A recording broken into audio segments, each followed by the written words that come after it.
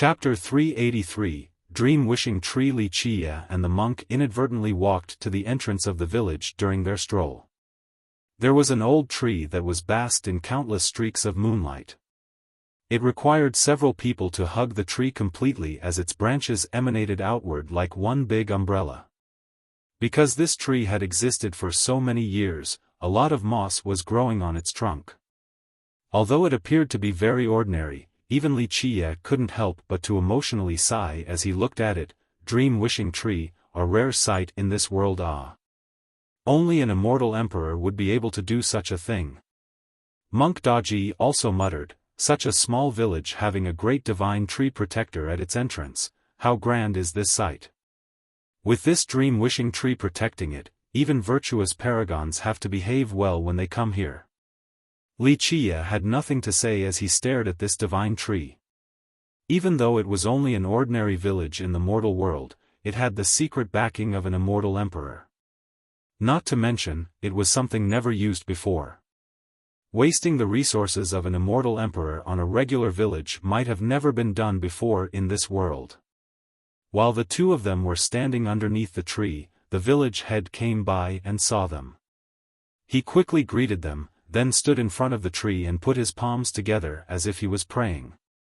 After he whispered a prayer, he then prostrated before the tree. Legends state that a dream-wishing tree could grant the wishes of other people. Could it be that benefactor is also wishing on a dream before the tree? Monk Daji said with a smile after the village head stood up. The village head shook his head and replied, "No, I am praying for my little girl. Back then, she stood here and made a vow, so I come here every day to pray for her." "Your little girl made a vow?" Monk Daji exclaimed in astonishment, "This can't be. Your girl is quite surprising." The village head wryly smiled and said, "This is all because us old people have been pressuring her non-stop. She is not young anymore, so my wife and I had been hoping that she could find a suitable husband to pass down our lineage. However, this girl would not listen. After all of us constantly tried to convince her, she undertook a vow beneath the dream-wishing tree, that is, if the tree picked a suitable husband for her, then she would marry right away. But if not, then she would remain single." Wuxia couldn't help but smile after hearing this. The dream-wishing tree was indeed rumored to have wish-granting abilities, but this dream-wishing tree in front of them had formed its own consciousness and was not just a regular dreaming-wishing tree. It seems that the little girl had been pressured too much by her parents, so she had to make a vow in front of the tree. Crash! An item from the dream-wishing tree fell down and suddenly hit Wuxia in the head. He then conveniently took it down from his head. With a glance, he found that it was a piece of jade. This jade ornament was very warm and had the word Zhu carved on it. It was easy to tell that it belonged to a girl. "Heh, you better deal with it well because if you want to escape this marriage, maybe an army will chase after you at that time." The old monk swiftly fled all the way to the horizon. Although he was reminding Wuxia, his words carried a gloating tone. Wuxia could only helplessly shake his head. Although he ran away from the village, compared to the monk running for his life, he had an unhurried appearance. After Wuxia calculated the right direction, he also shifted his body and quickly disappeared from sight. This time, Wuxia came to the sacred nether world with a goal, so he jumped to the south and took out the ghost's origin ancestral key and murmured, "I want to unravel a few mysteries in this generation." He was searching for a particular thing, so he kept on going south towards a familiar location. Nevertheless, he was still inside the Thousand Carp River's territory. Speaking of this name, it was a sect as well as the name of a river. In the sacred nether world, cultivators would certainly first think of the demonic gate that was passed down by immortal Emperor Qianli. In fact, the Thousand Carp River was a huge body of water not just in the distant cloud region, but the entire sacred nether world. It spanned for millions of miles like a coiling dragon around the region before streaming off straight into the ocean. The Thousand Carp River's territory encompassed the millions of miles on the two banks of this river. There were many sects and countries that were tributaries to an immortal emperor lineage like the Thousand Carp River. The monstrous river, perhaps the biggest river of the sacred nether world, originated from an extremely high mountain. Some people tried to trace it all the way back to the prime ominous grave. And so, there was a theory in the sacred nether world: the Thousand Carp River starts from the prime ominous grave and ends at the Thousand Islands. Because of its relationship with the prime ominous grave, this huge river was filled with colorful legends and tales. For millions of years, the river had always been shrouded in a fog of mystery, as if there were many secrets in this river that wished to remain hidden from outsiders. Many had tried to find out the river's secrets, but very few were successful. Even so, people believed that if there was someone who was privy to the secrets, then it had to be immortal Emperor Qianli. This phrase was not an arrow shot without aim, since the mysterious immortal Emperor Qianli was rumored to also come from this river. Li Qie went south along the river. He was not in a hurry to reach his goal, so he took his time and indulged in his memories as he trod on this land. Li Qie had come to the sacred nether world many times in the last few hundreds of millions of years. He had also come to this river several times, especially during the generation of immortal Emperor Qianli. Li Qie's footprints were left all over the banks of the Thousand Carp River. Li Qie and the monk inadvertently walked to the entrance of the village during their stroll. There was an old tree that had been basked in countless streaks of moonlight. It required several people to hug the tree completely, as its branches emanated outward like one big umbrella. Because this tree had existed for so many years, a lot of moss was growing on its trunk. Although it appeared to look very ordinary, even Li Qie couldn't help but to emotionally sigh as he looked at it. Dream-wishing tree, a rare sight in this world. Chapter 384, Lu Baiqiu. For many eras, if a group of people claimed to know the secret of the Thousand Carp River, then Li Qie would definitely be a part of this assembly. Moreover, within the current generation, Li Qie might be the person who understood this river the best. He would sometimes see ancient cities and declined clans along the river while he headed south, and he could only respond with a sigh. He saw the ruins of the magnificent and prosperous sceneries of the past. He gazed into the misty river for a long time in silence. Oh, how many heroes, glories, and beauties passed away! None were able to withstand the test of time. However, as the mulberry fields turned into blue seas, this surging river still remained the same, as if nothing in this world could affect its torrential flow. It was like a dragon entrenched in this land. Li Qie's southward journey had almost reached the estuary of the Thousand Carp River as he entered the territory of the Static Stream country. Li Qie became emotional after recalling such a familiar name as he gently bemoaned, "Static Stream Estuary, it is still the same after so many years." The Static Stream country at the distant Cloud region was an average-sized nation, and its power could only be considered second-rate. Moreover, it was a tribute to the Thousand Carp River for the millions of years till now. There was a reason for this. The progenitor of this country was a general under immortal Emperor Qianli. Legends state that after becoming the emperor and ruling over the 9 worlds, he erected the sect next to the Thousand Carp River. And as his general, the Static Stream progenitor had always followed after the emperor. Eventually, the emperor bestowed the southern region of the river to the general so that he could form his own country. This was why the Static Stream country had always been attached to the Thousand Carp River. The truth was that the country used to be very powerful in the past. It was classified as a first-rate power. Unfortunately, after so many years, the country had fallen and lost its previous prestige.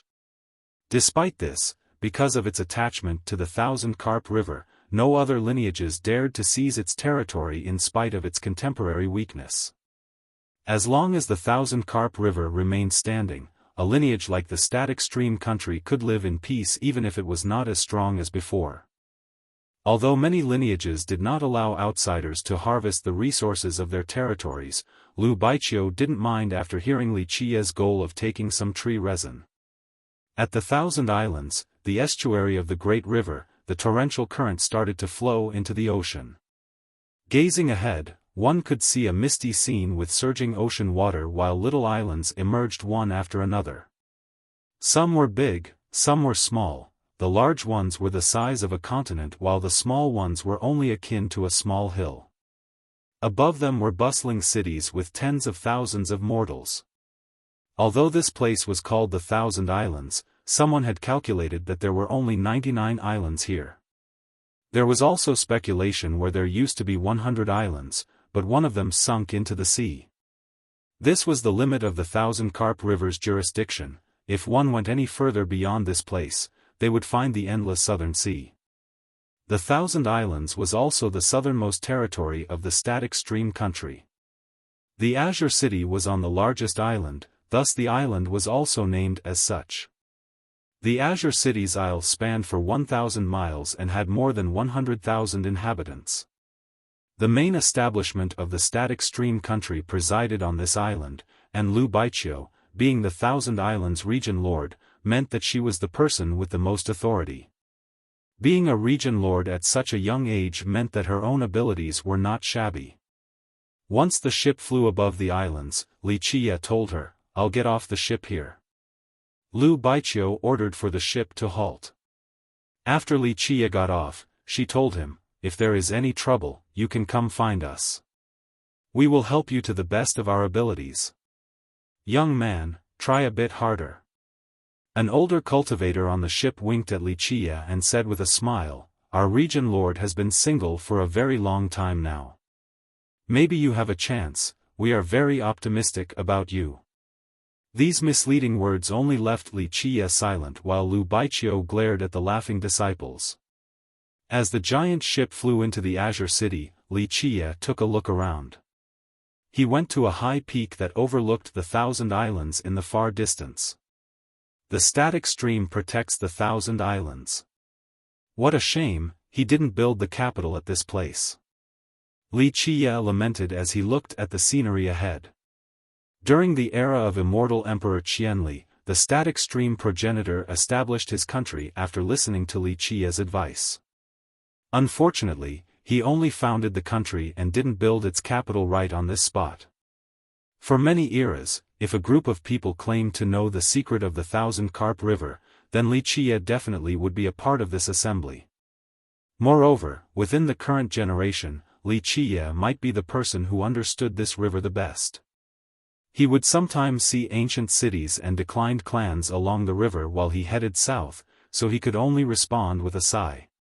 He saw the ruins of the magnificent and prosperous sceneries of the past. He gazed into the misty river for a long time in silence. How many heroes, glories, beauties passed away. They all could not withstand the test of time. However, as the mulberry fields turned into blue seas, this surging river still remained the same as if nothing in the world could affect its torrential flow. It was like a dragon entrenched in this land. Wuxia's southward journey had almost reached the estuary of the Thousand Carp River as he entered the territory of the static stream country. Wuxia became emotional after recalling such a familiar name as he gently bemoaned, "Static stream estuary, it is still the same after so many years." Chapter 385, Collecting Tree Resin. Thousand Islands location was not strategically important to the static stream country nor the Thousand Carp River. This was the estuary that connected the vast ocean with the great river. Although there were sea demons that inhabited the ocean, neither the sea tribes nor the sea demons were a threat to the country, the Thousand Carp River, or the distant Cloud region.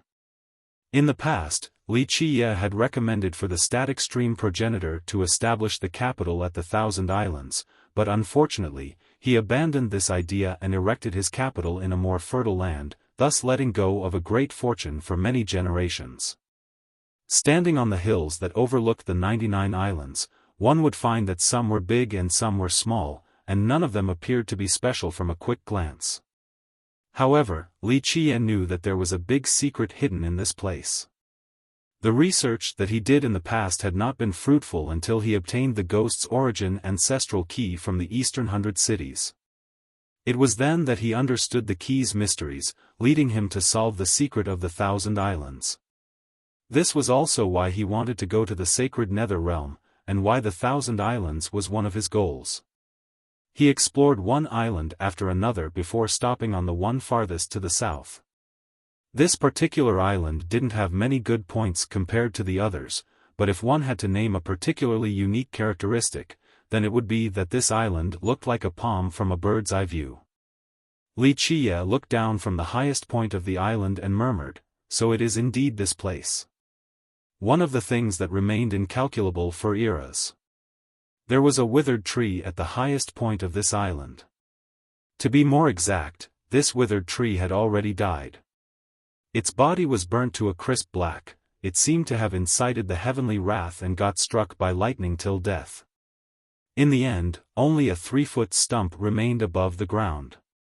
This stump was also hollow, the hole reaching deep into the ground.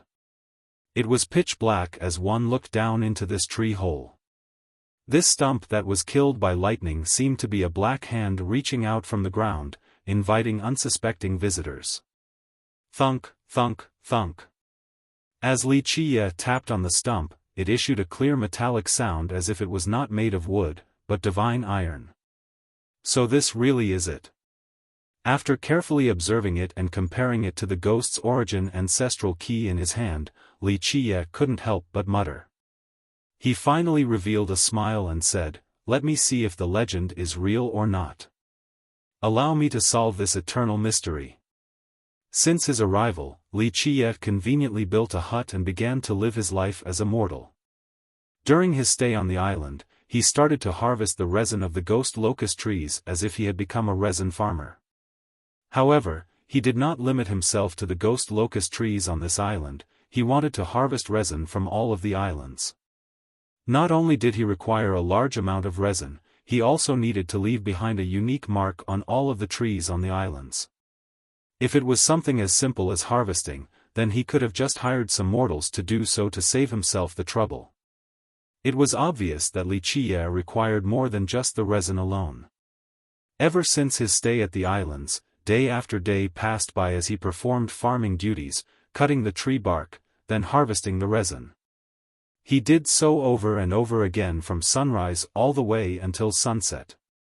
Despite being so close to the sea, there were still hundreds of thousands of mortals that lived on the islands with cities that were no less grand than the inland ones. It could be said that the 1,000 Islands was quite a bustling place. The mortals here mainly fished for a living. There were not too many farmers because the resin of the ghost locust tree essentially had no use. The mortal inhabitants found it quite strange to see Wuxia going around the islands to harvest the resin from the trees. Nevertheless, the islands belonged to the static stream country, and the highest authority of the islands was the region lord, Lu Baiqiu.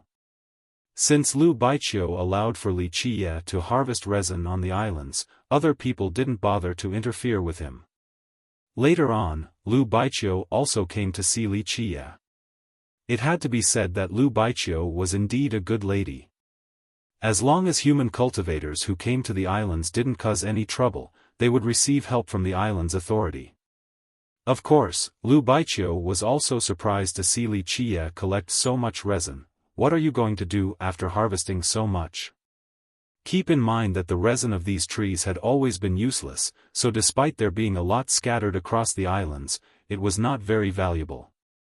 "I am mixing together a particular medicinal paste that requires a large amount of tree resin, so I plan to take a lot now in order to avoid running back here in the future." Wuxia answered with a smile. His answer was quite reasonable, so Lu Baiqiu didn't probe any further. She had already allowed for him to do so, so as long as he didn't cause any trouble, he would remain under her protection.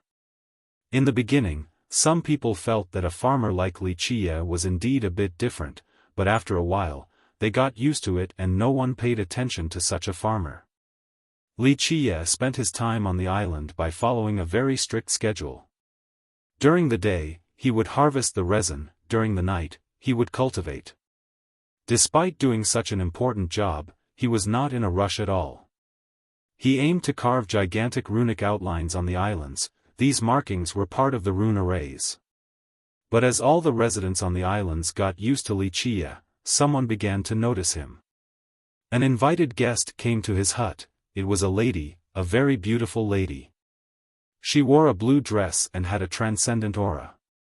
Her beauty could shame the moon and flowers and cause the birds to fall while the fishes would dive since they found themselves unworthy. Her figure was amorous and had a charming style.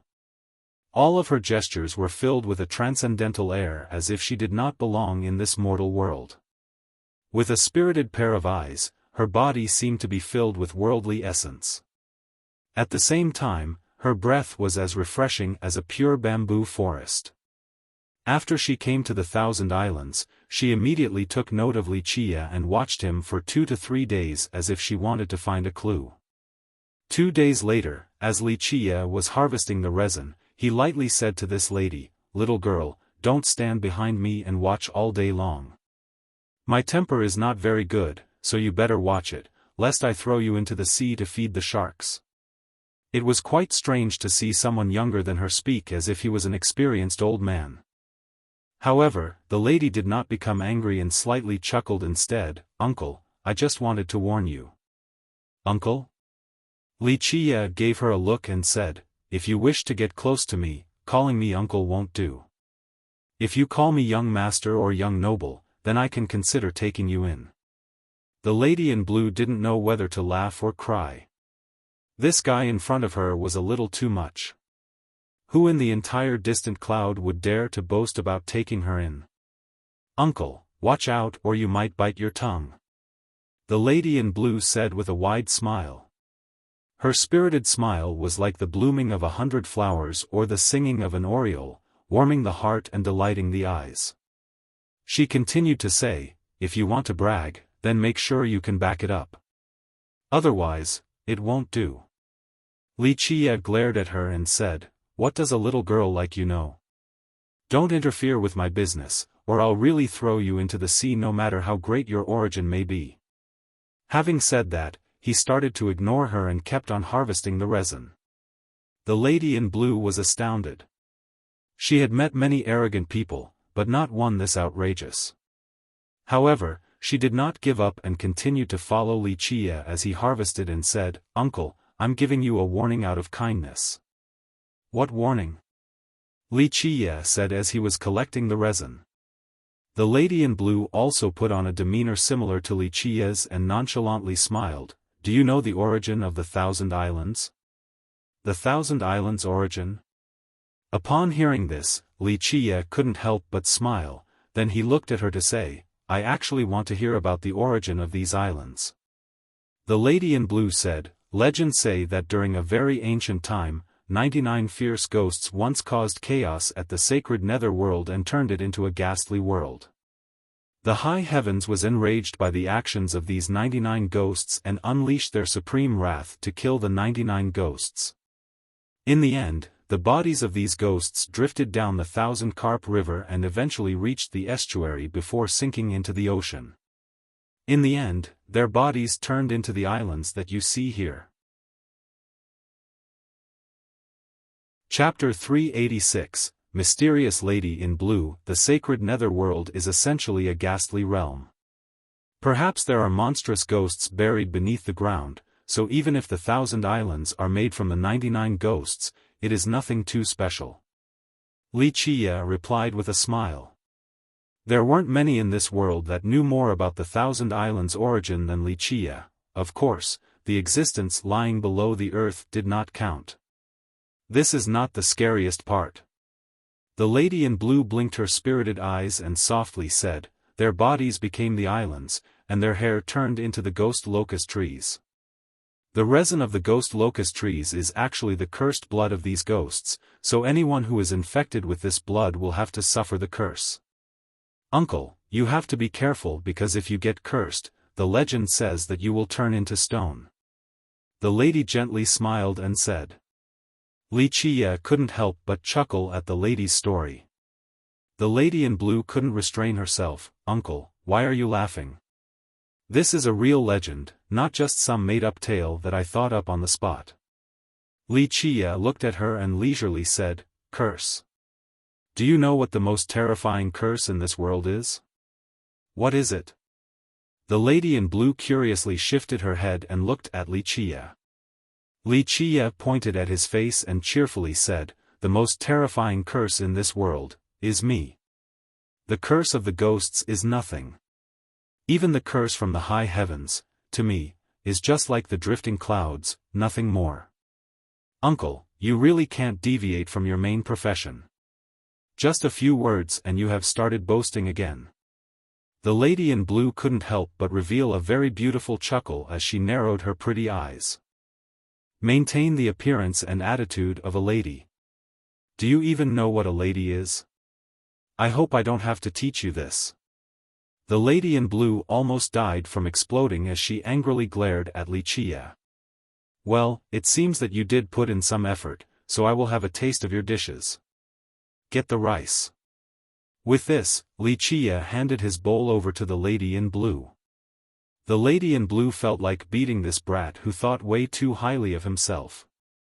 Meanwhile, Wuxia looked at her and smiled. "So? You are the one who's willing to stay behind and be a housewife. A cultivator should have a firm will, don't give up halfway." The lady in blue angrily fetched some rice for Wuxia. If outsiders saw this scene, they would be in a state of disbelief. This was the fairy in the dreams of countless handsome young men who would fight each other just to earn her favor. However, their fairy, right now, had to cook for someone else and do all the tasks a housewife had to perform. She was even being bullied.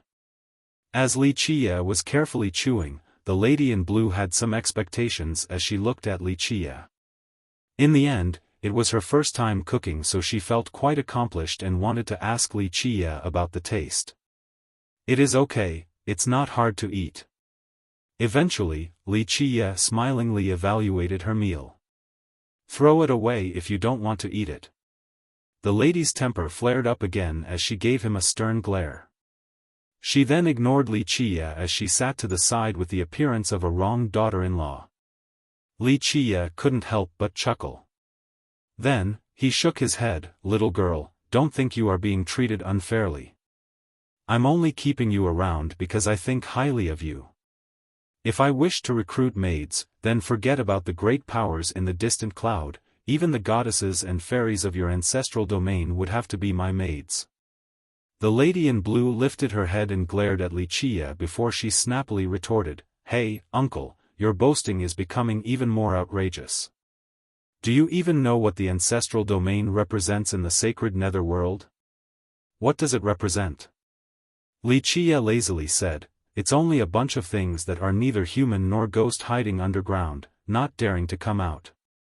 If their real great ghost could come out, then it might be a bit amazing. If not, then they are no big deal in my eyes. Less bragging please." The lady in blue angrily said. Wuxia only smiled and didn't say anything else as he continued to eat in a carefree manner. The lady looked at Wuxia and didn't know what to say for a while. Now, she was completely lost. Her initial intention of judging his identity was now completely muddled with confusion. There was nothing strange or special about this brat. Regarding geniuses, talents, and prodigies, she had seen many of them. However, this brat before her simply could not compare to geniuses. His arrogant tone was just out of this world. It was as if nothing could get into his sight despite this world being so vast. Right now, she didn't understand where this guy's confidence was coming from at all. He didn't seem to be ignorant to the point of being arrogant, but if he wasn't ignorant, then he should know better and not have so much self-confidence. Chapter 387, 9 Celestials Enlightened. Being the lady in blue became a housewife and cooked for Wuxia. She never revealed her name and background, and Wuxia never asked. She didn't ask for his origin as well, not even his name. It was as if the two of them preferred to keep it mysterious. In this way, the two of them stayed together in a strange and mysterious atmosphere. Others would actually think that they were husband and wife. The male was hard at work while the girl maintained the house, a talented groom and a beautiful wife, a match made in heaven that was living in seclusion on this small island. The lady in blue staying with him didn't affect Li Qie at all. He still harvested the resin in the day and cultivated at night. The lady in blue acted like a virtuous young wife. The meals were always ready for her husband when he came back home. This peaceful lifestyle continued for a short time. The two had a tacit understanding to maintain this harmonious and mysterious situation. During one night, the lady in blue was deep in her meditation, but she suddenly heard loud explosions.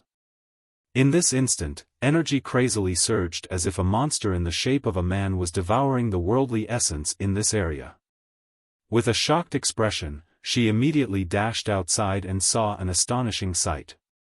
Li Qie was sitting in the meditative pose on a hill with his fate palaces out in the open. The Kunpeng true fate had its wings opened and covered the entire island as it frantically swallowed worldly essence. Moreover, Li Qie's true fate was not the only thing sucking up worldly essence.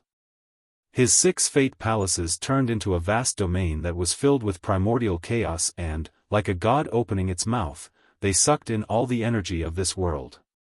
A 6 palaces royal noble. Seeing Li Qie's 6 fate palaces, the lady in blue was quite amazed.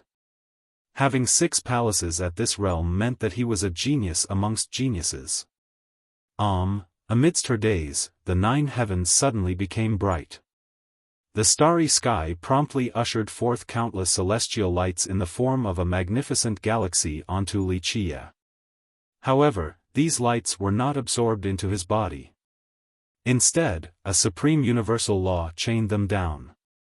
The surging tide-like lights were locked by Li Qie's Tao foundation in the sky as his true fate used an unparalleled technique to craft them into stars. After some crisp sounds, 9 dazzling stars were suddenly created and hovered around Li Qie.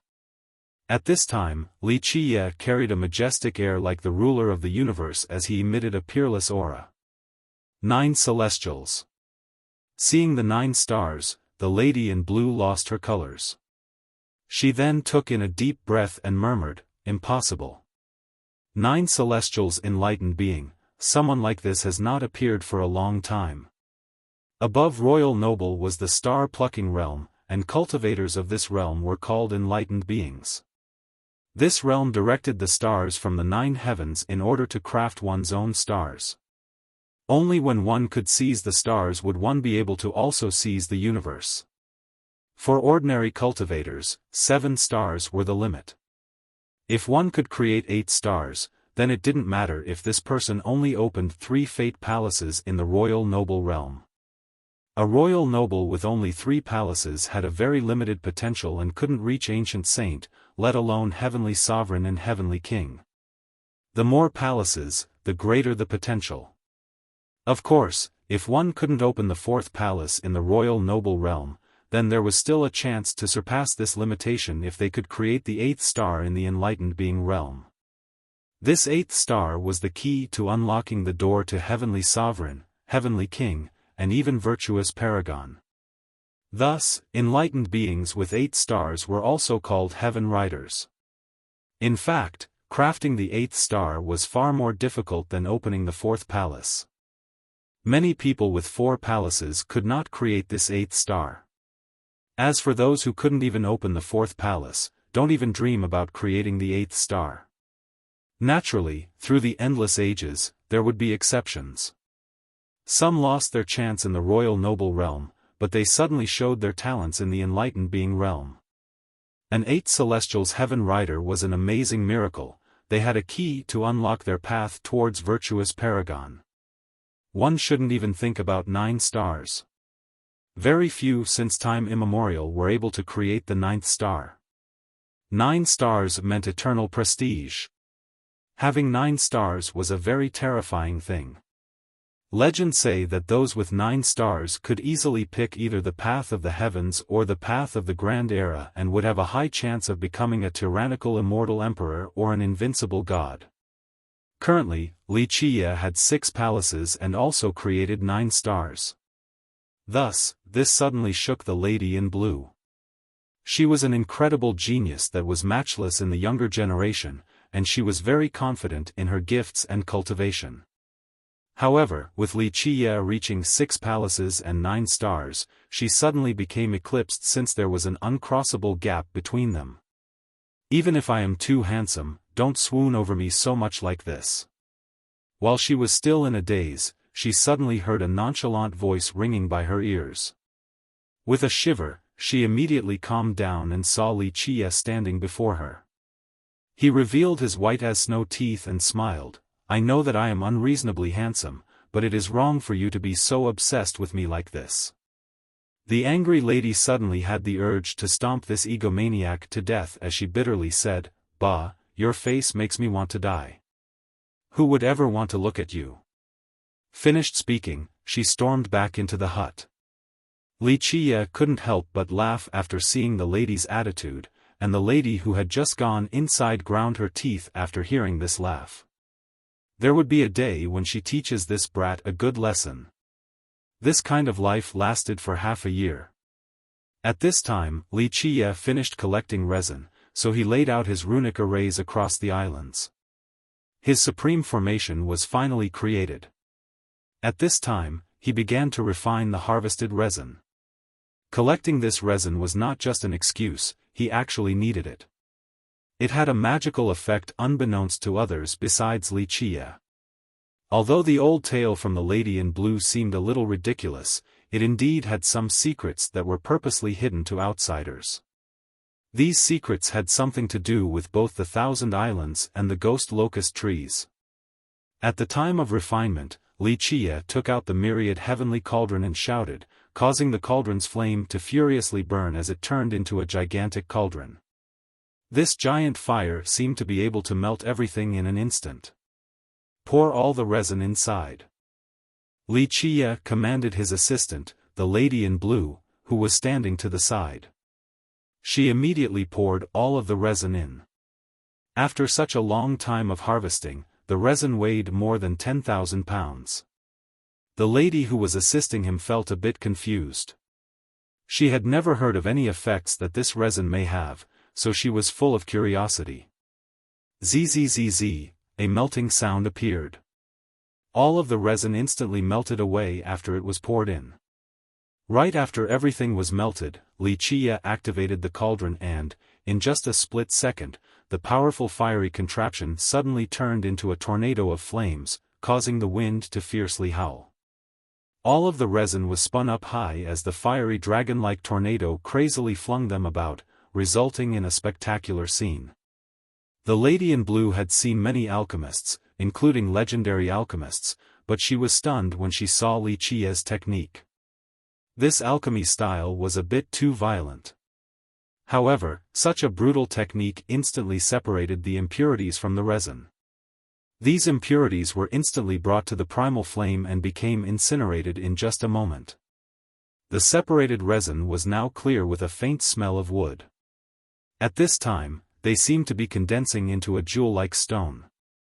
Li Qiye had a serious expression as he took out a box. He very carefully took out a leaf that was surrounded by golden lightning. What is that? Seeing this young leaf that resembled a jewel surrounded by golden lightning, the lady in blue emotionally asked. This is the legendary young leaf of the world tree.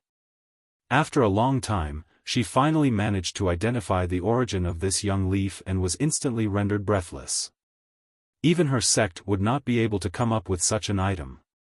In fact, it wasn't just her sect. Any other faction in this world would not be able to take out such an item because the young leaf of the world tree only belonged in the legends. Essentially, people had never seen it before. Chapter 388, 1,000 Islands Mystery. The lady in blue was very knowledgeable since she came from a renowned sect. She had only seen this young leaf from an ancient scroll. Moreover, it didn't have a picture of the leaf, there was only a description stating that there was golden lightning circulating through it. It was definitely rare, and rumors say that only a mortal Emperor Hao Hai had gotten a hold of one. Even in her wildest dreams, she wouldn't expect for such a mythical young leaf to appear in Li Qiye's hands, let alone to be able to see it on such an ordinary island. Meanwhile, Wuxia carefully placed the young leaf into the refined resin as he controlled the cauldron to refine the leaf as well. The flame appeared to have its own sentience as plumes of flame tenderly encompassed the leaf. In just the blink of an eye, the leaf turned into a liquid. The golden lightning entered the resin like calligraphy ink spilling onto a piece of paper inside the cauldron. The entire process was quite time-consuming. After a long period of time, the resin slowly boiled as the cauldron created different universal laws that were as thin as silk strings to surround the resin. Slowly, the initially transparent resin suddenly transformed into a golden liquid concoction. Meanwhile, the lady in blue became a bit speechless as she watched this scene. A young leaf of the world tree was an invaluable item that could reverse life and death.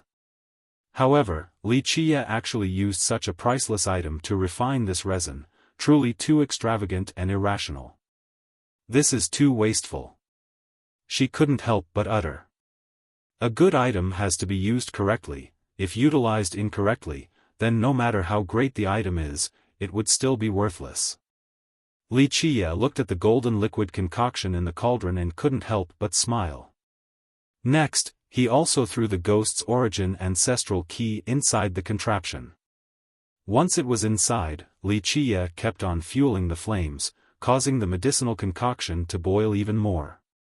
As the medicinal concoction started to bubble, the key was like a piece of dried ink releasing a black substance. Not long after, the entire golden concoction took on a pitch-black color like ink. You are being too wasteful. The lady in blue had the urge to stop Wuxia. Such a peerless young leaf from the world tree was wasted in such a manner. Could there be an even more prodigal son than he in this world? None of them were worth mentioning in his presence.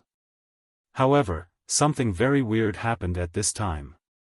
Waves of ghostly screams started to emanate from inside the cauldron, followed by countless ghosts rushing out. All of these ghosts started to bare their fangs and claws, instilling fear in all spectators.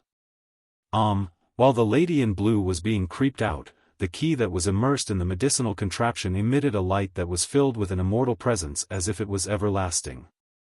Success! Seeing this scene, Wuxia became excited and murmured, "So it really was like this." At this time, the contraption became calm again, and the scary ghosts from earlier all disappeared.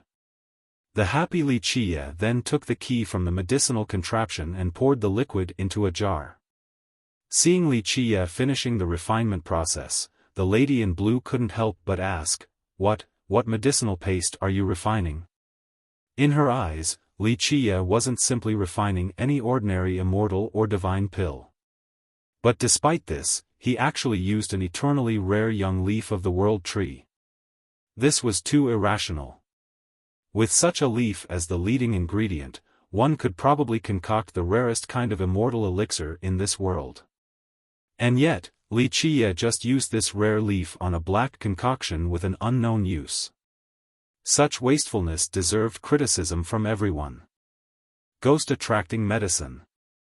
Wuxia cheerfully smiled and said, "Little girl, because you have been acting as my housewife for so long, I will give you a chance to broaden your horizons.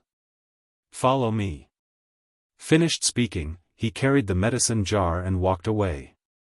Full of curiosity, the lady in blue immediately chased after him. Wuxia didn't go very far. He went to the highest location on this island and stopped 3 feet before the previously mentioned tree stump. This already dead tree stump no longer had any signs of life. The center was just a palm-shaped void. A wooden stump like this in the middle of a forest was something that didn't warrant attention from anyone. However, at this time, Wuxia carefully opened the medicine jar and poured the concoction that he just refined onto the stump one layer after another.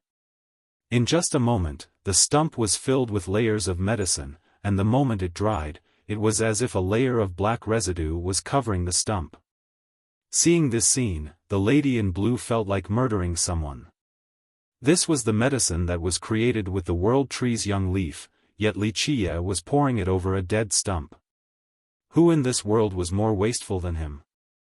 At this time, Wuxia suddenly became nervous as he held the ghost's origin ancestral key and gazed at the dead stump that was covered in medicine.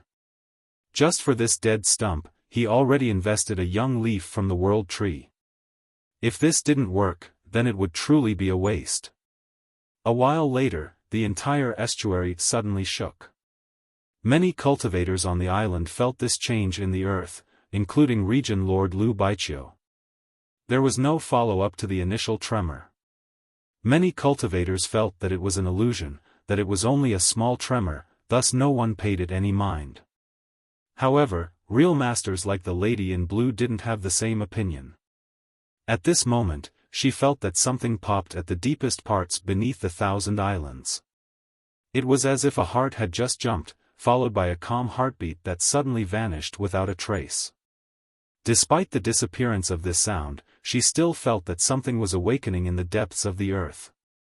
Maybe the strongest creature since the start of time had been sleeping beneath these grounds. In this instant, anyone that could see the blade marks left by Wuxia on the ghost locust trees around the islands would find that these cuts were coming alive. The runes began to move, and they suddenly shifted underground. This was the great spell that Wuxia crafted. Keep in mind that his research regarding the islands was not something he recently started. He had already researched these islands a long time ago, and despite having menial returns, he still found a thing or two regarding the secrets of this place. Alas, he had been missing two key things, the young leaf of the world tree and the ghost's origin ancestral key. Especially during his sudden revelation when he looked at the key.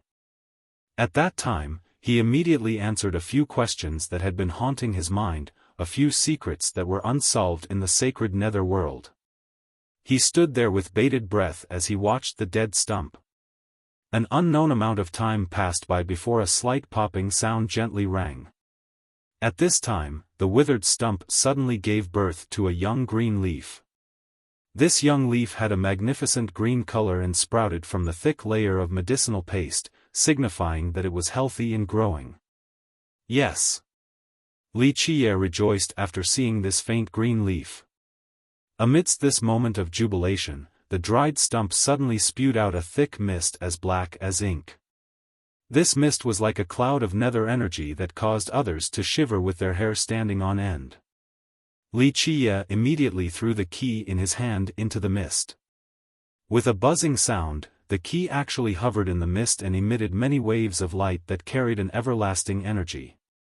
These strands of light suddenly penetrated the stump and drilled into the ground from that spot. Next, the lady in blue heard a series of sounds that resembled cheers, but she also felt as if this was merely an illusion and couldn't tell whether they were real or not. Amidst her confusion, little ghosts, one after another, suddenly jumped out from the empty tree stump. These little ghosts were all shrouded in mist, and all of them had different figures and expressions. One of the little ghosts wore a golden robe as if he was the king of the ghosts, another had 2 fangs while a third had 2 wings. These ghosts suddenly rushed into the ghost's origin ancestral key. The 3-foot-long key initially had 99 little ghosts carved on it, so the ghosts that jumped out from the tree stump found their corresponding carvings and became one with the key. The lady in blue was speechless and in a daze, but she still managed to count the little ghosts that came out from the ground. After the last one emerged, a total of 99 little ghosts could be seen on the key. The 99 little ghosts all successfully found the carving that corresponded to them on the key and became one with it. It was as if the 99 engravings on the key were crafted from the figures of these 99 little ghosts from underground. After all the little ghosts entered the carvings, the key seemed to have a life of its own and emitted a divine mist-like aura. In a short period of time, a ghastly energy covered the key, but it was no longer ominous. Instead, it was filled with a divine aura as if it was the breath of a ghost immortal. The lady in blue was very knowledgeable since she came from a renowned sect. She had only seen this young leaf from an ancient scroll. Moreover, it didn't have a picture of the leaf, there was only a description stating that there was golden lightning circulating through it. It was definitely rare, and rumors say that only a mortal Emperor Hao Hai had gotten a hold of one. Even in her wildest dreams, she didn't expect for such a mythical young leaf to appear in Li Qia's hands, let alone see it on such an ordinary island. Meanwhile, Li Qia carefully placed the young leaf into the refined resin as he controlled the cauldron to refine the leaf as well. The flame appeared to have its own sentience as plumes of fire tenderly entered the leaf. In just the blink of an eye, the leaf turned into a liquid. The golden lightning entered the resin like calligraphy ink spilling onto a piece of paper inside the cauldron. Chapter 389, Lady in Blue's Departure. This ghastly scene astounded the Lady in Blue. She didn't know what the 99 little ghosts represented, nor did she know what the key that resembled a ruler was. However, her intuition was telling her that both of these things were extraordinary. Otherwise, they would not have been worthy of Li Qia spending a young leaf from the world tree. Seeing the ghosts entering the key, Li Qia couldn't help but become happy as he took a deep breath. He held up the key and carefully looked at it before finally confirming that his theory was correct. It is indeed so. My efforts were not in vain. This wasn't something he had planned overnight, instead, it was set in motion a very long time ago. The Thousand Carp River, as an emperor lineage, and the static stream country that ruled one direction both contained his shadow. After putting away the key, he looked at the dead stump and the little green leaf that sprouted from it. He focused and then, boom, his fate palaces opened as he uttered, "Today, I bestow a new life upon you. Follow me." The moment these words came out, a buzzing sound came about as the pillar of life inside his fate palace suddenly turned bright. Runes emerged on the pillar and turned into universal laws. Then, a series of orderly chains appeared and locked this dead stump. Seeing these universal chains from Li Qia's pillar of life, the Lady in Blue was taken by surprise. These chains seemed to be able to build myriad worlds as if they were the basic laws of the 3,000 worlds, as if they were able to turn into anything. She had never heard nor seen anything like this before. In fact, not seeing something like this before wasn't anything strange because these chains from Li Qia's pillar of life were refined from the Void Gate's ancient runes, thus they had an unbelievable origin. Go! With a loud cry, the dead stump was suddenly lifted up high by the universal chains. Its underground roots went far beyond anyone's imagination. All of these old roots were so lush and long that it would make people think that they took root all over the 1,000 islands. As this process was occurring, these roots didn't seem to be dragged out by the chains. Instead, it was as if they were serpents emerging from the ground. The universal chains carried a root into one of Li Qia's fate palaces. At this time, the 4 images of life inside his palace welcomed the arrival of this root as they bestowed their blessings on its body. In a short period of time, the young green leaf that was growing on the dead stump became even more verdant as if it had obtained nourishment from the tree of life and spring of life. Not a bad harvest. Li Qia happily murmured after closing his fate palace and returning it to his Nigong meridian. Even a knowledgeable person like the Lady in Blue was sent into a daze. She had seen many things before, but the events of today exceeded her comprehension. Despite her great background, she didn't know what any of these things were, let alone Li Qia's goal. A critical step had finally been accomplished within his grand plan, so Li Qia joyously patted his palms clean. This step meant that all of his previous foundations weren't for naught. "Little girl, are you still interested in being my fated old woman for a bit longer?" Li Qia glanced at the dazed Lady in Blue and said with a smile. The lady came back to her senses and couldn't help but ask, "Where do you want to go?" Li Qia narrowed his eyes as he looked at the vast ocean in the distance and replied, "Hard to say. Maybe I will go out to sea, or maybe I will make my way back to the mainland, but I will most likely go out to sea first. Do you want to broaden your horizons?" Li Qia rarely invited others, so this act was indicative of how he appreciated the Lady in Blue. Not everyone was qualified to stay by his side. The lady in blue hesitated for a moment before finally shaking her head as she replied with a gentle smile, "Uncle, you go by yourself. I don't want to cook for you anymore, I have to go back and cultivate." Li Qiye didn't force her and nodded his head, "Very well. You have trained your heavens will secret law correctly. Keep trying and you will make great progress. After the current heavens will become stronger, you will have great achievements compared to others." While horrified, the lady in blue instinctively took a step back and gazed at Li Qiye with caution. She believed that Li Qiye didn't recognize her, but he actually just disclosed her main cultivation method. "Don't be shocked." Li Qiye shrugged and said, "There are very few laws in this world that I haven't seen before. Even though a little girl like you hasn't told me who you are, I can tell what you are cultivating with a single glance."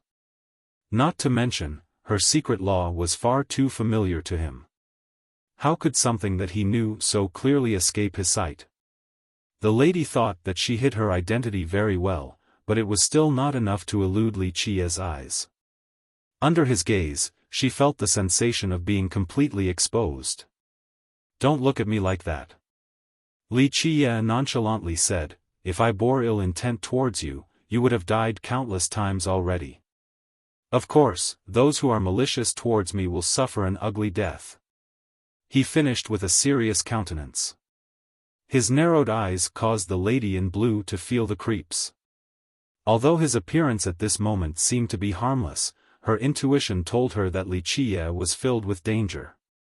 It was as if he was a terrifying black hole, and none of his enemies could escape his grasp. "Well then, let this be goodbye." Li Qiye gently patted the lady's cheek and smiled, "Don't miss me too much, I am only a legend." The lady in blue stared at Li Qiye's smile that invited a beating from others, so she felt like beating him up. This brat that didn't know life from death actually dared to flirt with her. In the end, she held back her anger and left without a care for Li Qiye. However, at this time, Li Qiye's teasing laughter rang. "Little girl, even though you didn't grow up to be extremely pretty, this young noble is very benevolent. If you miss me in the future, you can come back to my side. I can consider taking in a faded old woman like you any time." The lady in blue almost stumbled from rage as her chest intensely swayed up and down due to her uncontrollable anger. She was not pretty enough.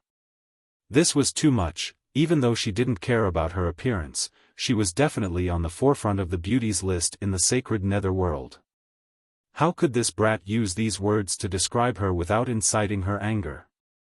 Bah, egomaniac. Eventually, she expelled some of her anger as she gritted her teeth and used her fastest speed to leave. If she stayed here any longer, maybe this brat would say some even more unflattering things. After she left, Li Qiye couldn't help but grin. He didn't pay too much mind to the matters of the lady in blue. He looked towards the far sea and pondered for a moment before deciding to leave. But first, he wanted to say goodbye to Lu Baiqiu. In fact, he had a high evaluation of her. Although her talents were not peerless, they were not bad. The important part was that he enjoyed her attitude. Although he didn't need her assistance, after living at the Thousand Islands for so long, she did make it convenient for him. He left his island and went to the Azure City. The Azure City was built on the largest island, and it was also the largest city in the Thousand Islands as the main portal city of the Static Stream country. It was very bustling as many merchants would come to the Azure City for business. Although it was a bit lacking compared to the large inland cities, anything could be found here. Humans made up the majority in this city, but there were quite a few demons, members of the blood race, and others entering the Azure City. Even some of the sea demons from the far oceans would come to the Azure City to trade. The region lord held the greatest authority in this place, so her mansion had many guards. However, the reality was that, as the region lord, Lu Baiqiu was very popular in the Thousand Islands because she was very approachable. Not only did she take care of the human race, but also the other races. It could be said that her leadership skills were quite amazing. She came from an ordinary background as a regular disciple of the static stream country, but step by step and through putting in great efforts, she eventually became a region lord. It was a great feat that displayed her abilities. She was not a genius, but her personal aptitudes were not bad. Not to mention, she trained very hard, which was why she became a lord at such a young age. Chapter 390, Corner of Morning. This achievement was quite amazing for a disciple from an ordinary background in a regular country. When Wuxia went out to the edge of the Thousand Islands to see if Lu Baiqiu was there, a sea guard said, "Regional Lord Lu brought experts to fight out at sea." Battle? Wuxia couldn't help but grimace. The Thousand Islands faced the vast ocean, and although there were a few demons and sea demons out there, they all lived in the far sea and would not start a war against inlanders. Recently, the mollusk tribe has started a war. The guard knew about Wuxia, so he immediately explained, "They recently appeared in the waters right outside of the islands and stole our sea farms. In the last 2 to 3 months, a large amount of our sea jewels have been taken by them." There were many industries for the Thousand Islands since they were so near the sea, and the largest of them were the sea farms at the bottom of the ocean. Sea jewels were a type of refined jade. Although they could not completely replace refined jades, there were instances where it served as an acceptable substitute, especially in the static stream country. The spirit energy contained inside these sea jewels was still a part of the worldly essence. Regional Lord Lu and many experts had forced the mollusk tribe back many times, but they appeared again yesterday, so the Lord wanted to catch them all in one fell swoop. This guard explained. Right at this moment, Lu Baiqiu returned along with many wounded people that had to be carried back. Lord Lu. Seeing her injury, the guard was alarmed and quickly went to greet her. "I'm fine, go treat the others." Lu Baiqiu was very decisive and ordered for the guards to bring the wounded back inside for treatment. Wuxia looked at their wounds and also followed them inside. After returning, Lu Baiqiu fortified the defensive perimeter and sent disciples to treat the injured with resolution befitting a general. After dealing with everything, she finally found Wuxia sitting silently in the main hall, so she immediately asked, "What prompted Dao Brother Li's presence here?" "Nothing," Wuxia said with a smile, "I plan to go out to sea, so I'm here to say goodbye." "The sea?" Lu Baiqiu slightly furrowed her brows. Among all the girls Wuxia knew, she was not the prettiest, but her short hair and valiant air had a remarkably cool charm. Lu Baiqiu gently shook her head in response, "Dao Brotherly, I'm afraid the outer sea is not very stable right now due to the constant disruption of the mollusk tribe. Recently, it has gotten to the point of robberies. I think that it is better for you to wait until the storm passes before going out." Lu Baiqiu and Wuxia didn't have a deep connection, but she still looked out for him because he was part of the human race. "Mollusk tribe?" Wuxia replied, "I know of them. The mollusk tribe is not a warmongering tribe among the sea demons. Plus, they are also very territorial and normally wouldn't leave their ancestral ground, let alone come to the shore to plunder others. That is the strange part." Lu Baiqiu let out a wry smile and said, "It is too strange. We originally planned to ambush them at the corner of morning, but I don't know how they suddenly appeared right behind us. They even ambushed us instead. Inside the corner of morning is our Thousand Islands waters where a defensive perimeter has been set up. If they used a Dao gate to teleport their warriors inside, then we would have found out right away. However, there were no signs of an ambush." Lu Baiqiu continued on with a slightly bitter grimace, "I might have to report this to the capital since it is a bit odd." "Corner of morning?" Wuxia squinted and then revealed a smile to say, "Where is the mollusk tribe right now?" "After the ambush, they took the sea jewels from our farms and retreated." He was not in a hurry to go out to sea. 3 days later, Lu Baiqiu excitedly came back. The moment she saw Wuxia, she couldn't help but to say with delight, "Brother Li is indeed magical and your prophecies are godlike." The mollusk tribe truly came from that pathway, so we had an ambush set up in the trench and completely defeated them in one blow. They might not be able to recover in a short period of time, so they won't dare to come and plunder us again. This was within Li Qia's expectations, so he simply smiled a bit and said, "Congratulations, Region Lord Lu. You have achieved a great merit for the static stream country. Maybe you could even be promoted to a protector. With your future potential, maybe you could even take charge of the country in the future. Brother Li is too kind." Lu Baiqiu revealed a fresh and beautiful smile as she shook her head. "Talents are plentiful in our static stream country, so it won't be my turn to take charge." The hegemony of the static stream country was not passed down from father to son. Instead, it was for those who were capable. Even till now, the throne of the country was handed to the disciple with the most contributions and the best cultivation. Now that Region Lord Lu has driven away the enemy, I must be going. Li Qia told Lu Baiqiu with a smile. His assistance was simply to return her hospitality in the past. Brother Li is going out to sea. Lu Baiqiu pondered for a moment before asking, "We discovered a few things during this battle. Brother Li is a very well-informed person, so maybe you can go take a look and dispel our confusion?" "A discovery?" Li Qia was a bit surprised. Lu Baiqiu quickly added, "We captured a group of experts from the mollusk tribe alive and found out that they have found some old ruins.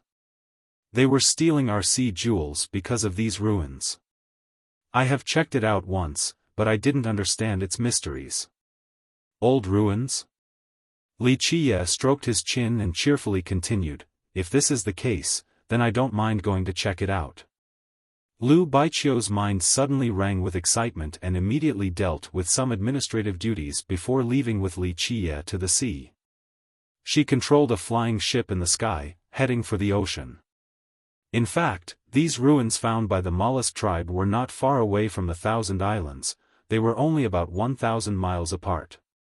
With the flying ship, it was not long before they arrived. The ruins were under the sea and inside a marina trench that had an architectural style that resembled an ancient temple. This ancient temple had been under this sea for who knew how many generations. It remained eternal in this place. It was once covered with a countless amount of seagrass, but now, it had been cleaned up. This place. Li Qia couldn't help but stroke his chin after seeing this ancient temple because he had been to this place a long time ago. Even her country didn't have that many, but now, Li Qia freely took out so many. Before, she assumed that he was an ordinary disciple of some sect, but even someone from a great power would not be able to take out so many virtuous paragon refined jades. She felt a bit stupefied while looking at Li Qia. At this moment, she understood that he was hiding his abilities like a murky mist, completely undetected by her. "Open." Li Qia activated the refined jades that were embedded in a particular manner on the gateway. From his cry, the gateway emitted a bright radiance. Ka, ka, ka. At this time, an amazing thing happened as the initially large gateway shrunk down to the size of a fist and fell into Li Qia's palm.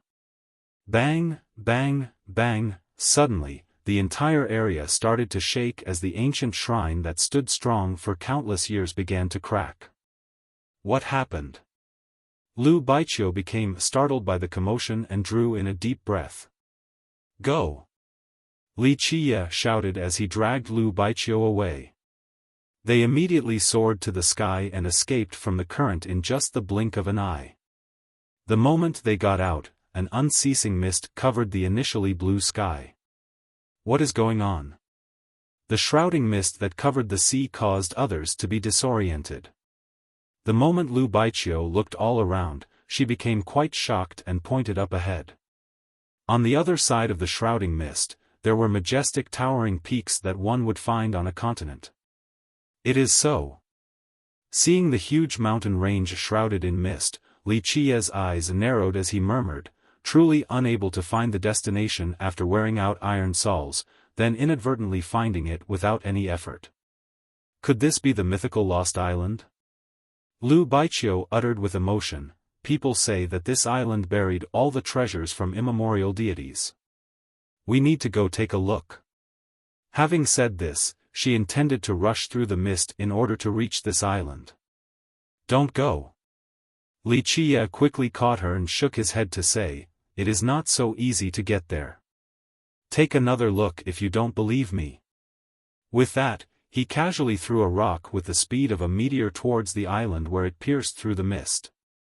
However, the moment when it approached its destination, this huge rock suddenly disappeared. Lu Baiqiu's expression greatly changed after seeing the sudden disappearance of the rock. It was as if the rock was swallowed by a giant monster. At this time, the vast rolling mountains inside the mist were like a monster silently waiting with its maw open for wandering prey. What is this place? Lu Baiqiu couldn't help but utter. Li Qie smiled a bit and said with squinted eyes, this is the 100th island and also what you guys call the Lost Mythical Island. After calming down, Lu Baiqiu gravely said, I must return to the capital and report this to His Highness. What is your opinion on this matter? Li Qie gazed towards the mountains in the mist and casually said, you go, I will stay behind to think for a bit. Lu Baiqiu bade a fond goodbye to Li Qie and then immediately returned while Li Qie stayed behind to think about this mist. He knew that as long as he could pass through this misty layer, he would be able to get into the 100th island. This place had many secrets that were purposely hidden from others. It dated back to a very old age, so it was not an easy matter to board this lost mythical island. Li Qie tried to get closer, but the result left him with a chilling sensation. The all-encompassing mist was like a ferocious beast, anyone who went close would suffer a horrific fate no matter how strong they were. After pondering for several days, he understood that one must cross this layer in order to reach the island, but it was also a suicidal endeavor. This went on for a long time before he eventually smiled and left the sea to go back to the island where he used to live. At this moment, he was not in a rush to reach the lost island. He was waiting for the right moment, waiting for other people to court their deaths. The layer of mist was a bloodthirsty monster. Only when it became satiated would one be able to reach the island, otherwise, it was an endeavor harder than reaching the heavens. Thus, he was waiting for others to come. When the time was ripe, he would easily set foot on the lost island. He was also not afraid of the items that he wanted being taken by others since he was certain of victory. After all, he was the one holding the real key of the lost island. With this settled, Li Qie leisurely stayed on his island and cultivated in peace. A short time ago, Li Qie created 9 stars, so he had reached the peak of enlightened beings. In fact, creating 7 stars already signified grand accomplishment in enlightened being, but Li Qie was able to create 9 stars. This was a challenge to the limits of cultivators, to reach the apex of the enlightened being realm. Back when Li Qie was looking for another island and had no results despite having searched everywhere, he also found this ancient temple under the sea. He once looked through it and thought that this temple and the other island had something to do with each other, but he also felt that this temple was lacking a certain something, so he gave up on researching this temple. A master from the mollusk tribe was passing through this area some time ago. A light suddenly shot upward, so he came down to look and found this ancient temple. Then, they found a gateway hidden below this sea. Lu Baiqiu reported. A gateway? Having heard this, Li Qie suddenly became serious and rushed into the ancient temple like the wind. Chapter 392, Ancient Saint. In fact, to Li Qie, creating 9 stars at this realm was a matter of course. His Tao foundation was firm, especially after the worldly prime liquid tempered Li Qie. His foundation became unshakable right after he opened the 6th palace. For a royal noble, having 6 palaces carried great significance. It meant that their future path was paved for success. This was Li Qie's attempt at challenging the limits, to reach the peak by using his solid foundation. During the battle at the Tiger's Howl School, Li Qia devoured all the worldly essence of the white tiger great vein in order to accumulate enough energy to create the 9 stars in an even more favorable condition. Thus, after he reached enlightened being, creating 9 stars was only a matter of time and determination. Li Qia's stalwart Tao heart allowed him to tread forward no matter how arduous the path was. Even if other people thought that it was impossible to create 9 stars, he remained with the most relaxed frame of mind as he challenged the limits, allowing him to complete this task with ease. At the same time, there was only one chance to pluck the stars, so creating 9 stars was especially important to Li Qia. There were 3 chances to open fate palaces, but only one chance for plucking stars, thus this single opportunity became even more valuable. In fact, for tens of millions of years, creating the 8th star was more difficult than opening the 6th fate palace. The phrase, 9 stars allowing for eternal prestige, was not just empty words. Since time immemorial, those with the title of eternal prestige were fewer than few. 9 stars did not just mean that the person had obtained a key to the path of the grand era or the path of the heavens, it also meant they had created their own sky. Having one's own sky was a marvelous and unfathomable feat because the ancient saint realm was the last chance for any cultivator to open another palace. If a royal noble stopped at the 3rd palace, then once they reached ancient saint, they had the chance to open the 4th, the 5th, and so on and so forth. 4 palaces to form a domain, 8 palaces to form a kingdom, 12 palaces to form the heavens. Since the start of time, every cultivator believed that having 12 palaces was the limit of cultivation. In fact, this was not an unreasonable statement because those who had 12 palaces could be counted on one's fingers.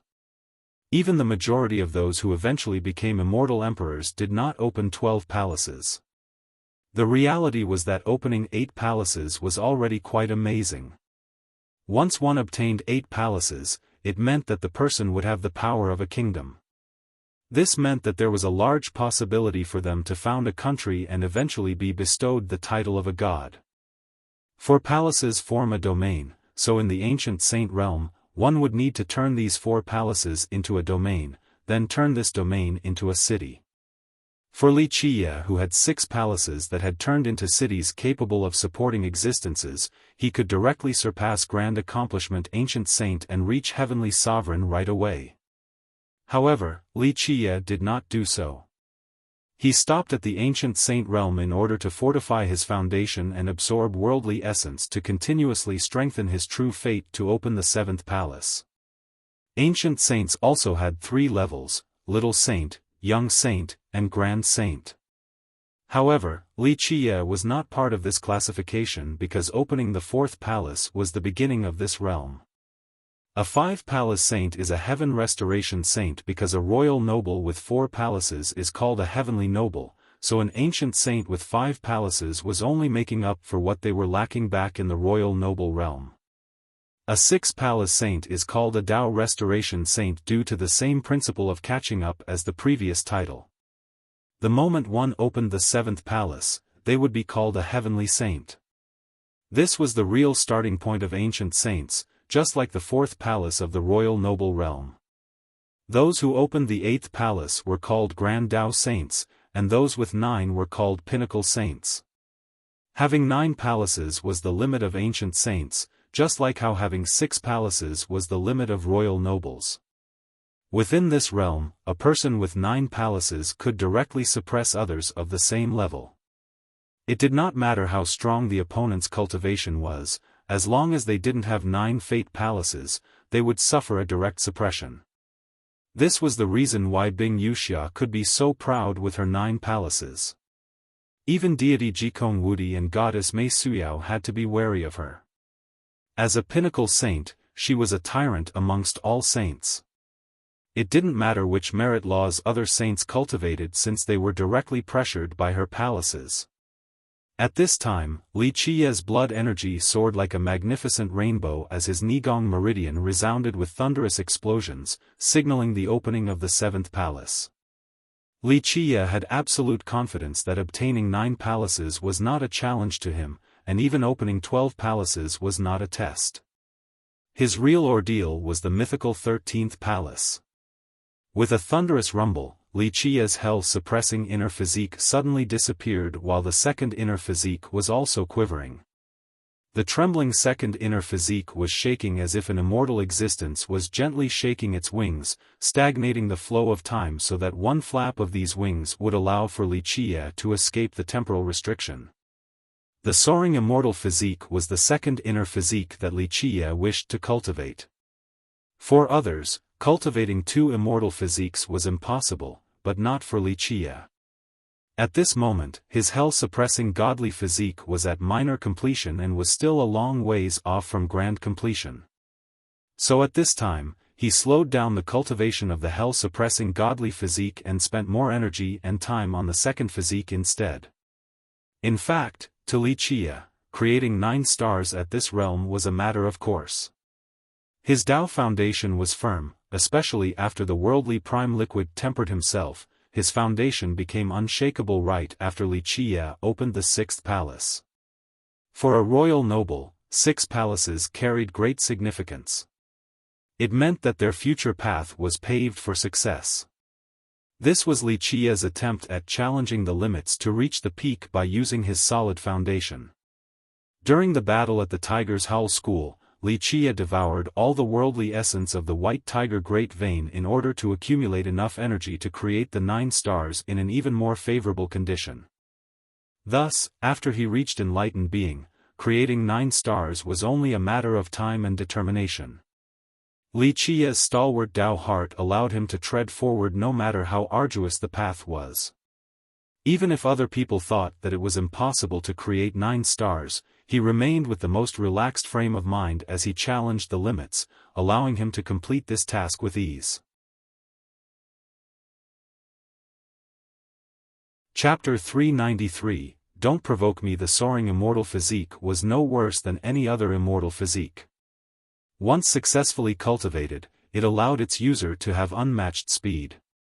Once one's speed was invincible, treasures and techniques would no longer be important because if the opponent could never catch up to their speed, then the enemy would be killed before even having the chance to make a move. Once this physique reached grand completion, it could pass through any spatial fabric or even stop time itself. Imagine how frightening a person with unparalleled speed would be, then imagine how much more terrifying a time stopper would be. This was why once a person reached grand completion with the soaring immortal physique, essentially, no one in this world would be able to kill him. Someone once commented that only time would be able to kill a grand completion soaring immortal physique user. Li Qia had his own reasons for picking the soaring immortal physique. The hell-suppressing godly physique could destroy all things, but it had one weakness, its lack of speed. Currently, his hell-suppressing godly physique speed relied on the Kun Peng's 6 variants. Although this allowed him to reach sufficient speeds, it was far from enough for Li Qia since he desired an unbeatable speed. Imagine the heaviest body plus the fastest speed, what would be the result? This meant that Li Qia's body would become the most powerful weapon, which was why he chose the soaring immortal physique.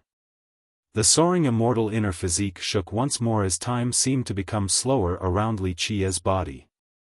With gentle waves of buzzing sounds creating a melody that came from Li Qia's Nigong meridian, Li Qia was immersed inside the Lost Island.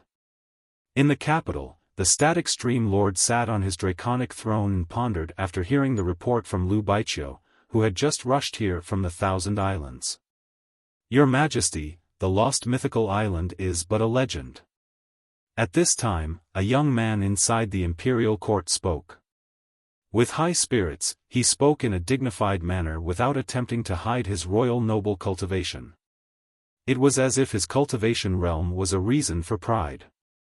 He quickly added, Our static stream country is a great nation, so how could we randomly take action just because of a baseless legend? Xian Xiaojun, the mythical island is out there right now, so how could it be baseless? Lu Baiqiu immediately retorted with a grave voice. The young man snorted and said, That is not for certain. Fog on the sea is a common occurrence, so maybe Region Lord Lu had blurry vision. If His Majesty takes a trip for this matter and it turned out to only be ordinary fog, then wouldn't this be a waste of effort?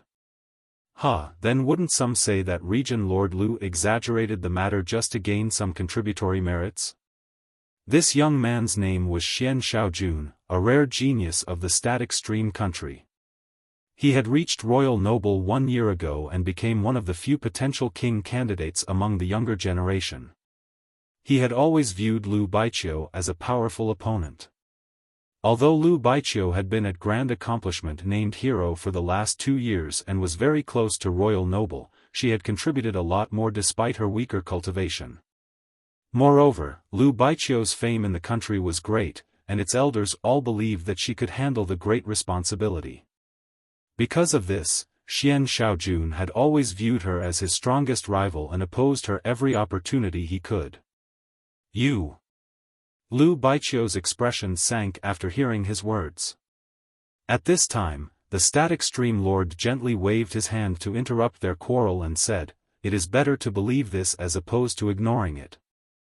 Although the Lost Island had always been a legend, it is said to be left behind by true gods of an ancient era, hiding great secrets. If there is even a sliver of a chance, then we should let the Imperial Advisor go take a look. Understood. An old man stood up and accepted the order. Li Qie did nothing except train while he stayed on his small island. However, there was a guest today, Liu Baiqiu. "Dao brotherly, this is our static stream Imperial Advisor." Liu Baiqiu introduced the old man standing next to her. Besides the advisor, there were other masters from the country.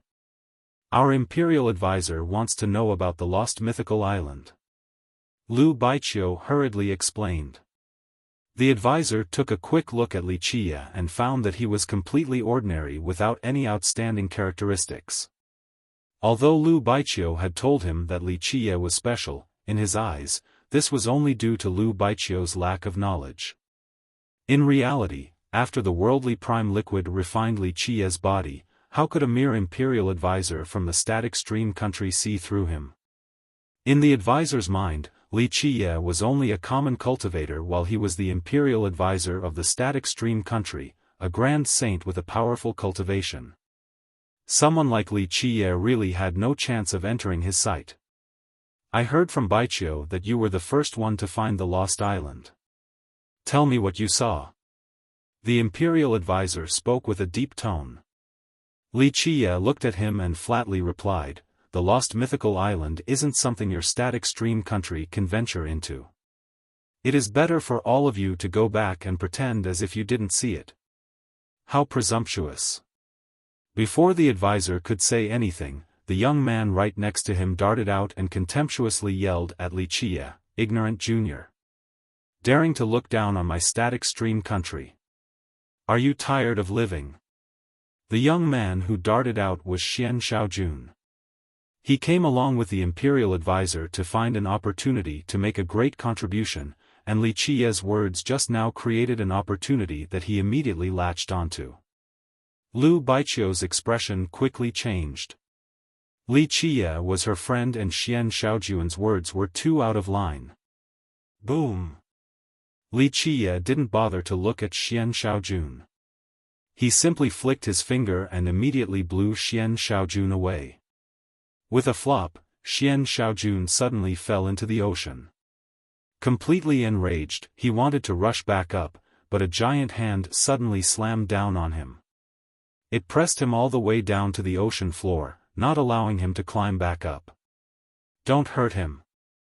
All of the other experts who came along with the Imperial Advisor shouted and suddenly pounced on Li Qie. Li Qie remained motionless. With a bang, all the attacking experts were knocked flying by Li Qie as they spewed out blood. "Little friend, the static stream country isn't a place where you can act as you please." With some shock, the Imperial Advisor's Grand Saint aura suddenly surged as he took out his fate weapon to attack. Li Qie's body suddenly shifted with a flash. Bang! Before the Imperial Advisor could figure out what was going on, blood had already sprayed everywhere as he was also blown away. Before his body could fall to the ground, Li Qiye gripped him by the neck in the air. You! Suddenly aghast, the imperial advisor wanted to speak, but Li Qiye clamped down. The sound of broken bones rang.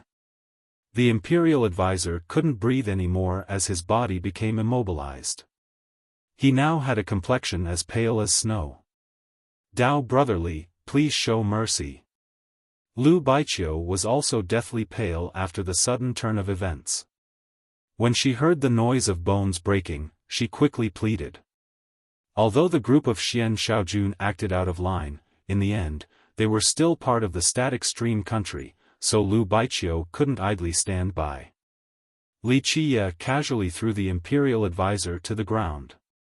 Like a dead snake lying on the floor, the pale advisor struggled to finally take a single breath.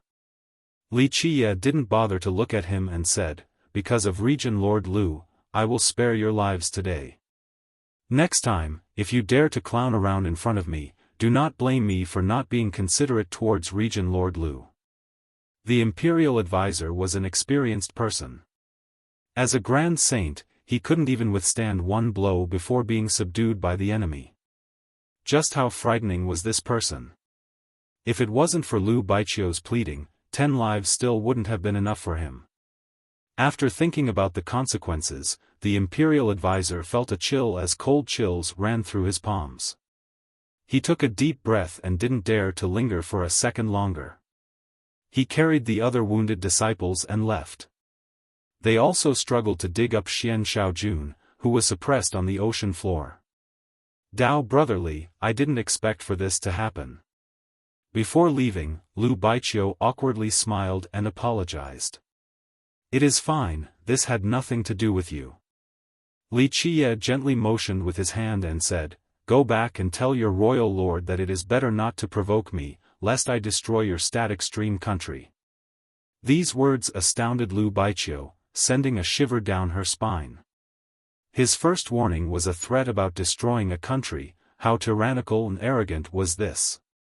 But after thinking about how their imperial advisor was quelled after just a single move by Li Qiye, she didn't think that Li Qiye was simply blustering. It seemed that Li Qiye was even more terrifying than she had imagined. In the end, Lu Baiqiu deeply bowed to Li Qiye and then turned around to leave. What? After the imperial advisor's group came back, the royal lord couldn't help but become enraged after hearing the report as he emotionally said, "Even the imperial advisor is not his match. Your Majesty, it is truly shameful, but I have to admit that I couldn't withstand a single blow. I couldn't even recognize his background." The imperial advisor quickly responded. Despite being defeated by just one blow, the imperial advisor didn't dare to bear any resentment. He had experienced many waves and storms, so he knew that there were a few existences in this world that he could not provoke. "Regent Lord Lu, just what is this Li Qiye's identity?" the imperial advisor asked with severity. Lu Baiqiu shook her head and said, "Your Majesty, I don't know anything about his background. I only met him by chance, and it was with his advice that I was able to defeat the mollusk tribe." Regent Lord Lu, you are so close with that Li fella, but you actually don't know his identity? Who would actually trust your words? The injured Xian Shaojun spoke with a strange undertone. Chapter 394. Suppressing a king with one hand. He was quite resentful after being put down at the bottom of the sea by Li Qiye. A genius like him being suppressed by an unknown junior was an extremely shameful matter. Such a master. I actually want to personally witness his strength. The static stream royal lord's gaze became fierce as he spoke with austerity. Having said that, divine rings emanated from his body. Without a doubt, the royal lord was a powerful heavenly sovereign. Your Majesty, you shouldn't. Lu Baiqiu became aghast after hearing this and quickly spoke. Brother Li is only here for the mythical island and not to oppose our static stream country. Regent Lord Lu, what do you mean by that? Xian Shaojun sneered, hurting our disciples and shaming our imperial advisor. How is this not opposing our static stream country? His Majesty is invincible, so what can a little junior do? Could it be that Regent Lord Lu is on the same side as that Li Gai and wants to collude with the enemy? Lu Baiqiu was angered, but she endured it and tried to persuade the royal lord, Your Majesty, in my opinion, Brother Li is not here to harm our static stream country. Why don't we take a step back and all shall be well? Lu Baiqiu trusted that Li Qie was not joking around. If the country actually provoked him, then he might kill his way into the static stream country. Your Majesty, I also feel that Regent Lord Lu's words make a lot of sense. This conflict was due to my rash conduct. The imperial advisor quickly said, if he was really antagonistic towards us, then he wouldn't have let us go. In my opinion, he must have a heaven-frightening origin, so there is no need to compete with him and court a powerful enemy. No matter what, I still want to go and see for myself. The royal lord gravely spoke, a powerful master like this appearing in our country. How could anyone be at ease if we don't know his identity? Lu Baiqiu became quite anxious after hearing the royal lord's words. She didn't wish to see the country in conflict with Li Qie because she trusted that Li Qie was not a person who liked to joke around.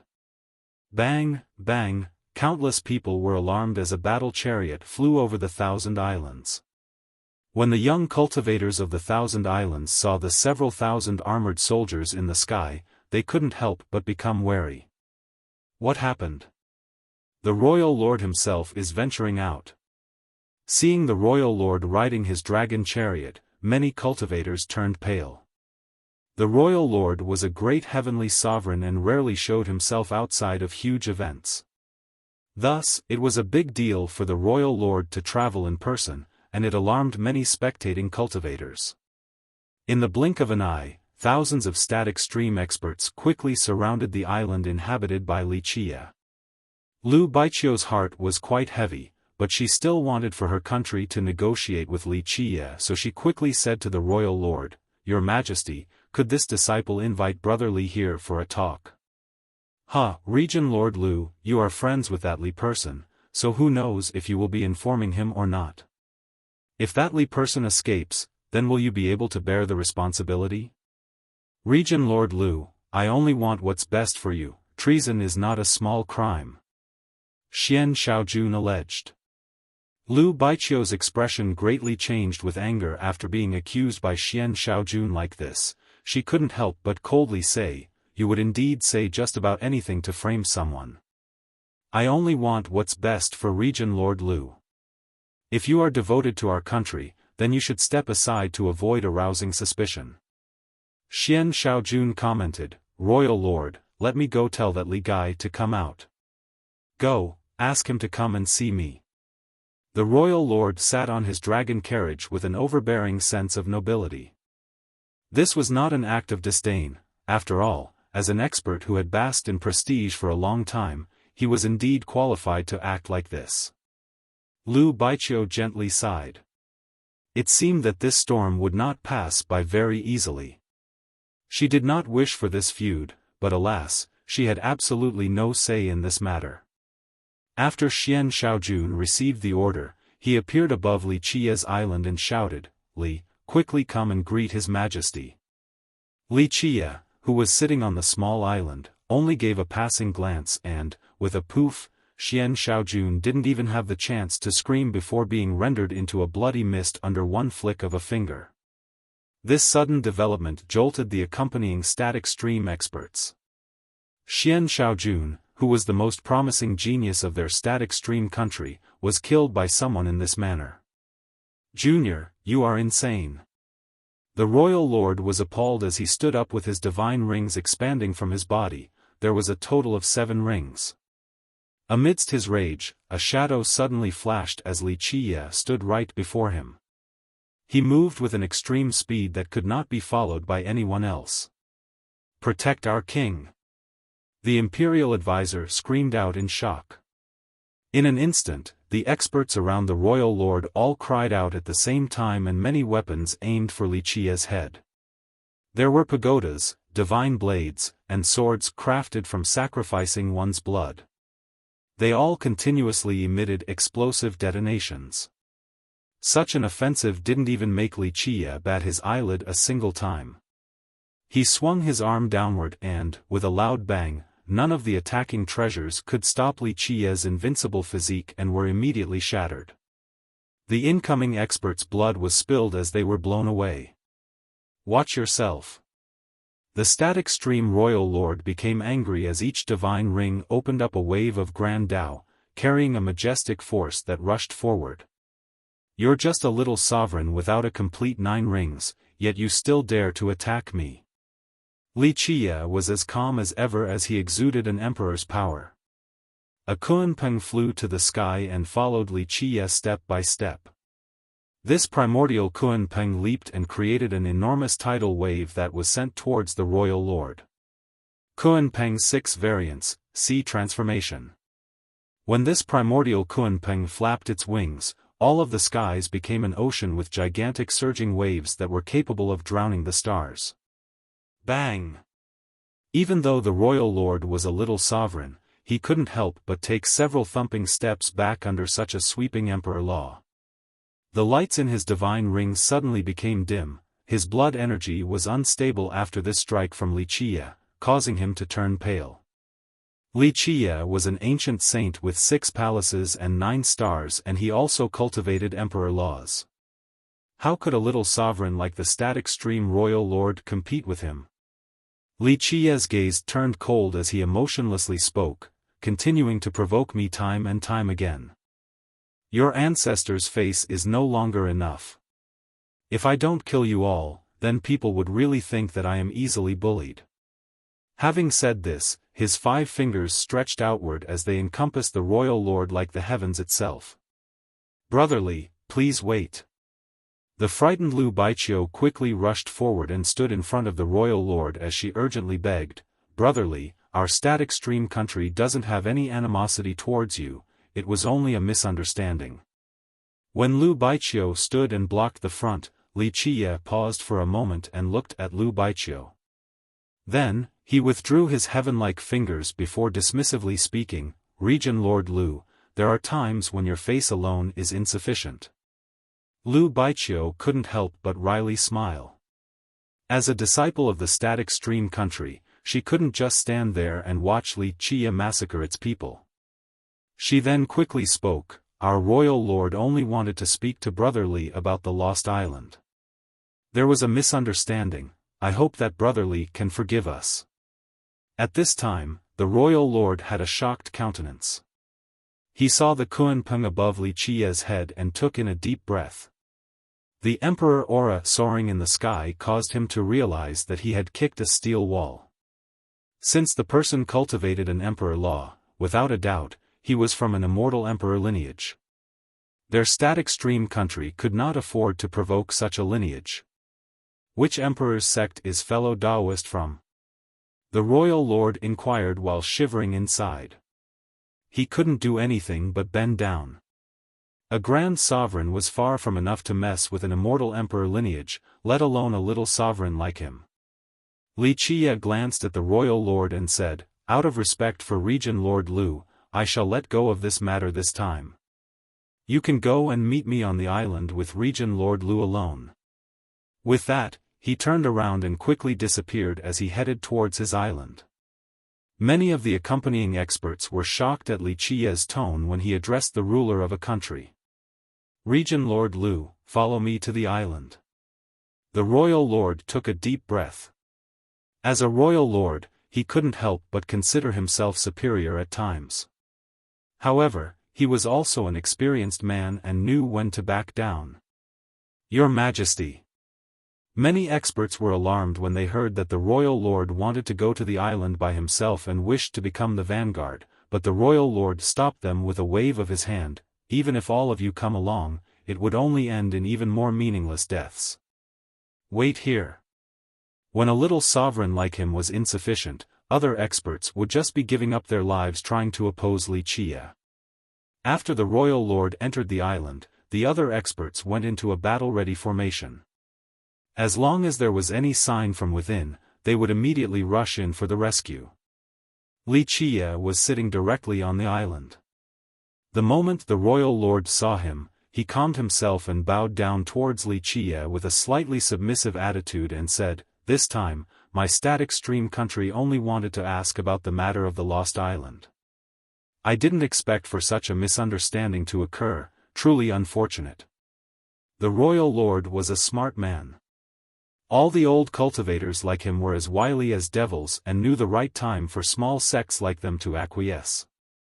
In his eyes, Li Qie came from an immortal emperor lineage, a monstrous existence that his country could not afford to deal with. Moreover, Li Qie's strength was clearly enough to defeat a heavenly sovereign. This why was the royal lord first chose to admit his faults in order to ease the atmosphere between them. He was quite resentful after being put down at the bottom of the sea by Li Qie. A genius like him being suppressed by an unknown junior was an extremely shameful matter. Such a master. I actually want to personally witness his strength. The static stream royal lord's gaze became fierce as he spoke with austerity. Having said that, divine rings emanated from his body. Without a doubt, the royal lord was a powerful heavenly sovereign.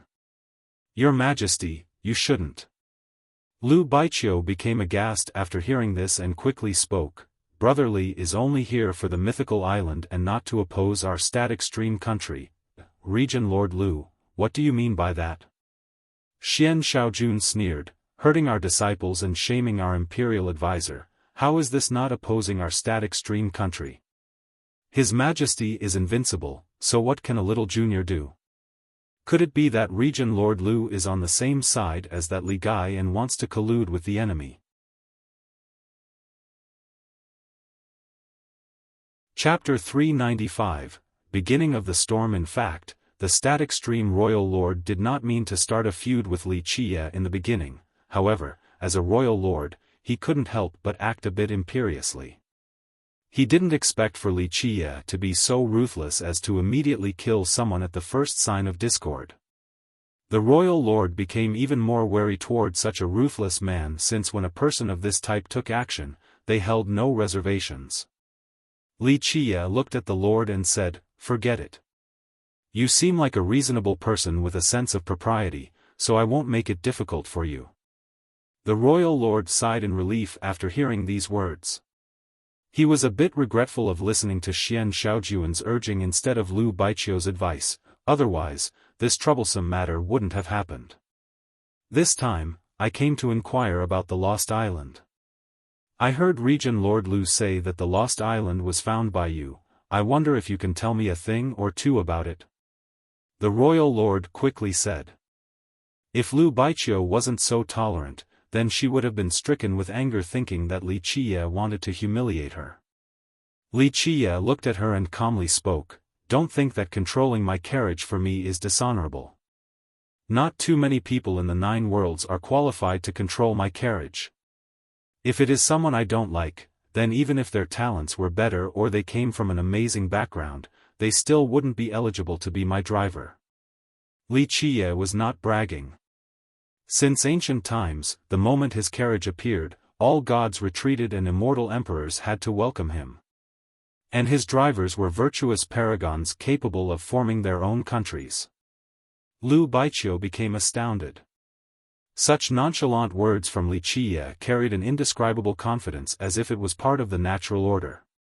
If these words came from someone else, then she would have thought that they were nonsensically blustering, but Li Qie's speech seemed to dictate that this was how it should be. After calming down, Lu Baiqiu's pretty eyes blinked as she smiled, "Even if I am willing to drive for you, do you have a carriage?" Finished speaking, she intentionally looked at Li Qie as if asking where his carriage was. Lu Baiqiu was a valiant and straightforward girl. Her slight smile was a refreshing scene and it was indeed a bit charming. "There will be a carriage." Li Qie leisurely said, "Think about it carefully, this opportunity is quite rare." Li Qie's tone left Lu Baiqiu in deep thought. If other people offered her a driving position and then told her to think about it carefully, she would have thought that they were insane, but Li Qie's words caused her to really think it through in silence. Due to the static stream country deliberately spreading the news, the information about the Lost Islands quickly traversed the distant cloud and then to all the other 3 regions. Lost mythical island? Isn't it only a legend? After hearing about the island's appearance, many cultivators from the great powers were skeptical. However, the great powers who were close to the static stream country quickly sent scouts and really found the divine island lost inside the mist in the ocean. Not long later, many great powers confirmed its appearance, and the skeptics began to believe this matter. In a short amount of time, internal discussions were rampant inside these great powers. Some sects especially convened meetings to discuss the lost island. The mythical island is only a legend and no one had ever found it since the start of time, but it suddenly appeared now without any prior indication. This is a bit too strange. Many great characters wished to wait and see. A different sect master said, "Rumor has it that this lost island has existed since the legendary era, but no one knows what the place actually contains." Especially when masters who wanted to cross the sea mist to enter the islands were devoured, many sects adopted a wait-and-see attitude instead. However, the next message made many people unable to sit still in their chairs. A message with unknown origin suddenly declared that immortal medicines had appeared on the lost island.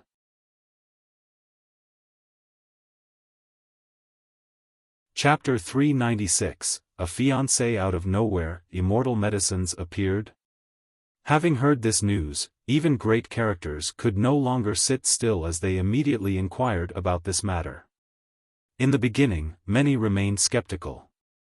But later on, someone vowed seeing an immortal light piercing down onto the lost island, and that they heard the cries of dragons and phoenixes.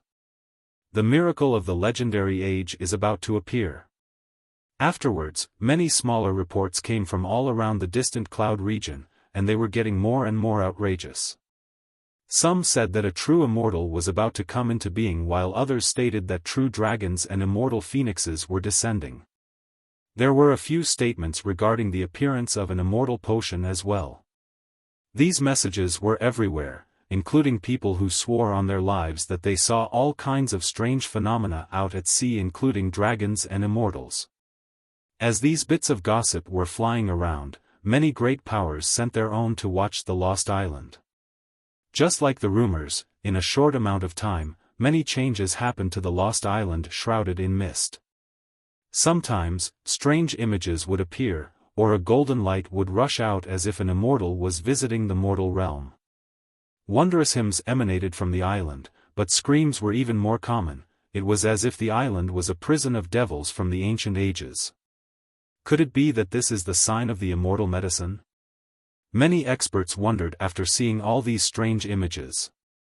All of a sudden, many great powers who initially intended to wait became impatient and planned on entering the lost island, but the experts who attempted to do so were swallowed by the mist and turned into blood.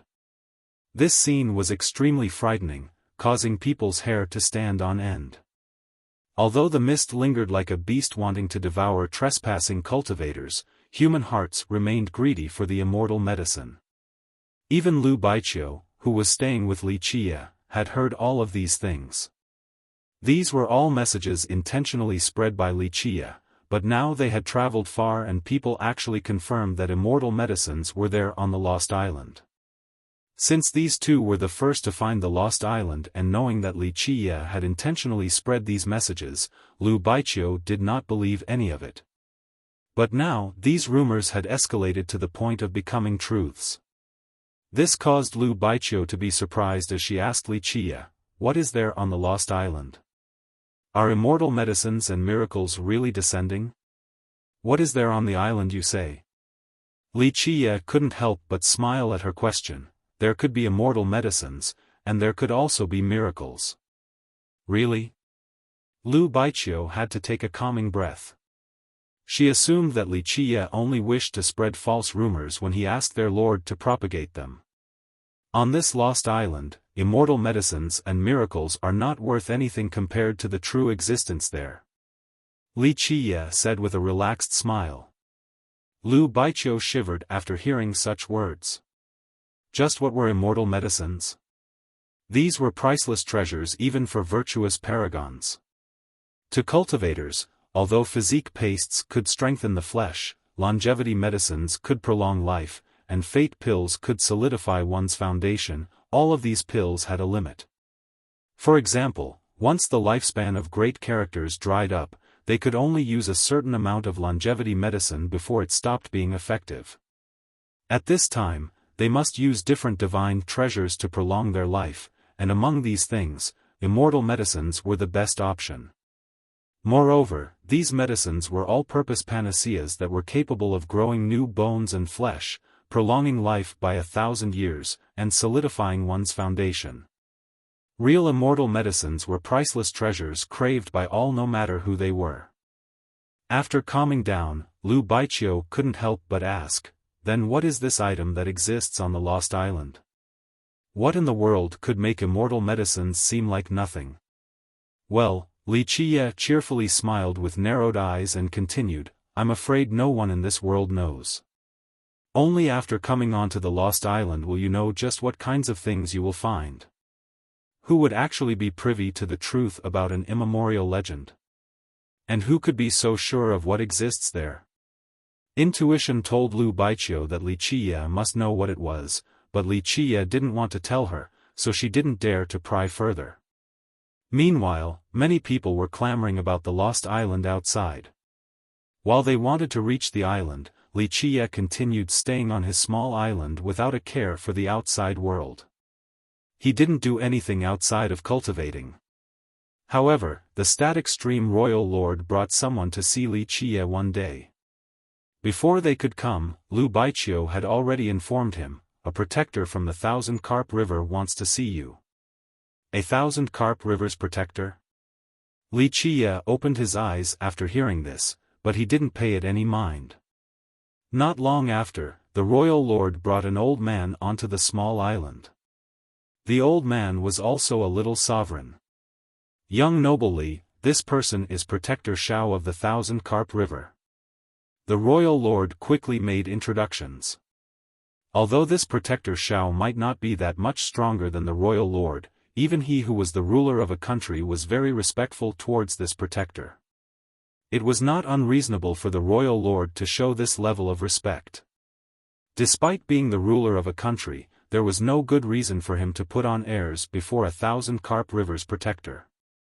The Thousand Carp River was one of the two most powerful immortal emperor lineages, and it was the only emperor lineage built by the demon race at the hands of immortal Emperor Qianli. Remember that immortal Emperor Qianli was one of the last three emperors during the emperor's era. Immortal Emperor Tukong, immortal Emperor Yin Tian, and immortal Emperor Qianli were the last three emperors. It could be said that in the sacred netherworld, immortal Emperor Qianli was the one closest to the present, thus the Thousand Carp River that was erected by him had plenty of frightening emperor's power remaining. The sect's influence was still great due to having the most recent emperor, so in spite of there being other ancient kingdoms more powerful within the sacred netherworld, even dual emperor kingdoms were quite wary of the Thousand Carp River. The static stream country was nothing compared to a huge monster like the river sect, not to mention that the country had always been a tributary state. Thus, the royal lord being respectful to Protector Xiao was understandable. You are that Li Qiye. Although Protector Xiao was not an ostentatious person, he was still arrogant before Li Qiye. He simply gave him a glance and said slowly, That Li Qiye? Li Qiye lightly smiled. He would remain nonchalant even before a more unfathomable character, let alone a mere protector. He looked at the protector and said, I'm the only Li Qiye that I know of among the people I've met. Protector Xiao slowly spoke, Today, I came here on the orders of the elders in the sect to break up this engagement with you. At this time, Protector Xiao purposely acted in a very amiable manner, at least, in his eyes. Engagement? What engagement? Li Qiye couldn't help but smile.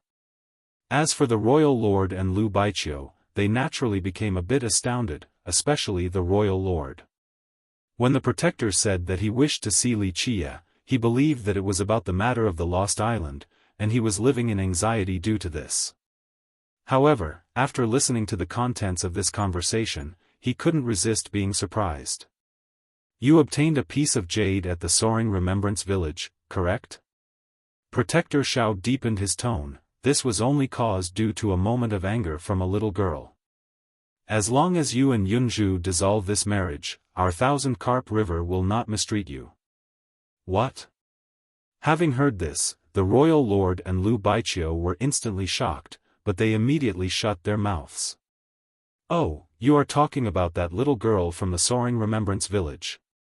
Li Qiye suddenly understood and looked at Protector Xiao, then he replied with a smile, "What does my fiancé, whom I have never met before, have to do with the Thousand Carp River?" Li Qiye initially didn't care about this marriage arrangement back at the Soaring Remembrance Village. In fact, it was not so easy to become his fiancé.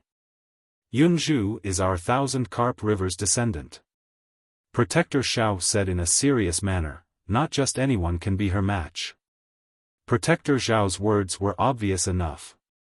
Today, he came to end this arrangement. Otherwise, which unknown junior would be worthy of his presence? Lu Baiqiu and the royal lord were astonished as well, since Lan Yunzhu, the descendant of the Thousand Carp River, was a legend among the younger generation. She was a person with dual saint talents. Despite so many geniuses appearing at the Thousand Carp River, she was soon chosen as their descendant. Keep in mind that an immortal emperor lineage like the Thousand Carp River would never lack potential candidates for this position, yet someone with a humble background like Lan Yunzhu was chosen as the descendant by the elders at such a young age. This was telling of her talents. One had to know that not only was Lan Yunzhu talented, she also had an indescribable beauty. Even if she was not the prettiest girl in the distant cloud, she was definitely amongst the top 5. Countless young geniuses in the distant cloud fell in love with her at first sight and lost their minds for her. Many geniuses from other emperor lineages came to propose, but all were refused. Immortal medicines appeared.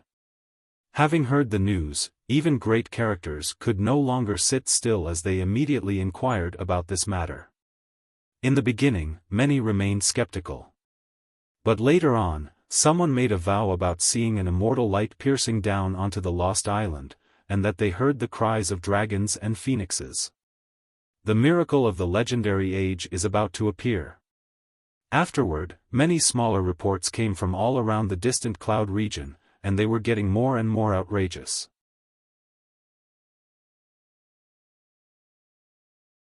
Chapter 397, Breaking the Marriage Arrangement. Lan Yunzhu, the descendant of the Thousand Carp River, a famous genius of the distant cloud, and a beauty that captivated the hearts of many young men. The static stream royal lord and Lu Baiqiu were dumbfounded, since they didn't expect that Li Qiye was actually Lan Yunzhu's fiancée despite her having so many suitors. This news was really shocking to the two of them. A girl like Lan Yunzhu was a high and above existence, but now it turns out that she was actually betrothed to a nameless person.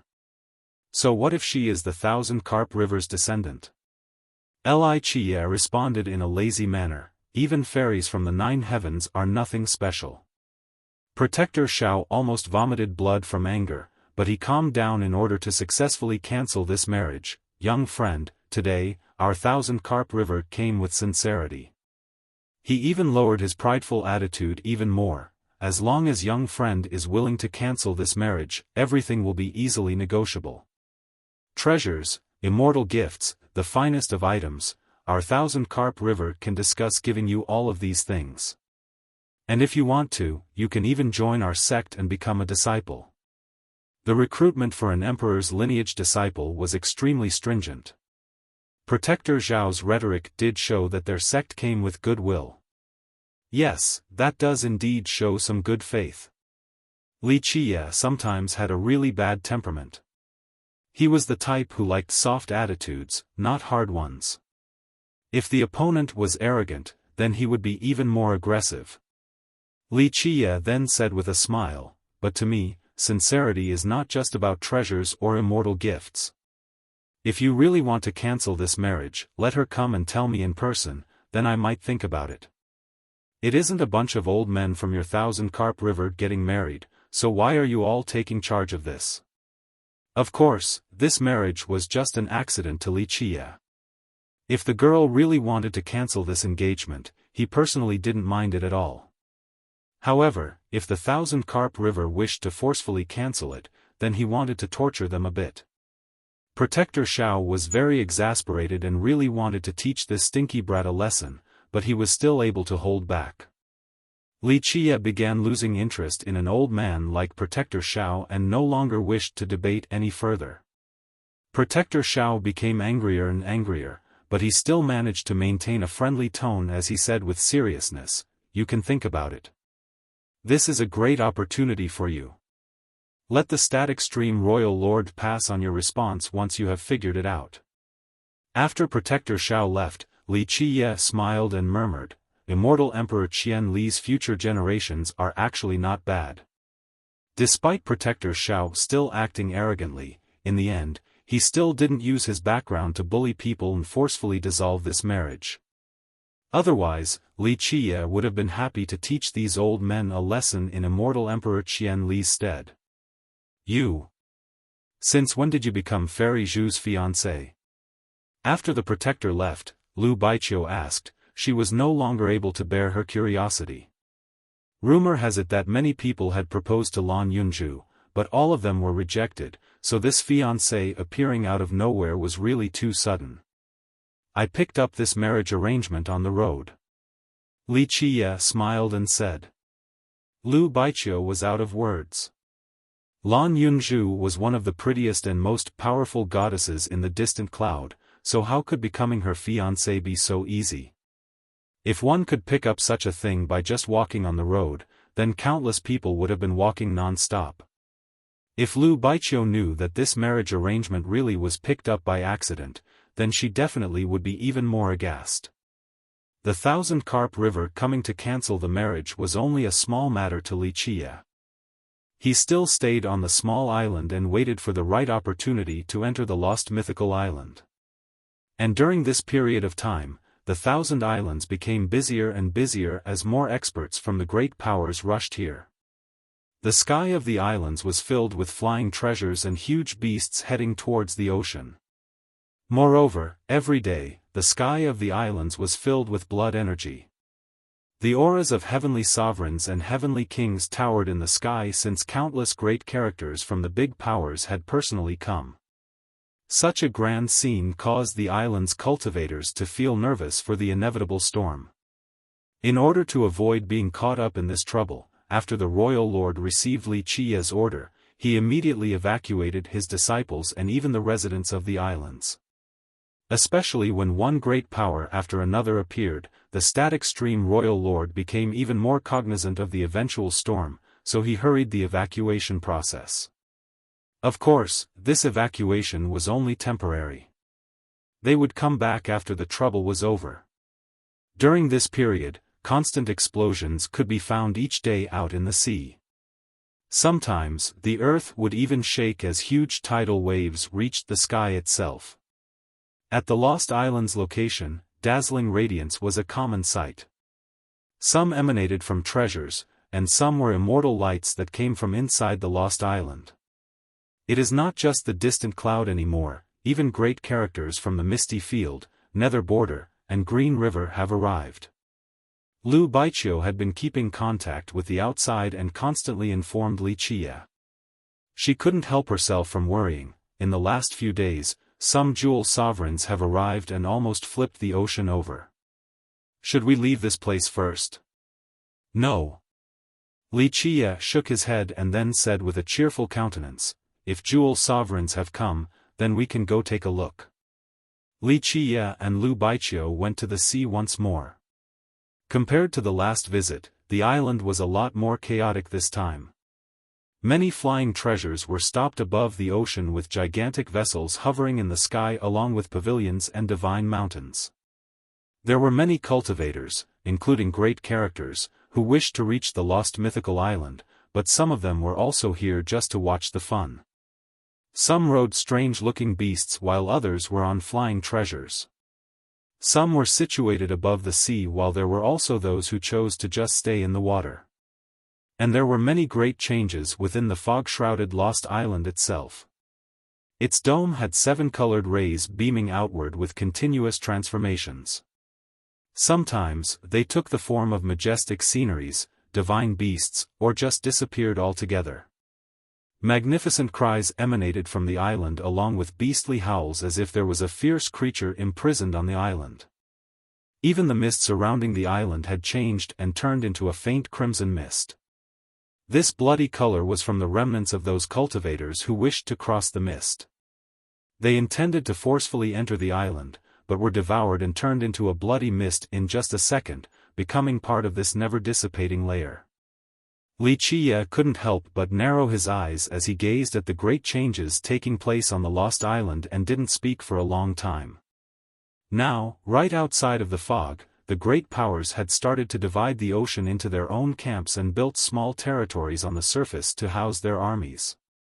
What was even more impressive was that above the mists, there were great characters with divine rings around them in all cardinal directions.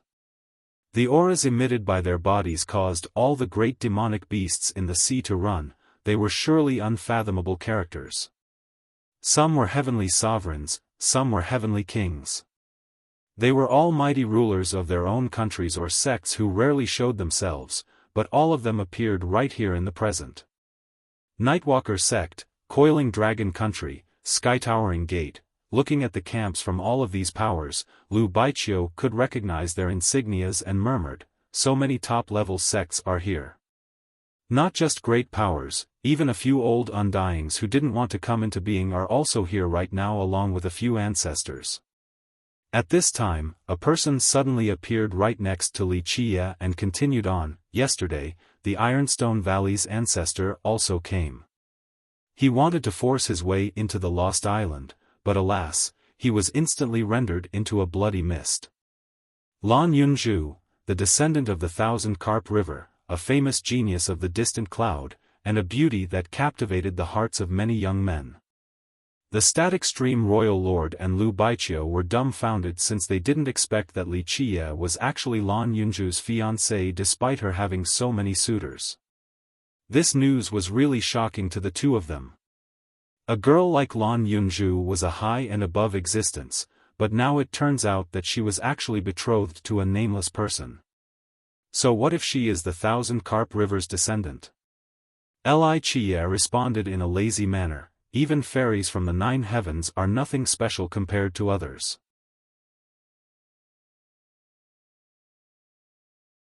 Chapter 398, Daoist Heaven. Calculating. The person that appeared out of nowhere was a young man around the age of 20. He wore a Daoist robe while holding a fan with the word, calculate, on it. He was adorned with a Daoist crown and showed an experienced demeanor. Moreover, his face wore a mysterious smile as if he was hiding many secrets. This man suddenly coming around with a very familiar expression caused Lu Baiqiu to look at Wuxia. She thought that this young man was his friend. I am Daoist Heaven. Calculating, my words of steel can end life and predict the future. This young Daoist smiled to greet Wuxia and Lu Baiqiu, then he continued on with a seasoned look. I am here because of fate and meeting fellow Daoists is its working. Do you too want to have your fortune read? Although Daoist Heaven Calculating assumed a veteran and proper appearance, his age betrayed him. Especially when he asked if Wuxia and Lu Baiqiu wanted their fortune read, he gave off the air of a charlatan. We don't need any divination. Lu Baiqiu shook her head and said, a cultivator aims to defy the heavens and change their own fate, so why the need for divination? Lu Baiqiu's words were already quite polite. For others, upon seeing a trickster like this, they would have chased him away much earlier. Miss is a bit mistaken.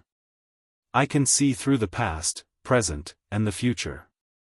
If you can see your future fate, then all the dangers in your future cultivation path will become harmless. Daoist Heaven Calculating quickly solicited his business. I can calculate the heavens above and the gods below, see through the past across the ages. In order to drum up his business, this Daoist spewed out a deluge of heavenly flowers as if he could actually back up his words. She also wanted to ask why the Daoist ran away in fear as if he had seen a ghost after reading Wuxia's palm. Oh! At this time, a dragon's roar radiated throughout the vast sea. A golden dragon soared above the mythical island and disappeared in its deepest location. Is that the mythical golden dragon? Even though it was just a passing scene, this shocked many people in this part of the ocean. A real mythical beast had always been part of legends, no one had actually seen them. Today, all of them saw a golden dragon flying in the sky, and this was too astonishing. Could there really be immortal medicines? It is said that immortal medicines are naturally guarded by mythical beasts. At this time, even a few great characters waiting right outside the mist became quite impatient. In just a short moment, there was an upheaval above the ocean as many people wished that they could reach the island in order to find these mythical immortal medicines. Open. Finally, a great character standing right outside of the mist became impatient and exuded a divine light. He roared with a vigor capable of destroying a star. Boom! After his attack, a clear pathway penetrated the fog, revealing a visible vacuum. This great character was indeed amazing and was absolutely of the ancestor level. He could easily pluck the stars and moon in the sky. At this moment, unrivaled treasures emerged all around this ancestor's body. He then turned into a flood dragon and used an incalculable speed to rush into the vacuum space he created in order to reach the lost island. Many held their breath while watching this ancestor. Earlier, an ancestor had already died in the mist, so everyone wanted to see someone capable of creating a miracle right now. Puff.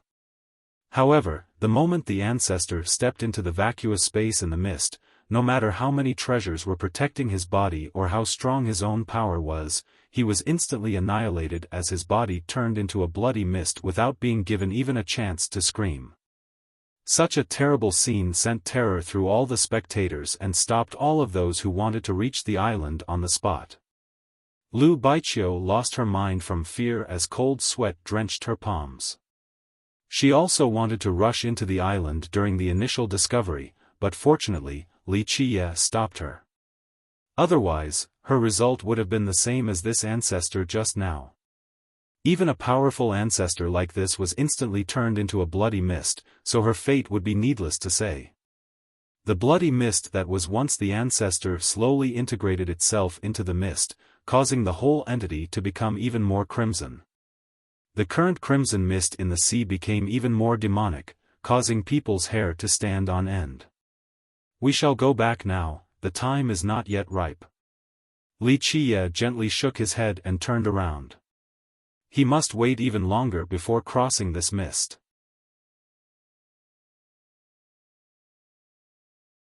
Chapter 399, Pressure from the Thousand Carp River. After Li Qiye returned to his small island, the static stream royal lord was already waiting there. Young noble Li, the Thousand Carp River asked me to inquire about whether you have thought about it or not. The royal lord was in a bit of a dilemma after being sandwiched by Li Qiye and the Thousand Carp River. Needless to say, the burden of this hard work fell on his shoulders. It seems that the Thousand Carp River is very worried. Li Qiye said with a smile. The static stream country felt quite helpless inside. How could the Thousand Carp River not be in a rush? Lan Yunzhu was their descendant that had been groomed with countless efforts. It would be strange if the sect didn't go insane at the prospect of her marrying an outsider. The royal lord then quickly took out a tray with many different pills laid on top that exuded a pleasing medicinal fragrance, causing others to relax. Young noble Li, this is a small token from the Thousand Carp River. The sect hopes that you can quickly make a decision. The royal lord placed the small tray in front of Li Qiye. 5 transformation fate pills.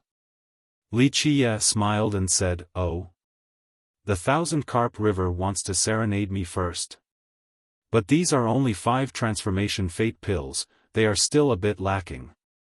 The Thousand Carp River didn't say that these pills would be enough, they only wished for both sides to have a good start. This is only a small token. The royal lord quickly tried to smooth things over. Li Qiye didn't care to look any further and casually handed the pills to Lu Baiqiu on the side and lightly said, you can keep them for your own use. Lu Baiqiu couldn't help but become lost in a daze. 5 transformation fate pills were not something a region lord and someone who had only stepped into the royal noble realm like her could enjoy. They were extremely precious since they were pills for ancient saints. Obviously, they also had great benefits for royal nobles. Even the elders inside the static stream country that wanted a 5 transformation fate pill would not find it easy to obtain one. However, these pills were akin to garbage in Li Qiye's mind. As he gave them to her, he didn't even bother to look at them. Such a style was not something a small country like the static stream could compare to. The static stream royal lord wryly smiled and thought that people from emperors' lineages were indeed not the same as the disciples from ordinary great powers. Such extravagance of not even caring for 5 transformation fate pills. When does young noble Li plan on going to the 1,000-carp river? The royal lord quickly asked. It was not easy for him being in the middle of Li Qiye and the sect. If the river truly wants to cancel this marriage, then let Lan Yunzhu personally tell me. A bunch of old men does not need to worry about this. Li Qiye didn't pay it any mind as he said with a smile. The royal lord wanted to cry, but no tears would come out. He had no way of reporting such an answer. Li Qiye was really a bit too overbearing. The elders from the river were all great characters who could shake a domain with a single stomp of their foot. Very few people of the younger generation dared to disrespect them, but Li Qiye didn't care for the elders at all. Maybe this was the boldness of a disciple from an emperor's lineage. The royal lord wanted to leave, but he hesitated a few times as if he wanted to say something. He ended up stopping 2 or 3 times. If royal lord has something to say, go ahead and say it. Li Qiye noticed this and saved him from this difficult state. After some hesitation, the royal lord still spoke in the end. Young noble should really give them an answer soon. I heard people over there say that although the river wants to resolve this matter in a friendly manner, there are also those who wish to use a more high-handed approach. A high-handed approach? Li Qiye narrowed his eyes and grinned, revealing his teeth that were as white as snow. The static stream royal lord said with a wry smile, young noble already knows, but it is not easy for the river sect to train a descendant. Its inner power has quite a few people who wish for Fairy Zhu to find a companion from the sect itself instead of an outsider. Don't let one's own fertile water flow into others' fields. Li Qiye could understand this matter. In fact, this was the traditional practice of many great powers. I heard several high elders from the sect were very adamant about this. The royal lord reminded Li Qiye. To the royal lord, regardless of the result of this marriage between Li Qiye and Lan Yunzhu, he was just hoping that this would end soon. Being stuck between the two of them was a very painful thing. If this went on any longer, it would be even more difficult for him. Adamant? Li Qiye rubbed his chin and smiled. I actually like the rough ways of doing things. Very well, if the river wants me to end this soon, then I'll go visit them. Visit the 1,000-carp river? Having heard this, the royal lord was startled with a changed expression. Li Qiye's words were not very friendly at all in the ears of the listeners. It was as if he wished to release his anger upon the sect. Don't worry, I have always been a peace-loving person. If the sect is willing to negotiate, then I'll go and speak to them in a nice manner. Li Qiye gave a devilish smile. Lu Baiqiu and the royal lord couldn't help but glance at each other. The sky would fall before they trusted his words. Just one unfriendly exchange of words and he immediately killed someone. If he was a peace-loving person, then everyone in this world would be accomplished monks. Does young noble actually want to go to the 1,000-carp river? The royal lord said with a bitter expression, if you choose not to have a friendly settlement, then it would be the same as walking into a tiger's den. Of course, he was not actually worried about Li Qiye's safety. However, he didn't want this thing to escalate beyond control. If his static stream country became involved, then he wouldn't be able to escape unscathed. Tiger's den? Li Qie responded with a smile, I am one without too many hobbies, but one of them is that when I know there is a tiger on the mountain, I love to go towards it. The royal lord's pain could be seen from his expression. If he knew that Li Qie would do such a thing, he wouldn't have said anything even if he was beaten to death. Look at the situation now. Not only did he fail to persuade Li Qie, he actually caused Li Qie to go to the Thousand Carp River. But then he thought about it more carefully. If Li Qie actually went to the river sect, it might not be a bad thing for their country. In the end, their country being stuck between the two truly was an awkward state. Baiqiu, do you want to go with me? Li Qie was the type who immediately took action after making a decision, so he spoke to Lu Baiqiu. Of course, if you don't want to, I won't force you. Lu Baiqiu couldn't help but look at the royal lord. After some hesitation, the royal lord finally gave up with a wry smile and sighed, Regent Lord Lu can decide for yourself. No one would know whether the trip would end in good fortune or a disaster, so the royal lord let Lu Baiqiu decide her own fate. After pausing for a bit, Lu Baiqiu finally answered Li Qie, I'll go with you. The royal lord gently sighed and left without saying anything. After he left, Lu Baiqiu immediately asked, Are we going to the river sect right now? Although she was not mentally prepared to face the storm since the result of this trip was unknown, this might be a good chance to broaden her horizons. In the end, the Thousand Islands was too small. If you don't have any arrangements to make, then we will go now. Li Qie said, I'm actually looking forward to this trip. He couldn't help but smile at this point. The Thousand Carp River was a location worth remembering. What about the lost mythical island? Lu Baiqiu asked since she knew that Li Qie came here for the island. Li Qie gently shook his head and said, It is not so easy to land on the island. We can take our time and wait until there are enough people here. That will be when an opportunity arises. As long as enough blood was shed and enough lives were taken, there would be a chance to go to the lost island. Of course, Li Qie wouldn't say these words out loud. Lu Baiqiu didn't have to make any arrangements, so she went with him to the Thousand Carp River. In fact, the static stream country was very far from the Thousand Carp River. Of course, it was not an issue for Li Qie. It didn't take long before he got there. The Thousand Carp River was an emperor's lineage erected by immortal Emperor Qianli, and he used the river as its name. As an emperor's lineage, they had control of the majority of the land on the two banks of the river. And even if they didn't have direct control, many countries and sects on the two banks were subordinated to the sect. Its power and influence were both great. As the most recent immortal emperor of the sacred netherworld, immortal Emperor Qianli's prestige remained strong. Despite being named after the river, the sect's ancestral ground was not built at the source of the river. Instead, it was built at the largest lake at the center of the river, the Thousand Carp Lake. When standing on top of the Thousand Carp Lake, no one would think that it was a lake since it looked more like an ocean. It was not strange to have such a feeling since, as the largest lake of the sacred netherworld, it was extremely vast. The lake's surface had majestic waves, just like a mighty ocean. There were many legends about the Thousand Carp Lake along with many hidden secrets.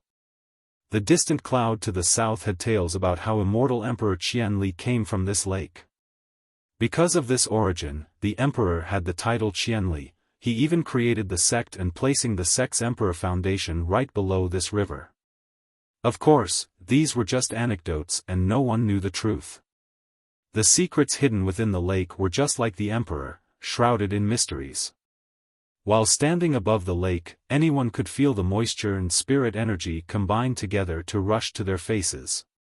It was as if the lake was a cornucopia of gathered worldly energy.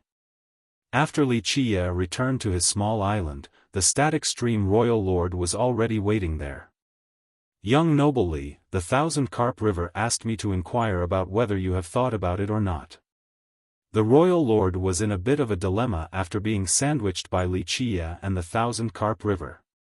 Needless to say, the burden of this hard work fell on his shoulders. It seems that the Thousand Carp River is very worried, Li Qie said with a smile. The static stream country felt quite helpless inside. How could the Thousand Carp River not be in a rush? Lan Yunzhu was their descendant that had been groomed with countless efforts. It would be strange if the sect didn't go insane at the prospect of her marrying an outsider.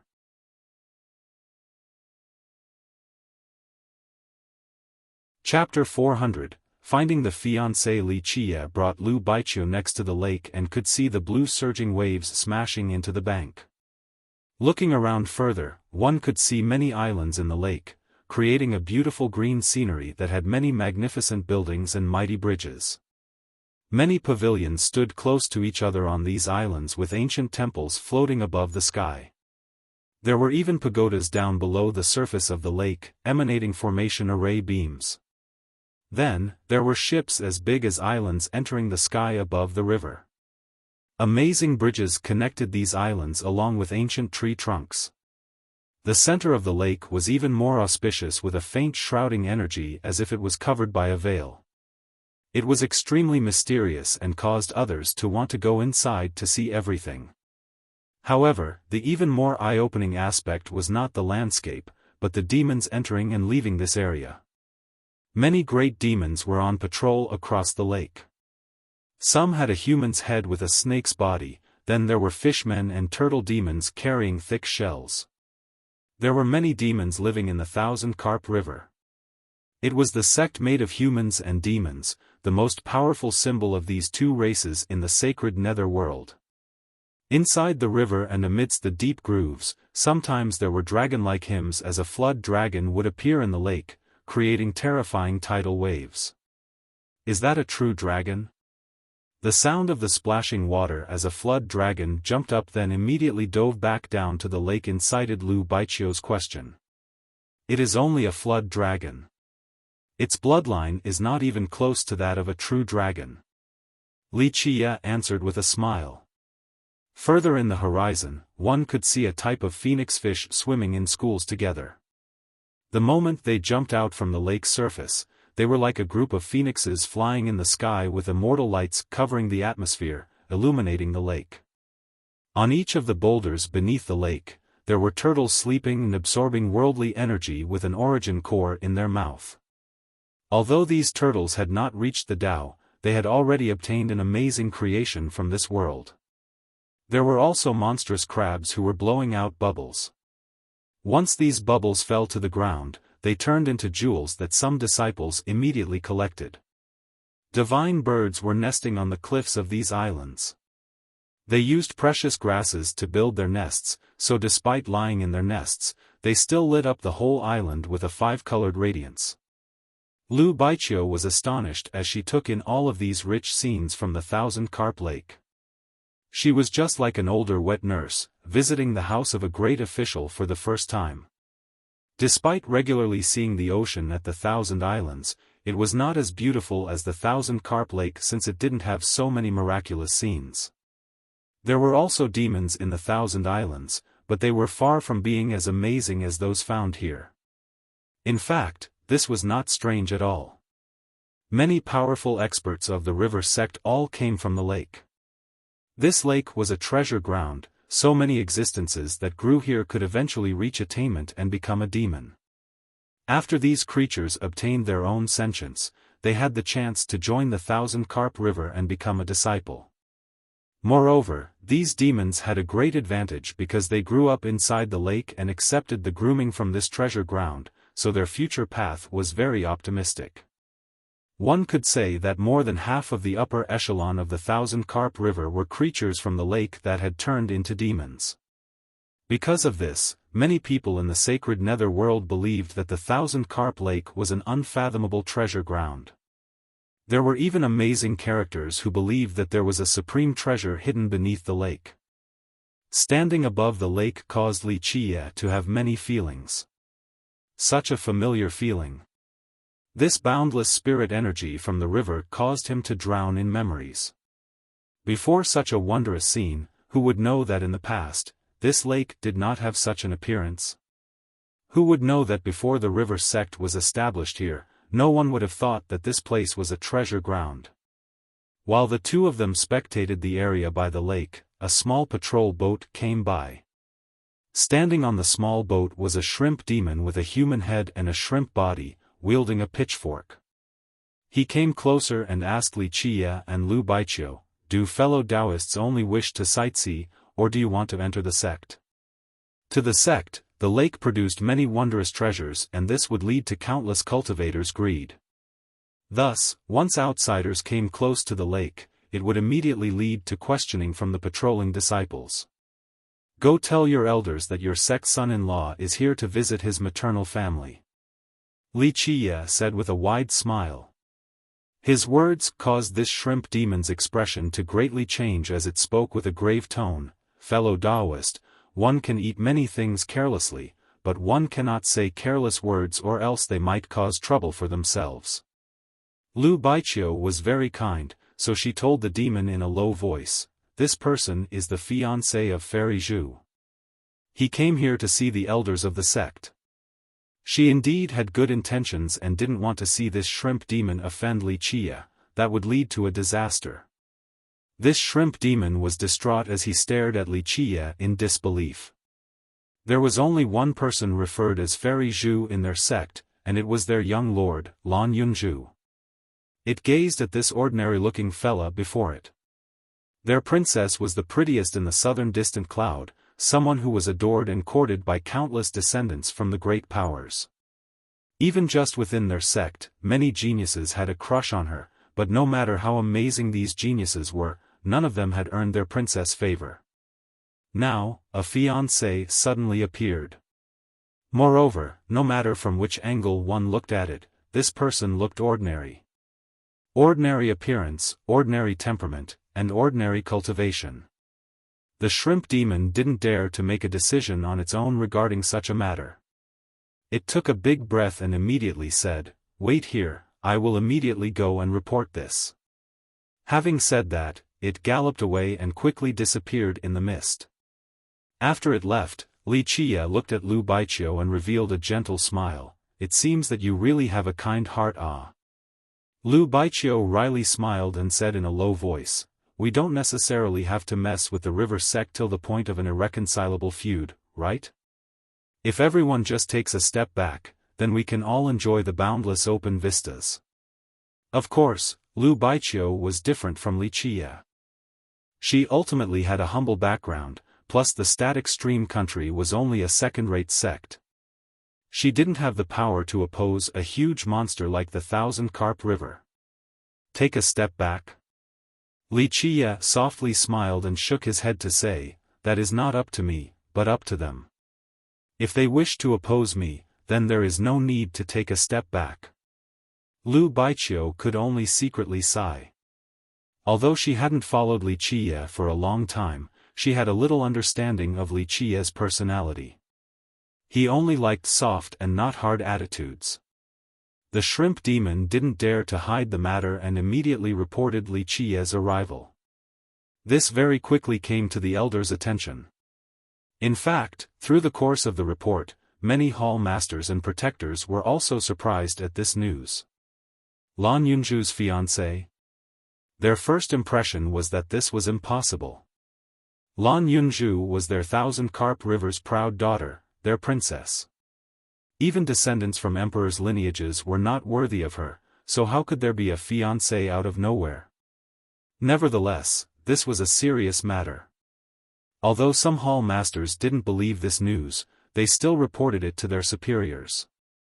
"A bit courageous, actually coming to our door in person."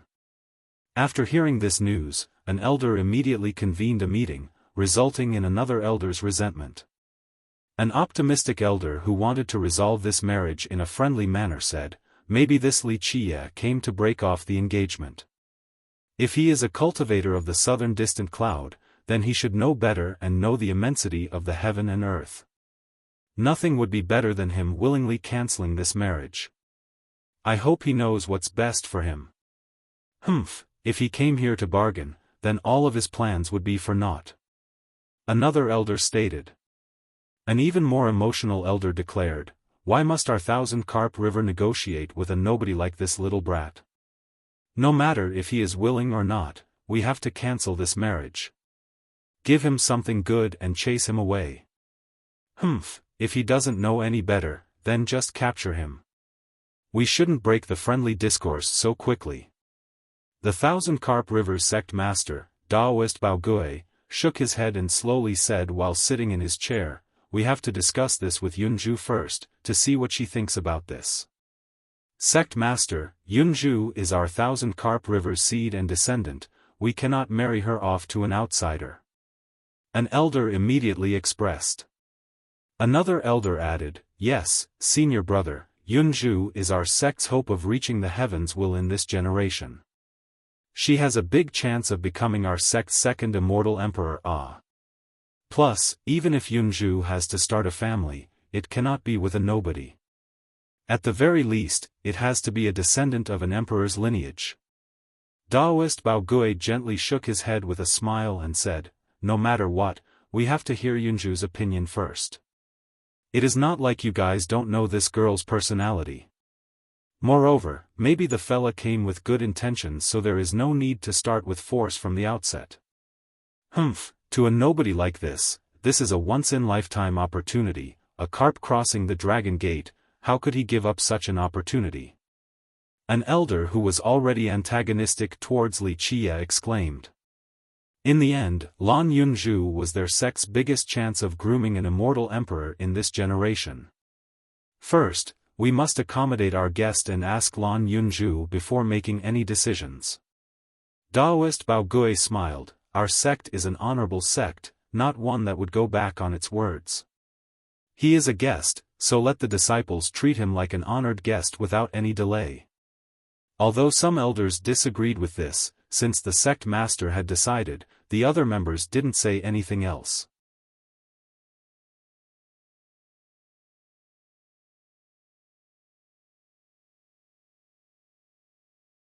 Chapter 402, Yen Long. The older generation of the river sect only smiled while one of them shook their head. How could a nobody be a match for our Thousand Carp River's descendant? Not even descendants from emperors' lineages have such qualifications. The young disciples were also incensed, especially the young males who carried extreme hostility towards Li Qia. This matter should come as no surprise. Lan Yunju was the perfect girl in both talents and looks, thus she was the goddess and lover in the dreams of these young men. How could they not become outraged when their goddess suddenly gained a fiancé out of nowhere? "Isn't that Sister Zhu's fiancé? I heard he came this time around to marry her." A young female disciple whispered to her brothers and sisters next to her. Sister Zhu's fiancé? There were also some students who were immediately shocked after hearing this as they responded, "Since when did Sister Zhu have a fiancé?" Before this, the saint child of the Titanic Crescent sacred ground came to propose, but he was denied by the group of elders, so how could there be a fiancé now? His aura seemed to be able to burn all things, and even the disciples right behind him didn't dare to get close. This was a young man covered in flames that had intertwining universal laws surrounding him as if they wanted to turn into Tao scriptures. The blood energy from his body also appeared to be boiling due to this fire. His approach made people feel that their mouth was drying with a burning sensation. No one wanted to come close to such a dangerous person. The young man was very handsome. If it wasn't for his hair taking the appearance of little crimson snakes, others would actually think that he was the son of a fire god. The moment this young man came close, he looked down at Li Qia. In fact, his arrival had already attracted the attention of many disciples. "It's the senior brother of the Thousand Carp River, Yen Long." Lu Baiqiu whispered to Li Qia with a shocked expression after seeing this young man. Yen Long was the prime disciple of the Thousand Carp River's younger generation. Many disciples once thought that if Lan Yunju didn't join the sect, maybe Yen Long would have been the current descendant. Although Yen Long referred to himself as a descendant of a fire dragon, his ancestor was only a demonic fire serpent that had an extremely strong affinity for fire. His talents were exceedingly high and he was greatly valued by the elders of the sect. He himself was the disciple of an elder. Senior brother is here. Many disciples quickly stopped to watch in anticipation once they saw Yan Long suddenly appear and approach Li Qia's location. Such a thing was not surprising to many disciples because the one who would oppose Lan Yunzhu having a fiancé the most was Yan Long. Despite the fact that Lan Yunzhu took his position as the descendant, Yan Long was not unhappy. The reason was very simple: Yan Long also liked Lan Yunzhu. The inner circle of the sect itself valued both of them together quite a bit. Lan Yunzhu was the river sect's descendant, so naturally, the elders didn't want her to marry an outside. Thus, there was once a high elder trying to match them together. The upper echelons were happy at the prospect of them becoming Dao companions, for this was not a bad choice at all. However, Lan Yunzhu was not interested in this arrangement made by the high elder. Nevertheless, Yan Long still held on to this hope because even descendants from the other emperors' lineages could not move Lan Yunzhu. This meant that he, as the senior brother of the sect, still had some hope, especially with the support from the elders.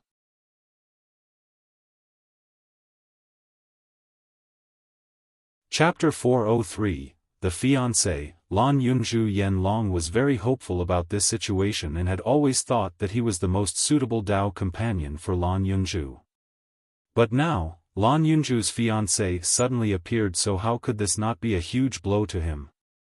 He even had the urge to kill Li Qia. Others could still stay calm with Li Qia's arrival, but Yan Long lost all of his patience and came to find him.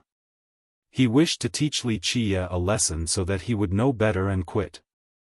Yan Long looked at Li Qia in disdain.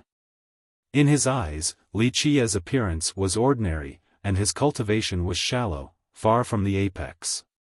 He contemptuously sneered, how could a common mortal like this be worthy of their sister? Truly an idiot's dream. So you are Li Qia? Yan Long snorted and said with an imperious tone as he glared at Li Qia. As the senior brother of the Thousand Carp River who had always enjoyed the highest level of respect, an unknown nobody like Li Qia was no different than a cockroach in his eyes.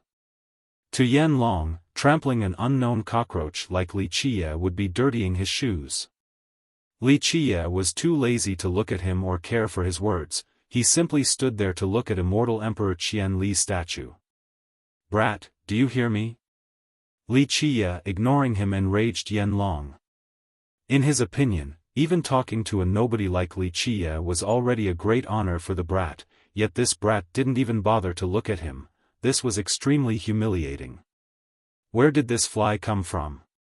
It keep buzzing around non-stop. At this time, Li Qia slowly spoke while gently swinging his sleeve as if he wanted to chase this annoying fly away. Lu Baiqiu could only lament her fate after hearing Li Qia's aggressive words. At this moment, it would be difficult to stop this conflict. Many disciples from the river sect looked at each other in anger. Li Qia's bold tone was extremely disrespectful to their river sect.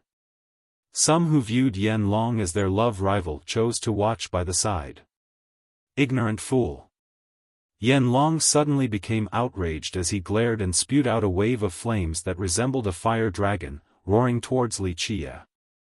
The moment Yan Long took action, Li Qia narrowed his eyes and revealed a cold glint. Lu Baiqiu, who was right next to him, couldn't help but become startled. She was not worried for Li Qia since she already knew of his ferocity. Yan Long's fierceness was not enough compared to Li Qia. Pop! Before the fire dragon could even come close to Li Qia, it was already destroyed by a flick of a finger. Yan Long had been angered, but after seeing the person who dispelled his fire dragon, all of his anger suddenly vanished. A girl wearing a blue dress suddenly appeared right next to Li Qia. She then silently stood beside him with a transcendent air. The girl had a pair of spirited eyes that could bewilder spectators with their pure aura. Although her features shamed the moon and flowers, more people would pay attention to her wonderful temperament. Sister. Yan Long's anger dissipated after seeing this lady dressed in blue. He immediately put on his gallant posture and revealed a smile that could swoon countless young girls. Sister Lan. Seeing this lady in blue, many thousand carp disciples excitedly called out. The male disciples stared in obsession after seeing this charming, beautiful woman. Descendant of the Thousand Carp River, Fairy Zhu. Lu Baiqiu's expression changed after seeing this woman before her, feeling a sense of inferiority. Lan Yunzhu was indeed worthy of being the descendant of the river sect, a heaven's proud daughter of the distant cloud, and a famed beauty in the entire region. Li Qie couldn't help but smile after seeing the lady in blue beside him. He was too familiar with this girl since it was the person who he referred to as a faded old woman. Sister has finally broken through the trial. Yan Long happily exclaimed, "Congratulations, I knew that this little trial was nothing to you." Lan Yunzhu gently nodded her head and greeted, "Thank you for your concern, but I wonder why you suddenly wanted to attack him?" "Sister, this brat does not know the immensity of the heaven and earth and considered himself your fiancé. I want to teach this brat a lesson in your stead about a frog wanting to eat a swan's meat." Yan Long hurriedly replied. Li Qie couldn't help but smile, then he looked at Lan Yunzhu and said, "Faded old woman, if your senior brother wants to teach me a lesson, do you think it would be better if I fight back, or if you should do it?" Lan Yunzhu gritted her teeth after hearing these words. She couldn't help but glare at Li Qie. As for Yan Long, his anger had already reached the sky. "Thing that doesn't know life from death, you dare to insult my sister." Yan Long's flame suddenly soared forward. It was as if he had turned into a fire dragon and unleashed a move that covered the sky in flames, wanting to incinerate Li Qie. Pop! Lan Yunzhu gently stopped Yan Long again before he could harm Li Qie. Although she was quite angry at him, she was also someone who knew when to move forward and when to retreat. Although their senior brother was powerful, but not to mention an ancient saint like him, even a heavenly sovereign would not be able to handle Li Qie. 6 palaces and 9 stars, this was absolutely an existence worthy of fear. Heavenly sovereigns would turn pale when faced with such a heaven-defying existence. Sister, Yan Long was surprised to see Lan Yunzhu blocking another attack. He suddenly felt jealous seeing Lan Yunzhu protect Li Qie twice. "Brother, this person is a guest. This is no way to treat our Thousand Carp River's guest," Lan Yunzhu dismissively said. Yan Long stopped with a hateful expression and said, "I'll spare this brat today out of respect for sister, but next time, I'll show him who's daddy." Li Qie couldn't be bothered to care for Yan Long and told Lan Yunzhu, "Very well, you guys can deal with your own sect stuff. Little girl, come to my place later." Having said that, he turned around and left. Lu Baiqiu's mouth was wide open as she stood there dumbfounded. This was the descendant of the Thousand Carp River. Countless talents respected her like a goddess, but Li Qie treated her like his own servant. Li Qie's attitude exasperated Yan Long's murderous fury while Lan Yunzhu couldn't do anything about it. As for the disciples standing to the side, they could only glance at each other speechlessly. Not long after he returned to his mansion, Lan Yunzhu came by. The moment she saw him, she angrily rolled her eyes at him and exclaimed, "You came here to stir trouble, right?" Li Qie leisurely said, "So what if I am? If you guys didn't come to provoke me, would I be running here to mess with you? To keep it simple, you guys brought this upon yourselves. This is the Thousand Carp River." Seeing Lu Baiqiu standing right there, she became even more embarrassed and shouted, "Brat, what are you doing?" Li Qie leisurely answered with a smile, "I can't touch my wife's butt. Since you want to marry me as the husband, I'm just giving you some early love. There is nothing wrong with this." Lu Baiqiu immediately looked away and acted as if there was nothing to see. In the entire sacred netherworld, maybe only Li Qie would dare to flirt with Lan Yunzhu like this. Lan Yunzhu was a proper girl. No one had ever dared to tease her, let alone touch her, but, so she was suddenly embarrassed as her cheeks started to heat up. She was shaking with anger after being taken advantage of by Wuxia. "Little girl, you alone want to discipline me? You are still too young. Maybe cooking and acting like a housewife is doable, but as for being a bad, controlling wife, I'm afraid it is not possible. There are no girls that can put me on a leash," Wuxia said with a smile. Lan Yunju was angry to the point where she swung her palm around in the air and snappily exclaimed, "Little devil, just wait and see. One day, I'll teach you a lesson." "Little girl, where are you going?" Wuxia said with a wide smile as he watched her leave. The now faraway Lan Yunju dismissively replied, "Going to meet the elders. I have my own plans about my marriage and do not need interference from the sect." After she left, Lu Baiqiu whispered, "Young noble, I think Fairy Zhu seems to like you, will you marry her?" Wuxia only gave Lu Baiqiu a look and gently shook his head with a smile without saying anything. Not long after Lan Yunju left, an uninvited guest came to visit. But rather than a visit, it was more like a forceful break-in. This was an old man with white hair and a beard. His blood energy was quite plentiful as divine rings orbited around his body as if they were shouldering individual worlds. Each ring looked like a gigantic star while he appeared to be a giant. A suppressive aura that could render others breathless came along with his arrival. There was a total of 81 rings around his body. This meant that he was an amazing jewel sovereign at grand accomplishment. Despite the passing of the difficult Tao era, heavenly sovereigns were still a rare sight, let alone a powerful jewel sovereign. A grand accomplishment jewel sovereign was indeed someone worthy of awe and fear. "You are Wuxia." This old man entered with an oppressive momentum. He didn't even bother to look straight at Wuxia, it was as if Wuxia was only an insignificant insect. Where did this little buzzing fly come from? Wuxia met the old man's arrogance with an even more boisterous tone. He also didn't bother to look at the old man while he performed a fly-swatting motion with his hand. Lu Baiqiu immediately held his sleeve and whispered after hearing Wuxia's arrogant reply, "This is Elder Lin, Yanlong's master." The old man's eyes became fierce as he exuded a frightening aura that emanated throughout the room. Lu Baiqiu had a weak cultivation, so she had difficulty breathing amidst this suppression. "Don't act all high and mighty within my domain. State your business or do not bother me." At this time, Wuxia finally gave him a cold glare. The elder replied with a similar chilling tone, "Brat, be smart and drop this marriage with Yunju.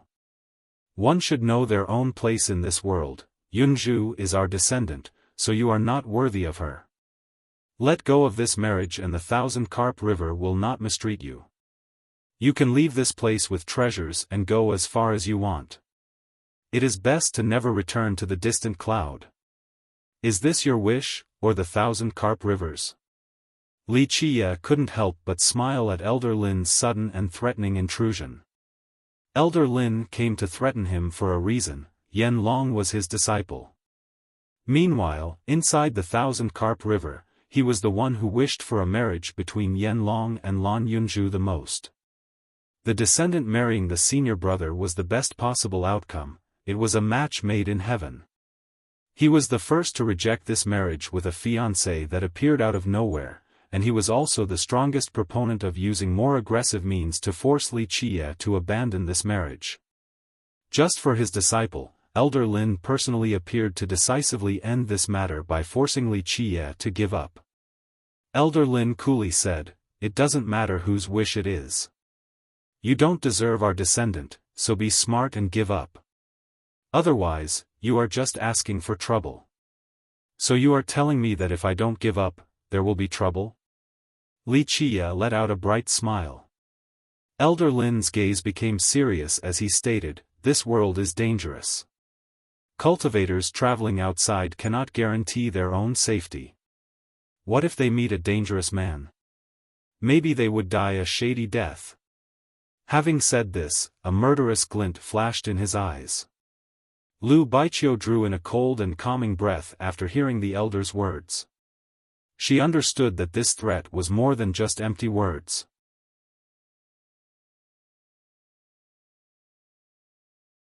Chapter 405. The Storm of a Marriage. Keep in mind that a Jewel sovereign would not throw out empty words, so anyone who heard these hints would be scared out of their mind.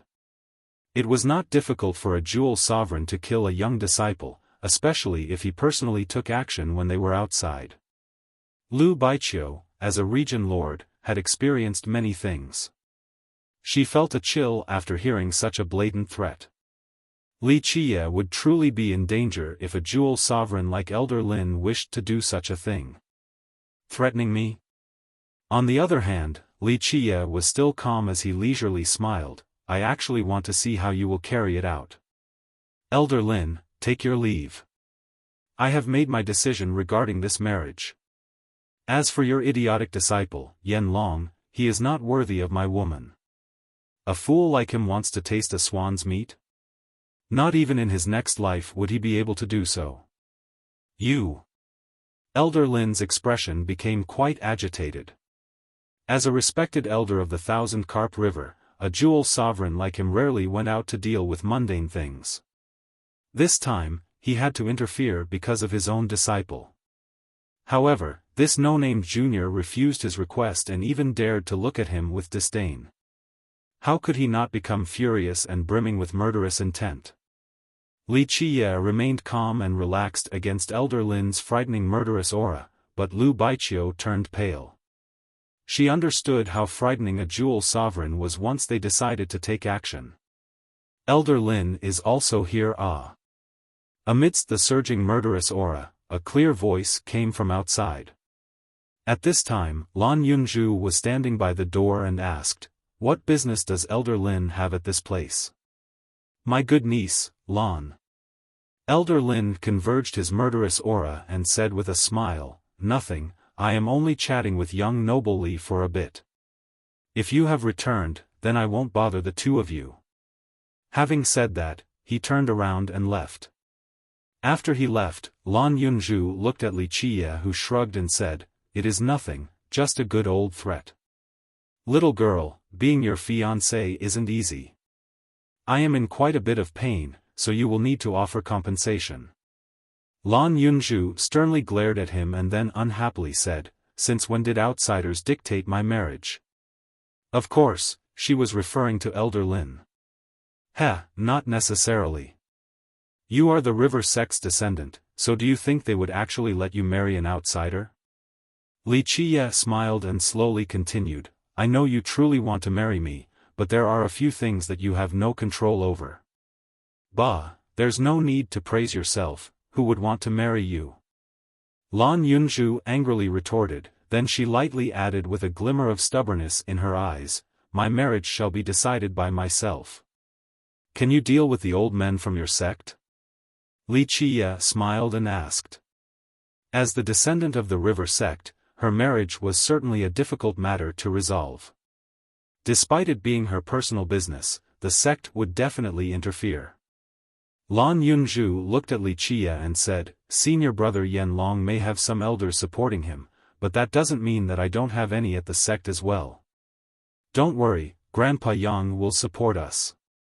"Grandpa Yang?"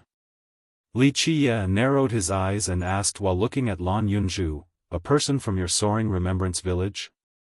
Lan Yunzhu nodded and replied, "Yes, Grandpa Yang is part of our village's oldest generation.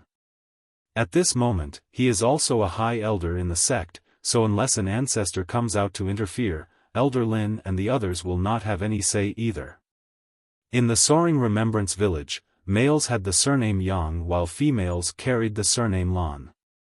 Moreover, the village didn't have just Lan Yunzhu as a genius since they had produced many big characters before her. The Grandpa Yang Lan Yunzhu referred to was a high elder of the Thousand Carp River as well as her Dao guide. "Hey, are you trying to use me as a blade?" Li Qie glanced at her and said, "To put it frankly, you just don't want to marry Yan Long or a different martial brother, so right now, you chose not to cancel this marriage. You're trying to use this chance to escape your own problems." Little girl, this is the internal struggle of your sect, it has nothing to do with me. Lan Yunzhu looked back at him and countered, so? Are you afraid? If you are, then you can choose to leave now. I won't blame you, and I will deal with my own problems. Lan Yunzhu's oath beneath the dream-wishing tree of the village was not only because of her parents' egging, she also wanted to use it as an excuse to escape the forced marriage from the sect elders. She didn't want to marry any brothers in the sect, including senior brother Yen Long. It just so, very conveniently, happens that Li Qie obtained her promissory jade pendant and got embroiled in the internal strife of the Thousand Carp River. Afraid? Li Qie couldn't help but reveal a natural smile. The Thousand Carp River alone is not enough to scare me. However, there is a saying, with merits come rewards. If you want to use me as a tool, little girl, then don't you think you should give me something in return? How about this, you will warm my bed tonight. Go to hell. The blushing Lan Yunzhu angrily kicked forward, but Li Qie easily dodged it. Little girl, stop being so unladylike. Don't be so rude like this. Li Qie reached out and slapped her but, then he said with a laugh. While Lan Yunzhu was shaking with anger, Lu Baiqiu was chuckling because, in her eyes, the two of them seemed to be flirting like newlyweds. While Li Qie and Lan Yunzhu were going back and forth with each other, the Thousand Carp River had a meeting with all the elders. This time, it was personally led by the sect master, Daoist Bao Gui. Regarding this engagement, how about we let Yunzhu herself decide? Daoist Bao Gui started the meeting. This was met with strong opposition from many elders, and one of them stated, "Big brother, how could we treat such an important matter so trivially?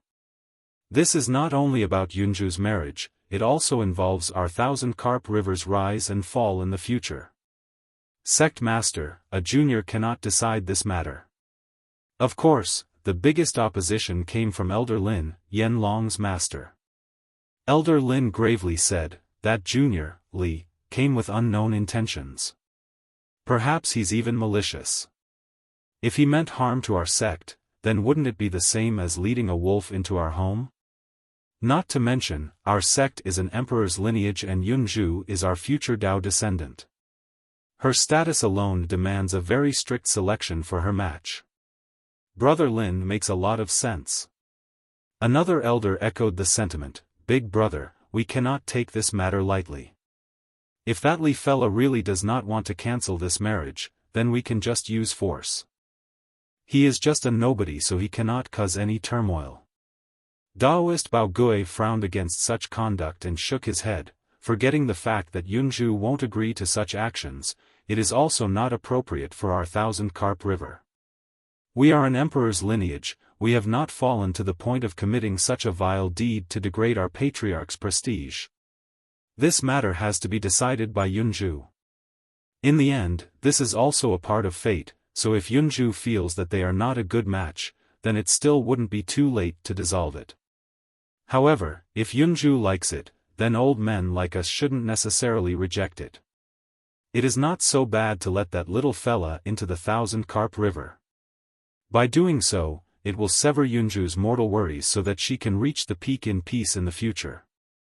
Not all the elders opposed this marriage, some were actually supportive. That would also be fine. Another elder continued, "This marriage was decided by fate, so maybe it is a good thing for Yunzhu. The Grand Dao is long with dwindling roads, if she can find the right Dao companion to walk together, then it will be quite beneficial for her future path." Although this matter seemed to be about a simple marriage, it was an internal battle within the sect. And of course, as the sect's descendant, Lan Yunzhu also had the support of quite a few elders and even a high elder. This is foolishness. Elder Lin's attitude was very aggressive as he gravely said, "How could that Li brat be of any help to Yunzhu's future path? It would already be a blessing if he didn't slow her down. If we were to talk about helping Yunzhu's future path, then the Dao companions most appropriate for her would be our sect's young disciples. For example, Yen Long is the best candidate. Yan Long's talents are only weaker than Yunju's amongst the younger generation. Not to mention, he had cultivated for a longer time with great experience and maturity. Elder Lin continued on, how can anyone else be her Dao companion if not our own students? Quite a few elders were dissatisfied with Elder Lin constantly trying to match Yan Long and Yunju together. In fact, he had once done this before but was rejected by Lan Yunju and the sect master. Despite this setback, Elder Lin did not give up on Yan Long since Yan Long always wanted to marry Lan Yunju. Little brother Lin, don't bring up Yan Long at this moment. We have to talk about this engagement first. Daoist Bao Gui gently shook his head and said. Keep in mind that a jewel sovereign would not throw out empty words, so anyone who heard these hints would be scared out of their mind. It was not difficult for a jewel sovereign to kill a young disciple, especially if he personally took action when they were outside. Lu Baiqiu, as a region lord, had experienced many things. She felt a chill after hearing such a blatant threat.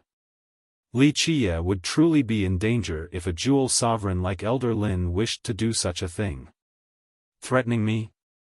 On the other hand, Li Qie was still calm as he leisurely smiled. You'll find out how I teach impudent scum like you a lesson tomorrow.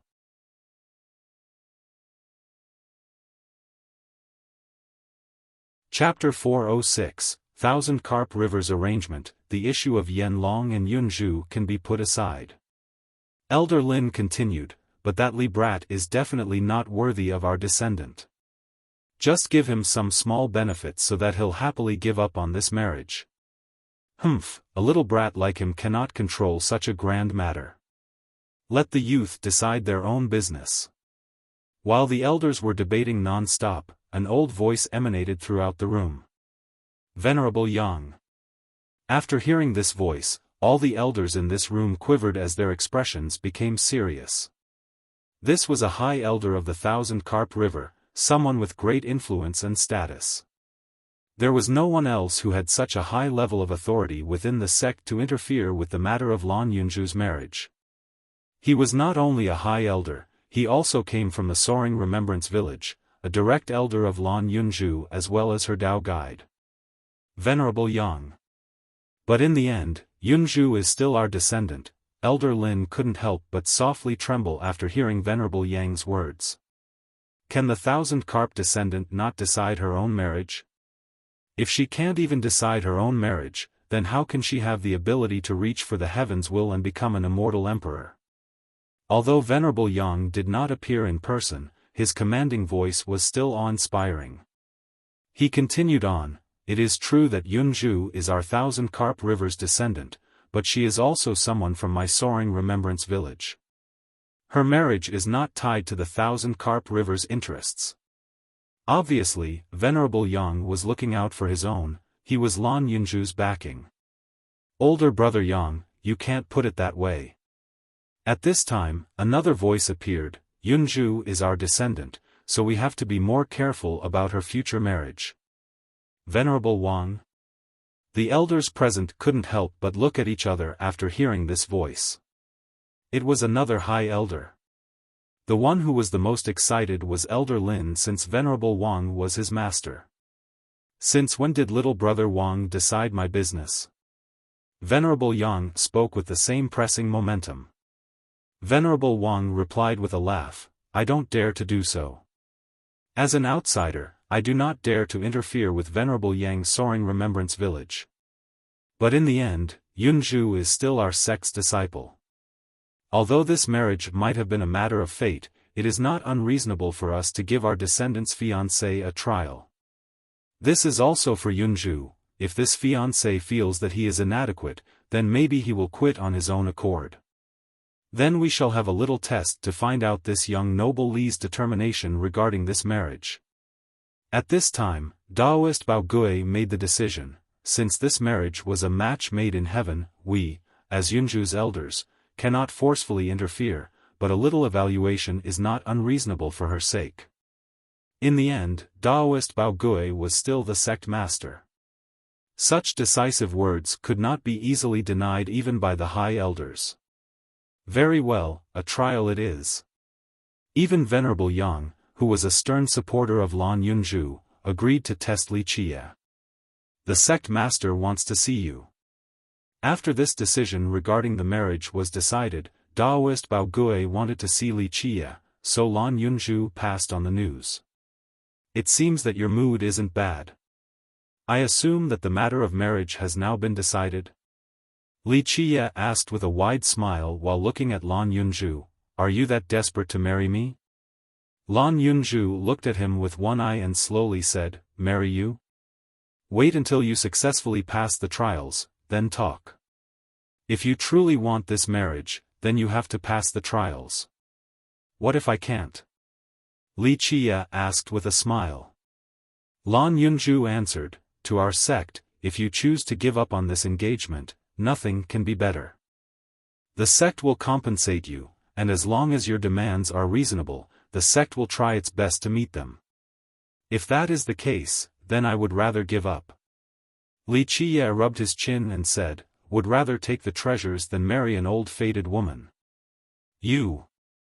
Lan Yunzhu was angered to the point of vomiting blood as she glared at him and stated, little devil, am I only worth 1 or 2 pieces of treasure? Li Qie's eyes shifted up and down as he scanned Lan Yunzhu before smiling, so you really want to marry me that badly? I have to think about this for a second. In the end, marriage is the biggest decision of one's life, and I am not a careless person.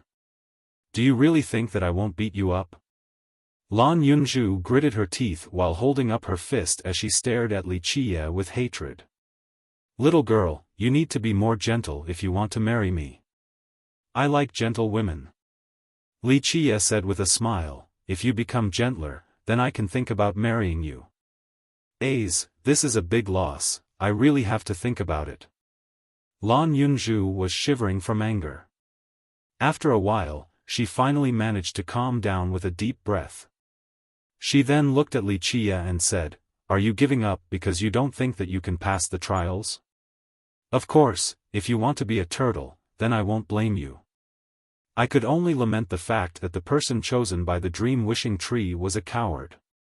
Girl, your psychological egging is still too weak.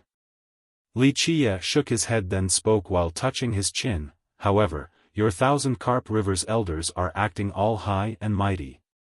They actually think that I'm trying to climb up within your sect, so I want to teach them a lesson. So you are saying that you want to take the challenge? Lan Yunzhu couldn't help but happily exclaim. Oh, you really want to marry me, huh? Li Qie smilingly replied. Lan Yunzhu glared at him and angrily stated, stop daydreaming.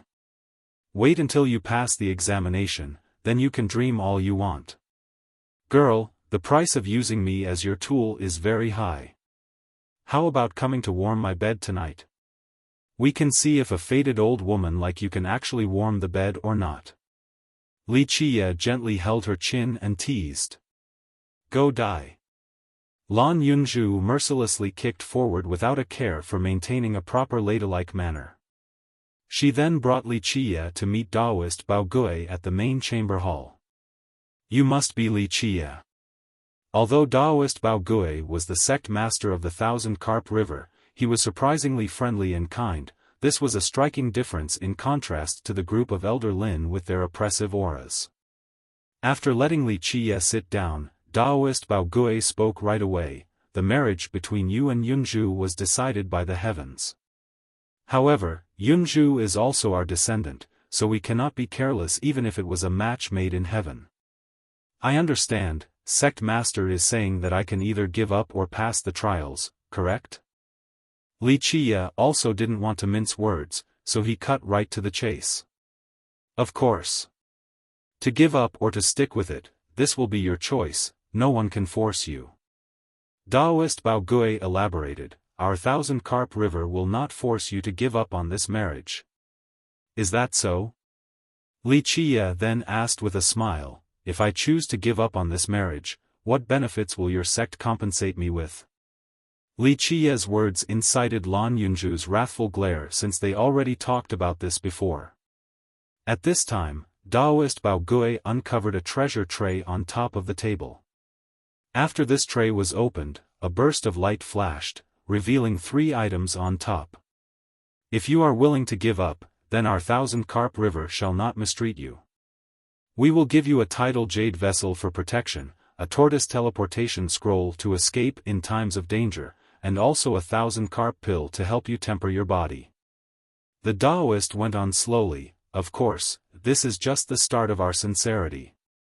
Outside of these 3 items, you can also pick another 3 as long as they are not of the immortal emperor level. Our sect will consider and meet your request. Wuxia himself was quite surprised at the 1000-carp river's huge showing. It seemed that the sect truly didn't want to betroth Lan Yunju to him. Of course, he could understand their reasoning. After all, fertile water shouldn't flow to outside fields. It was easier said than done for the sect to groom a descendant. I can feel the sincerity. Wuxia glanced at Lan Yunju, who was standing to the side. She was also gazing right back at him. Although there was no exchange of words, their intents were clearly exchanged. What if I pick the trial? Wuxia glanced over the items on the tray before asking with a grin. Taoist Bao Gui looked at him and eventually nodded his head to say, if you choose to continue with this marriage, then you have to pass 2 out of 3 trials. Anything less would be considered failure. Then what is the consequence of failing? Wuxia's interest was piqued as he cheerfully asked. Taoist Bao Gui answered, although our sect won't interfere with your marriage, Lan Yunju is still our descendant, so we must assess you for her sake. If you fail and choose to give up, then you can leave. However, if you choose to stay and persevere onwards, then you can try your best to cultivate until the day of success. These conditions are not bad at all. Wuxia said with a smile, at the very least, your sect still carries the style of an immortal emperor's lineage. Your current generation does not dishonor immortal Emperor Qian Li's Dao lineage. Wuxia simply didn't care for the sect's strength. If the sect chose to be stubborn, then nothing could be better for him. Then, he could disregard the sect's future completely and directly take away the items he wanted. Of course, such prime conditions were the result of Venerable Yang as a high elder supporting Lan Yunju. Unlike the other elders, Venerable Yang actually wished to push this marriage along due to his own reasons.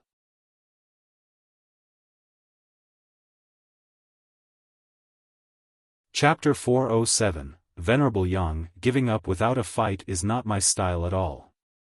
Since your sect wishes to test me, then I just have to rise up to the challenge. In the end, Wuxia answered the Taoist. Taoist Bao Gui was not surprised by his answer as he nodded his head. Very well, since there are 3 trials, one of them will be chosen by you to keep it fair. Okay, if I can specify a trial, then I will choose what the second trial will be. Wuxia decisively responded with ease. Good, the first trial will be a martial test starting tomorrow. Do you have any objections? Taoist Bao Gui asked. Wuxia shrugged and said, I'm ready at any time. Then you can return and prepare. Tomorrow, our 1000-carp river will select a disciple to challenge you. You need to prepare, don't underestimate your opponent. Taoist Bao Gui was quite friendly and specifically warned him. Wuxia looked at Lan Yunju and smilingly asked, don't tell me you guys are sending my fiancé to fight me? The word fiancé irritated Lan Yunju, but it also caused her to blush while she glared at Wuxia. You don't have to worry about that. If Yunju comes out, it would not be very fair. Taoist Bao Gui smiled in response. In fact, although he was the sect master, he was also Lan Yunju's master, so of course he supported her. In his opinion, if Lan Yunju went out, then Wuxia would have no chance of winning.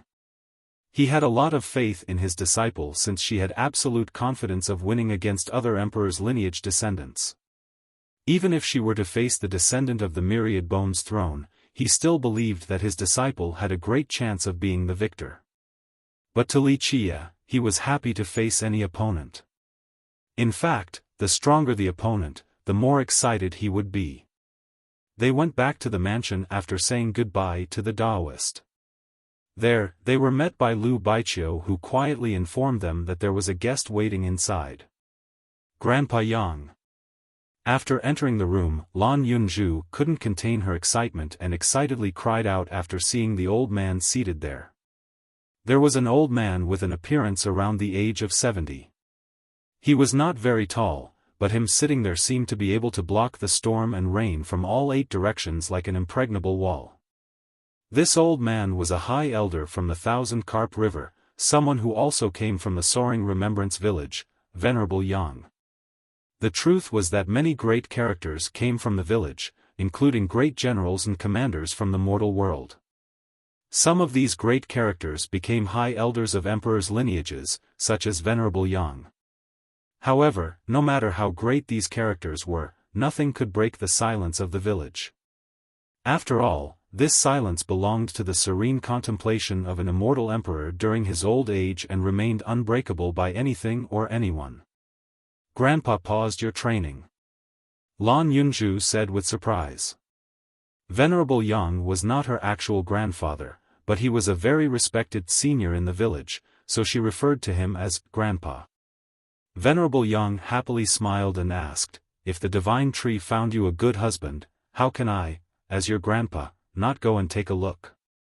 "Grandpa, what are you talking about?"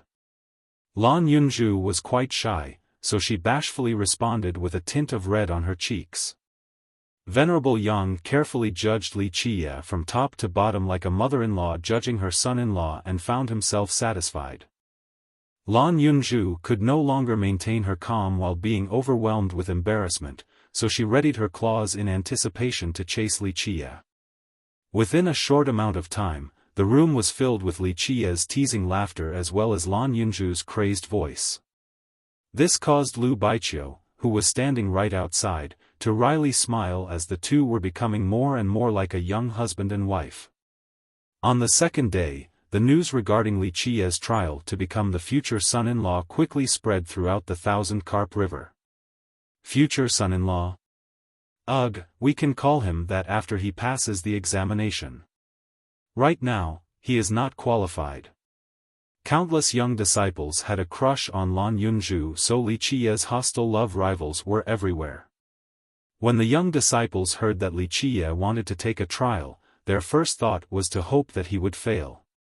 Next, the information regarding the first martial trial also came out. It was a fight between Li Qia and their senior brother, Yan Long. In order to test Li Qia's martial capabilities, the Thousand Carp River sent out Yan Long, one of the strongest young disciples. This was understandable since it was already very fair that they didn't send anyone from the previous generation. And as for Yan Long being the one to take the mantle, it was unknown whether he was chosen by the elders or he volunteered himself. When the Thousand Carp disciples heard that their senior brother was about to fight, they instantly became excited. One of them exclaimed, "Not bad, senior brother can instantly teach this frog who wants to eat a swan's meat a good lesson." Very quickly, it could be said that even disciples who normally didn't get along became quite united with a single thought, and that was to kick this Li Qia out. Heh, that Li brat probably won't even be able to handle 3 moves from senior brother. How can a nobody like him be a match for senior brother? A junior sister who was a fan of Yan Long said. 3 moves? That is thinking way too highly of that brat. In my opinion, 1 move is enough. Senior brother is an amazing ancient saint. A junior brother said, if senior brother uses 1 move to defeat this brat, he will lose all confidence and won't even have the courage to participate in the next one. Nothing would be better. We have to let this brat know that not just anyone is worthy for our senior sister. In an instant, all the brothers and sisters in the Thousand Carp River banded against Li Qia. It was as if Li Qia had done something that warranted the unified hatred from everyone since all the disciples hoped that he would lose. Early morning of the next day, the martial stage of the Thousand Carp River was filled with disciples since they all came early to witness the fight. The elders that would act as referees came right after, then Yan Long also entered the stage. Today, Yanlong was in high spirits as the flames around his body resembled dragons capable of incinerating the sky. Today, his battle intent was at its peak. He had a conceited look on his face as if victory was assured. The truth was that Yanlong didn't think too highly of Wuxia.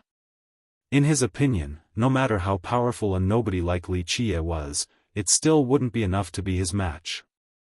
His arrogance was not without reason. As the senior brother of the river sect, his talents were very high and he had become an ancient saint for some years now.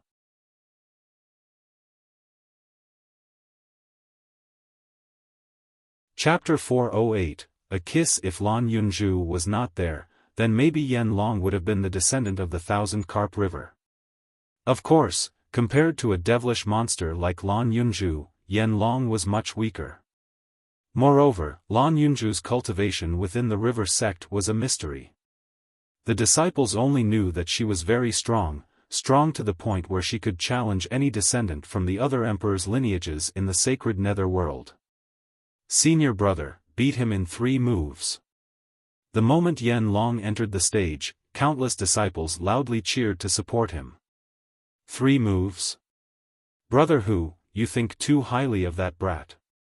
1 move from senior brother is enough. A disciple immediately laughed and stated. In brief moment, an encore of laughter emanated throughout the stage. Compared to Yanlong, Wuxia's side was much weaker. There was nothing anyone could do about it since the river sect was Yanlong's home ground, so the disciples here naturally supported him.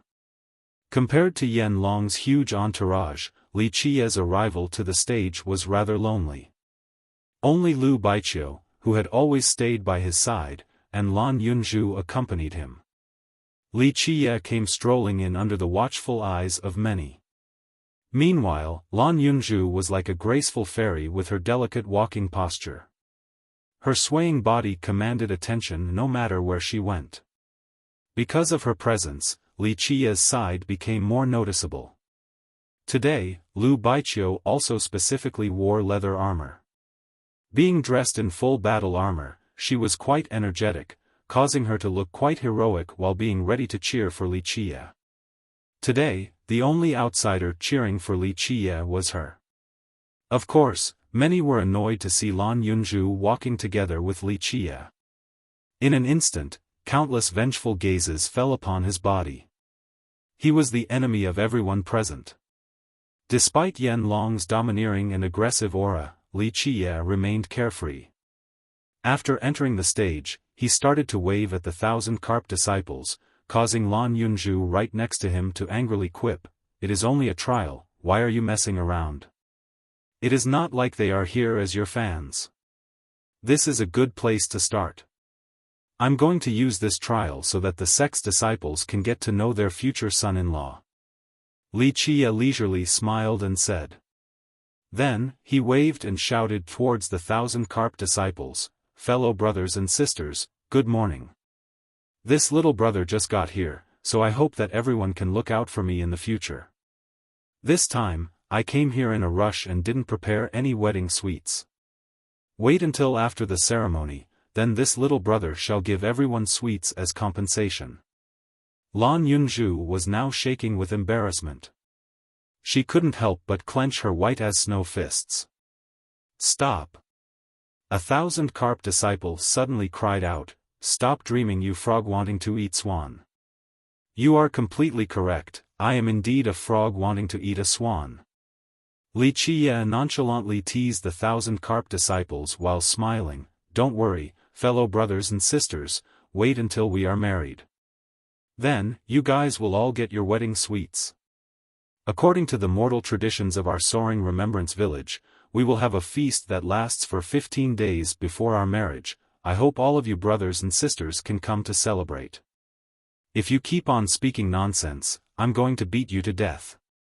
Lan Yunju was too embarrassed and wished that she could just hide in a hole underground. She gritted her teeth and clenched her fists as she threatened Wuxia. Wuxia glanced at her and lightly smiled, "Girl, there is a price for everything. It is unknown whether our marriage will be a thing or not, but for now, I am being used as your tool. What if things turn bad and I have to leave my life behind? Can't I even tease you a little bit? If you have an issue with this, then I can just leave right now. Despite her rage, she still had to endure it as she gripped her fists tightly. After this matter ends, she was going to teach this brat a good lesson. But in the eyes of the 1,000 carp disciples, Li Qia and Lan Yunju's banter appeared to be very intimate, so many of them became quite jealous. Especially Yan Long, his eyes became fierce as he was overwhelmed with jealousy. He wanted to smash Li Qia into pieces at this very moment. Very well, since both sides are here, the duel can begin. An elder who was seated up high said with a serious tone. Another elder added, once a party accepts defeat, the other party must immediately stop. This is only a trial and not a life and death battle. One can immediately acquiesce once they can no longer handle it. Li, come here. After getting permission from the elders, Yan Long coldly gazed at Li Qia and shouted, let us end such a boring fight. I shall conclude this within 3 moves. Li Qia didn't bother to take a glimpse at Yan Long. He only looked at Lan Yunju next to him and smiled. I'm about to fight for you, shouldn't you reveal a bit of sincerity? Reveal what? Lan Yunju angrily glared at him and immediately felt that this brat had some evil intentions. Li Qia leisurely replied with a smile, how about a lucky kiss or something of that sort? Of course, a passionate kiss on the lips would be even better. I would be very motivated and might even be able to slay emperors and evil lords. Go to hell. Lan Yunju felt her face becoming hot as she felt embarrassed and angry. However, she couldn't kick him in front of everyone. So heartless. Li Qia shook his head and smiled, then he told Lu Baiqiu who was standing right beside him, Baiqiu, I have to step onto the stage soon, so give me a lucky kiss and wait for my triumphant return. The valiant Lu Baiqiu looked at Lan Yunju then back at Li Qia before revealing a beautiful smile and saying, I'll wait for your triumphant return. Having said that, she softly kissed Li Qia's forehead and gave him her blessing. Meanwhile, Lan Yunju started to sulk on the side after seeing this. Li, don't delay this. If you are afraid, then it is not too late to surrender. Yan Long became furious after seeing such a scene. He wanted to instantly kill this thing that doesn't know life from death. What's the hurry? Do you not see that I'm trying to get a lucky kiss? Li Qia smiled and said, fated old woman, wait for my victory then warm my bed tonight, okay? You, Lan Yunju couldn't stay calm from embarrassment. However, at the time of her eventual outburst, Li Qia suddenly came close and kissed her lips, then he decisively turned and stepped onto the battle stage. After suddenly being kissed, Lan Yunju became frozen as her mind was emptied as she watched Li Qia enter the stage. The 1,000 carp disciples who saw this scene became quite furious. If gazes could kill, then Li Qia would have died countless times already. Yan Long's temper exploded as he gritted his teeth and prepared his fists while he coldly said, ignorant thing, you chose to ignore a clear path to heaven while insisting on trespassing into hell without an entrance. Don't blame me for being ruthless today. Senior brother, teach him a good lesson. At this time, the 1,000 carp disciples roared, especially the male disciples who wished that they could be the one to beat Li Qia up instead. He actually dared to shame the goddess in their hearts. Unforgivable. Yan Long was overtaken by extreme anger at this point, so he said with a cold demeanor, Li, it is not too late to say your last words because you won't have the chance once I make a move. At this point, Yan Long wanted to kill Li Qia. This was no longer an examination, he swore to slay Li Qia within 3 moves, denying him a chance to even give up. Last words? I have never needed to say these before. Li Qia looked at Yan Long and said without a care. This arrogant attitude only fueled Yan Long's murderous intent as he responded coldly, still boasting on the verge of death. I shall slay you in 3 moves. 3 moves? Li Qia gently shook his head in response. 3 moves are too many, 1 is plenty for us to end this fight. Within 1 move, your defeat is guaranteed. Bah, how naive. Senior brother, behead him with 1 move, make us proud. Many disciples were instantly enraged as they shared the same enemy. Brat, come accept your death. Yen Long furiously took a deep breath.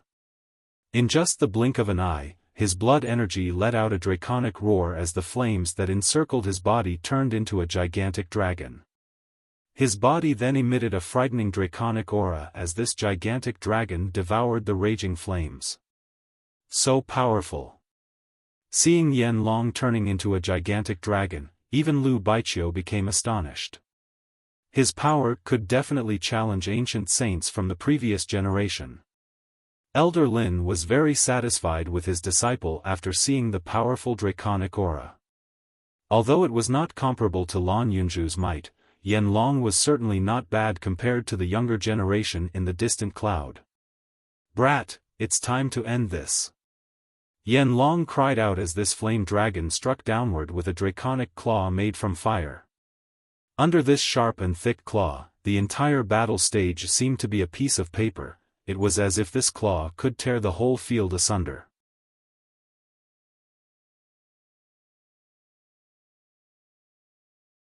Chapter 409, One Triumphant Move. Senior brother is amazing, he already obtained a dragon soul.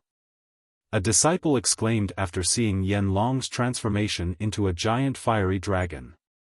Long Yen had the bloodline of a fire serpent, so he belonged to the demon Dao. If he could make the dragon flames eventually give birth to a dragon soul, then in the future, it could evolve into a true dragon. At that time, his bloodline would undergo a real transformation to become a powerful and heaven-defying divine beast. Senior brother, beat him up. A junior brother cheered while waving their arms after seeing Yen Long on the move. Many others also encouragingly cried out for him. Right when the fiery claw was scratching downward, Li Qiye suddenly shifted his body at this very second. The space around him suddenly shivered as if it was a flap of his wings. Bang! A huge explosion resounded. Everyone thought Li Qiye had become mincemeat under the fire dragon's gigantic claw. However, when all of them took another look, Yen Long, with a dragon encircling him, was sent up high, staining the sky with his own blood. Boom! Another loud bang resonated as Yen Long, who was just blown away, didn't have time to regain his composure before being slammed down to the ground by someone in the sky. Bang, bang, bang. 3 more explosions rang. Before Yen Long could reach the ground from the sky, he was struck 3 more times. The force of these 3 blows accumulated on his body in a split second, crushing the gigantic fire dragon around Yen Long's body into little pieces. Rumble. Finally, a loud bang shook the entire stage as Yen Long heavily slammed into the ground, creating a huge pit. Inside this huge pit, Yen Long was bruised and covered in blood, he was completely immobilized. If he wasn't still breathing, others would have thought that he was dead. Meanwhile, Li Qiye still stood in the same place as if he had never taken any action. Instantly, everyone's mouth was gaping, they couldn't close them for a long time. The disciples who were cheering for Yen Long earlier had unvocalized words stuck in their throat. In the end, they had to forcefully swallow them. At this time, all sounds disappeared. Even the elders of the river sect were shocked because everything happened instantaneously. In this split second, even Yen Long's powerful defense was completely useless. Their disciples most likely couldn't see Li Qiye's actions, but the elders saw them. However, even they themselves only saw his afterimages. If it wasn't for their heavenly sovereign cultivation, and some were even heavenly kings, they would not be able to keep up with Li Qiye's speed. This speed was too fast. Even peak sovereigns and powerful heavenly kings would not necessarily have such terrifying speed. Even Lan Yunju was staring at Li Qiye in aghast. She knew more about Li Qiye compared to others. 6 palaces and 9 stars, such an ancient saint would have a definite advantage even when facing heavenly sovereigns.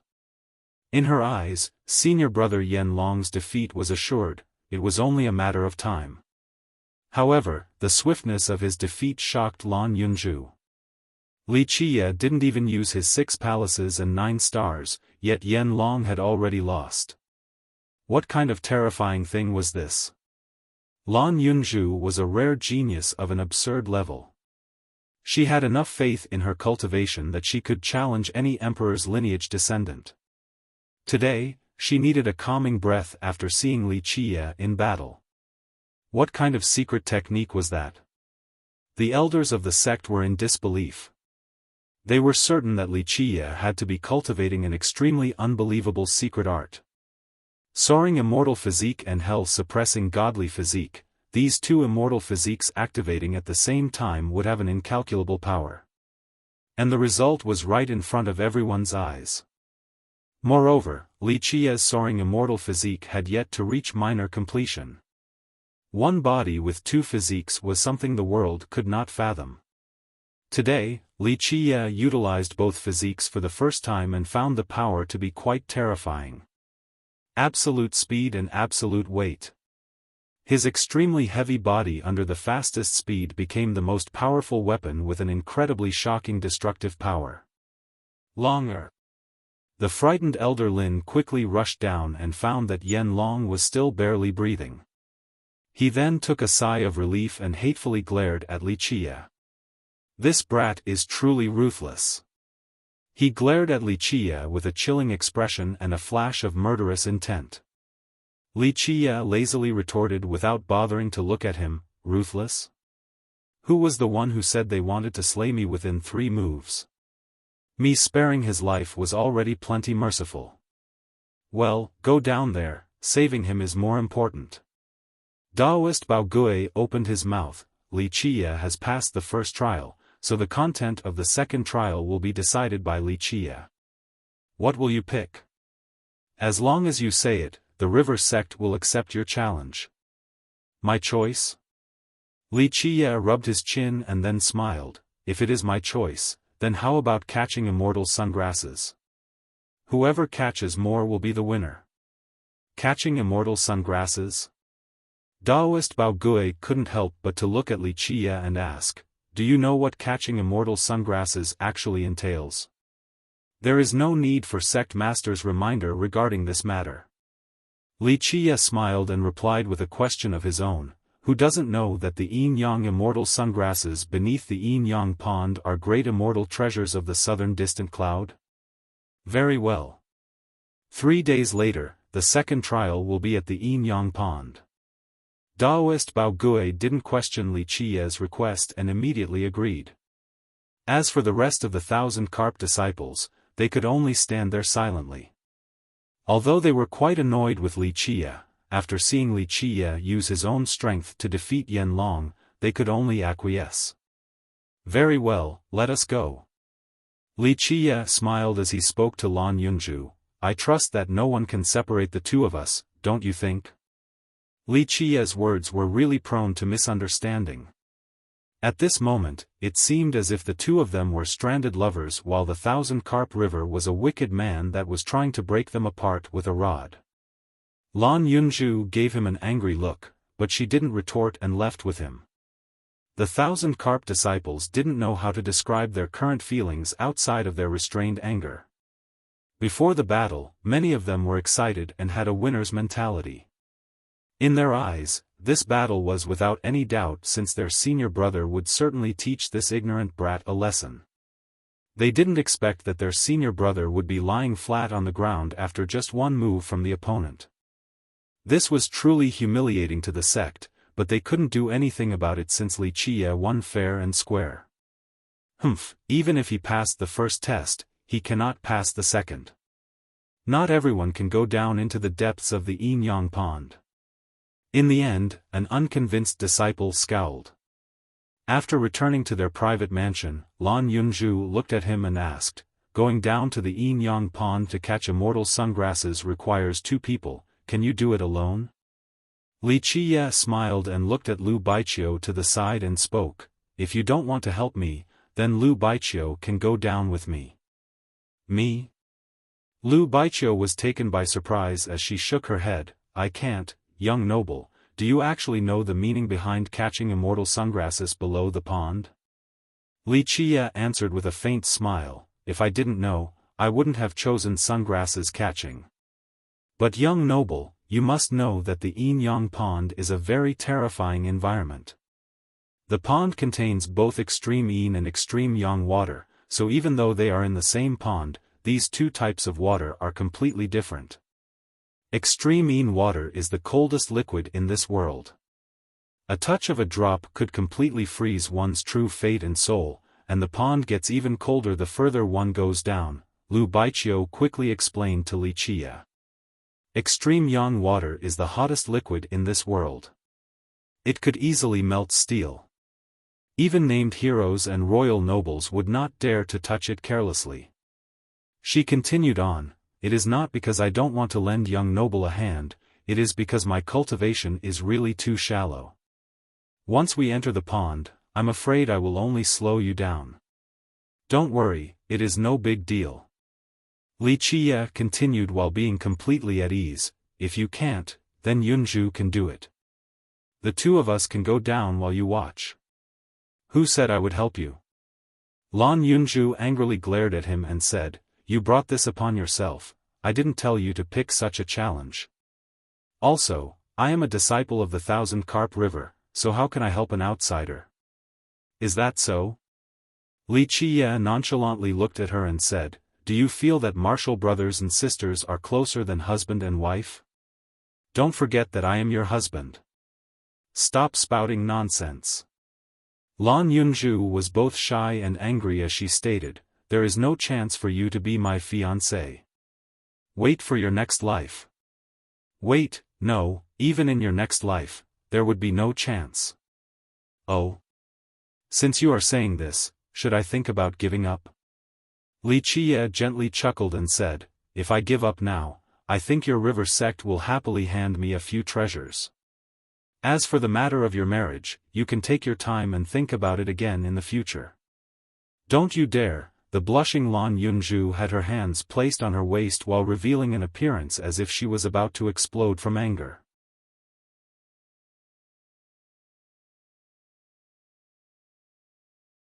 Chapter 410, Yin Yang Pond. Girl, you haven't even married yet, but you are already acting like an old housewife.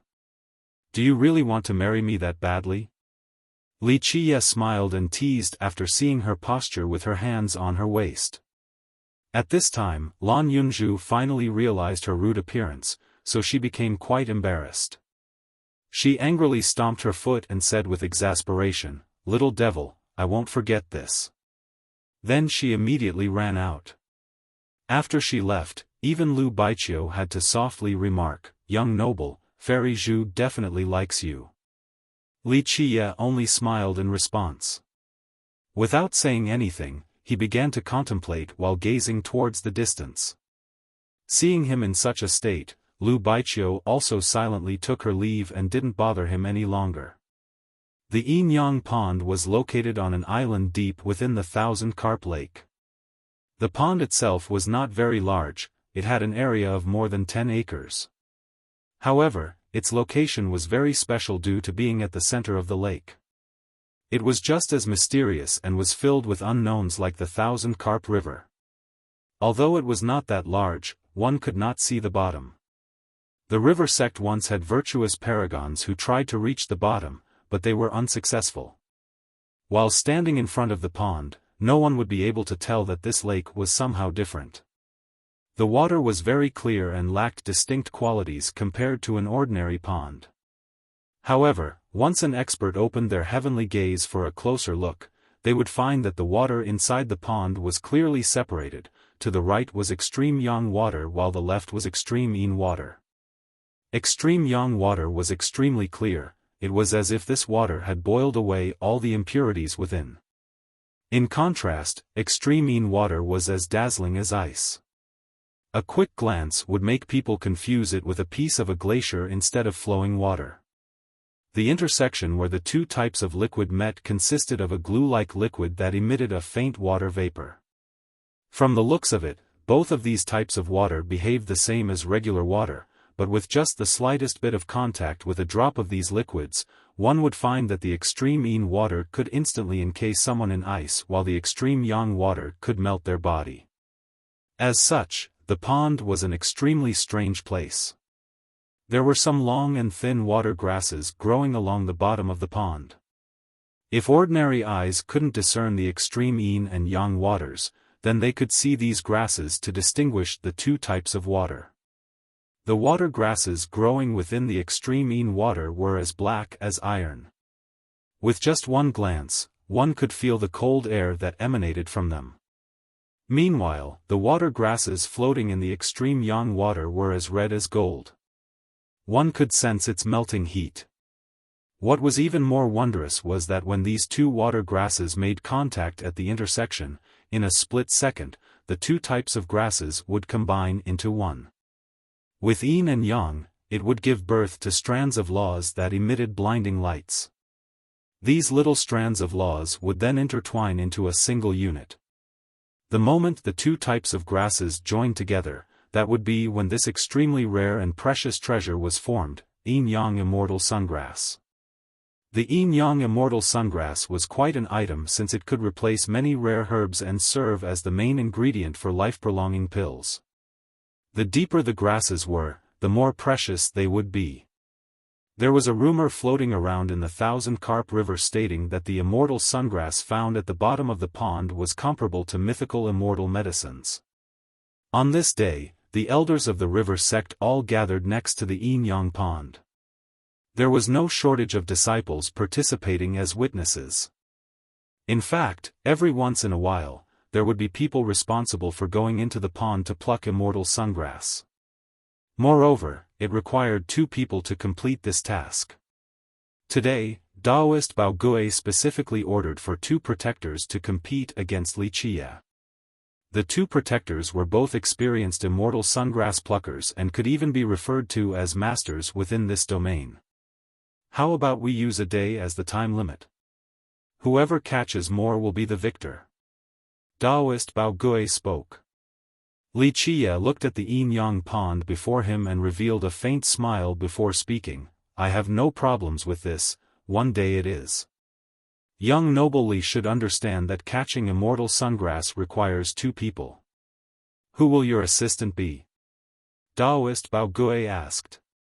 Her. Wuxia smilingly pointed at Lan Yunzhu right next to him and declared, we'll catch the immortal sungrass together. No. Some disciples from the river sect immediately rejected Wuxia's proposal. In fact, a few elders were also against it, especially Elder Lin. He then spoke coldly, Yunzhu is a disciple of our sect, if you want an assistant, you have to find someone else. Wuxia lazily looked at him and said, Elder Lin, it is true that Yunzhu is a disciple of your sect, but don't forget, she is also my fiancée. Lan Yunzhu became irritated but was helpless. This matter had already become the truth. Wait until you pass the trials, then you can start saying such things. Elder Lin snorted with a chilling glare. Right now, his disciple was still lying on his bed, incapacitated, so as his master, Elder Lin wanted to kill this brat at this very second. Very well, then Yunzhu can lend you a hand. Taoist Bao Gui nodded his head and spoke with a deepened tone. Sect master, this isn't right. Many protectors and elders were not happy with such a decision, so they couldn't help but voice their disagreement. Taoist Bao Gui gently motioned his hand and said, we sent out protectors, this is already quite an advantage. Although Yunzhu is a disciple of our sect, she is not an expert in catching immortal sungrass. Since they are engaged, it is quite reasonable for Yunzhu to lend him a hand. In the end, Taoist Bao Gui was still protecting Lan Yunzhu and was on her side. We shall start then.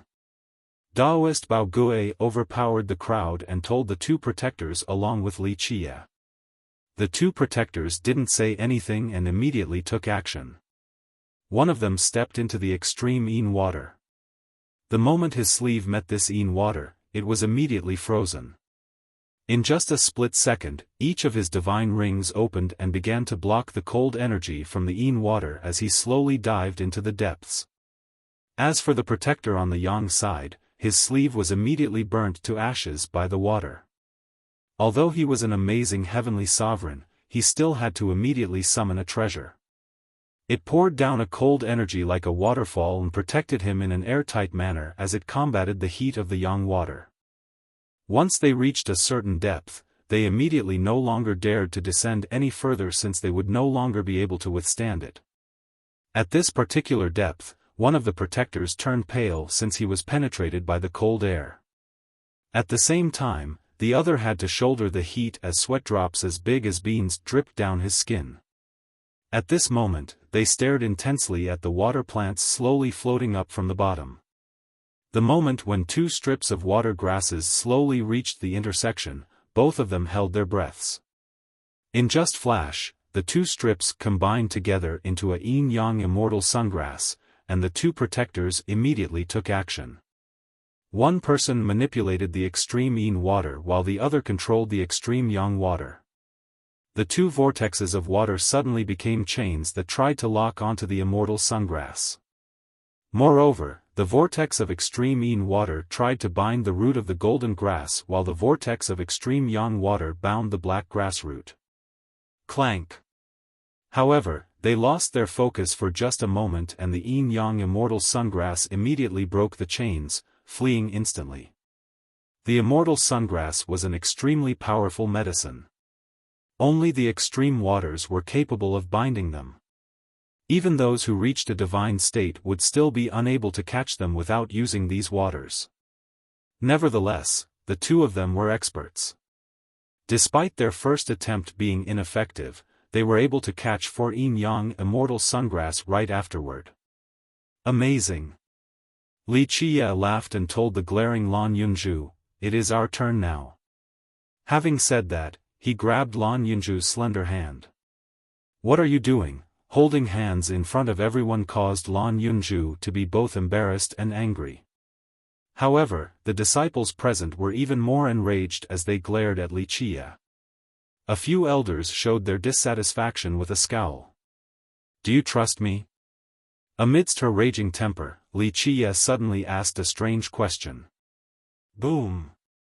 But before she could answer, Li Qiye immediately dragged her into the yin-yang pond. Moreover, they jumped into the intersection of the two water currents. The moment they jumped into the water, suddenly, it became both hot and cold at the same time. Lan Yunzhu channeled her merit law in order to block the extreme waters. "Dive down." Li Qiye immediately pulled her down and said. Lan Yunzhu could only listen to Li Qiye. Their speed of descent was extremely fast as they instantly disappeared into the pond. What are they trying to do? Seeing Li Qiye suddenly pulling Lan Yunzhu down to the bottom of the pond, everyone became startled. Keep in mind that even virtuous paragons were not able to reach the bottom. Humph, foolish thing. He actually believes that he can dive down. Elder Lin snorted. Even Daoist Bao Gui grimaced and couldn't help but worry for his disciple. As the sect master, he naturally knew about the dangers of the yin-yang pond. Li Qiye carried Lan Yunzhu along and dived down at a very fast rate. Although the two of them were very strong, they still weren't able to withstand the extreme heat and cold at a certain depth. At this point, Li Qiye took out the yin-yang refining immortal mirror, and the yin-yang fishes immediately jumped out from inside. The fishes then playfully swam around them as if this was their natural habitat. Is this an immortal emperor true treasure? Lan Yunzhu was astonished to see the mirror. She was someone who was capable of discerning treasures very proficiently. It is not, but it is not necessarily weaker than a true treasure. Li Qiye answered while holding the mirror, then he dived down even further under the protection of the yin-yang fishes. Girl, you still haven't married yet, but you are already acting like an old housewife. Do you really want to marry me that badly? Li Qiye smiled and teased after seeing her posture with her hands on her waist.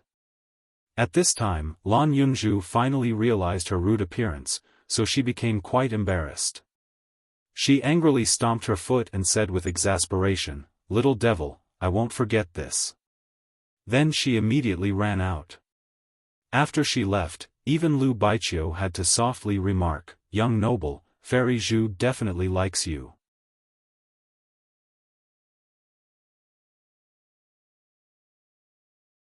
Chapter 411, Golden Temple. It seemed as if the Yin-Yang pond was bottomless. They had been diving down for an extremely long period of time, yet they were still unable to arrive at the bottom. After reaching a certain depth, even the mirror began to have trouble protecting them against the all-freezing cold and the all-melting heat. Even the blood energy of the two in their most powerful state couldn't withstand it. Under the extreme temperatures, even universal laws shattered from the coldness, and Tao techniques disintegrated. At this depth, even virtuous paragons couldn't handle it, let alone Li Qie and Lan Yunju. If they kept diving down, they would surely die. Now, your heavens will secret law. Cyclical river of fate. Li Qie shouted at Lan Yunju. After hearing his words, Lan Yunju immediately communicated with the heaven and earth. The heavens will suddenly hovered around them, channeling countless supreme Tao like the infinite reincarnation cycles. While Lan Yunju was activating her secret law, Li Qie opened his sea of memories. A mantra flew out from its depths and turned into a golden divine chain that eventually rushed out of Li Qie's forehead. Clank! The unbelievable suddenly happened. This golden divine chain struck Lan Yunju's secret law and locked the most important part of the cyclical river of fate. In the blink of an eye, Lan Yunju lost control of her secret law and the heavens will suddenly wove into a door. Buzz, the gate created by the heavens will laws suddenly sucked Li Qie and Lan Yunju inside. The discombobulated Lan Yunju found that there was no longer a yin-yang pond as they were standing at a different location. She was quite in shock as well. She started to cultivate the secret law at a young age, and it could even be considered as her Tao root, but she didn't know that it had such an effect. As soon as her mind returned, she was once again amazed at the scene that was unraveling before her eyes. Li Qie and Lan Yunju were standing under a sky filled with stars. There was a giant willow tree at this place, the biggest willow tree that Lan Yunju had ever seen. It pierced all the way into the sky as it shouldered this entire realm. Each hanging branch was like a peg of a ladder. Those who could climb to the top of the tree would eventually reach the 9 firmaments. What was even more moving was that the entire willow tree was golden. One could see its dazzling radiance from afar. One would be basked in a golden light if they stood below the tree, and they would be able to hear the crisp and pleasing sounds of golden powder falling down that followed a musical rhythm. Extreme yin and extreme yang waters met right at the root of the tree. And right below it was a golden temple that was seemingly cast from pure gold. Its heavy doors were shut tight. Lan Yunju took a long time to calm down after looking at this scene and asked, "Just, where is this place?" "Below the yin-yang pond." Li Qie calmly spoke, "This is the foundation of your 1,000-carp river." Li Qie sighed softly as he looked at the willow tree and the golden temple in front of him. He had finally returned after so many years. Lan Yunju took a deep breath while gazing intensely at Li Qie and exclaimed, "You used me. My cyclical river of fate is the key to getting in here." There was a rumor that the biggest secret of the 1,000-carp river was hidden below the yin-yang pond, but no one had been able to come here until now. But now, Li Qie had done so. Li Qie smiled and said, "The cyclical river of fate is the key?" He then shook his head and continued, "You are mistaken. The secret law is only a medium. Even without you, I could still enter.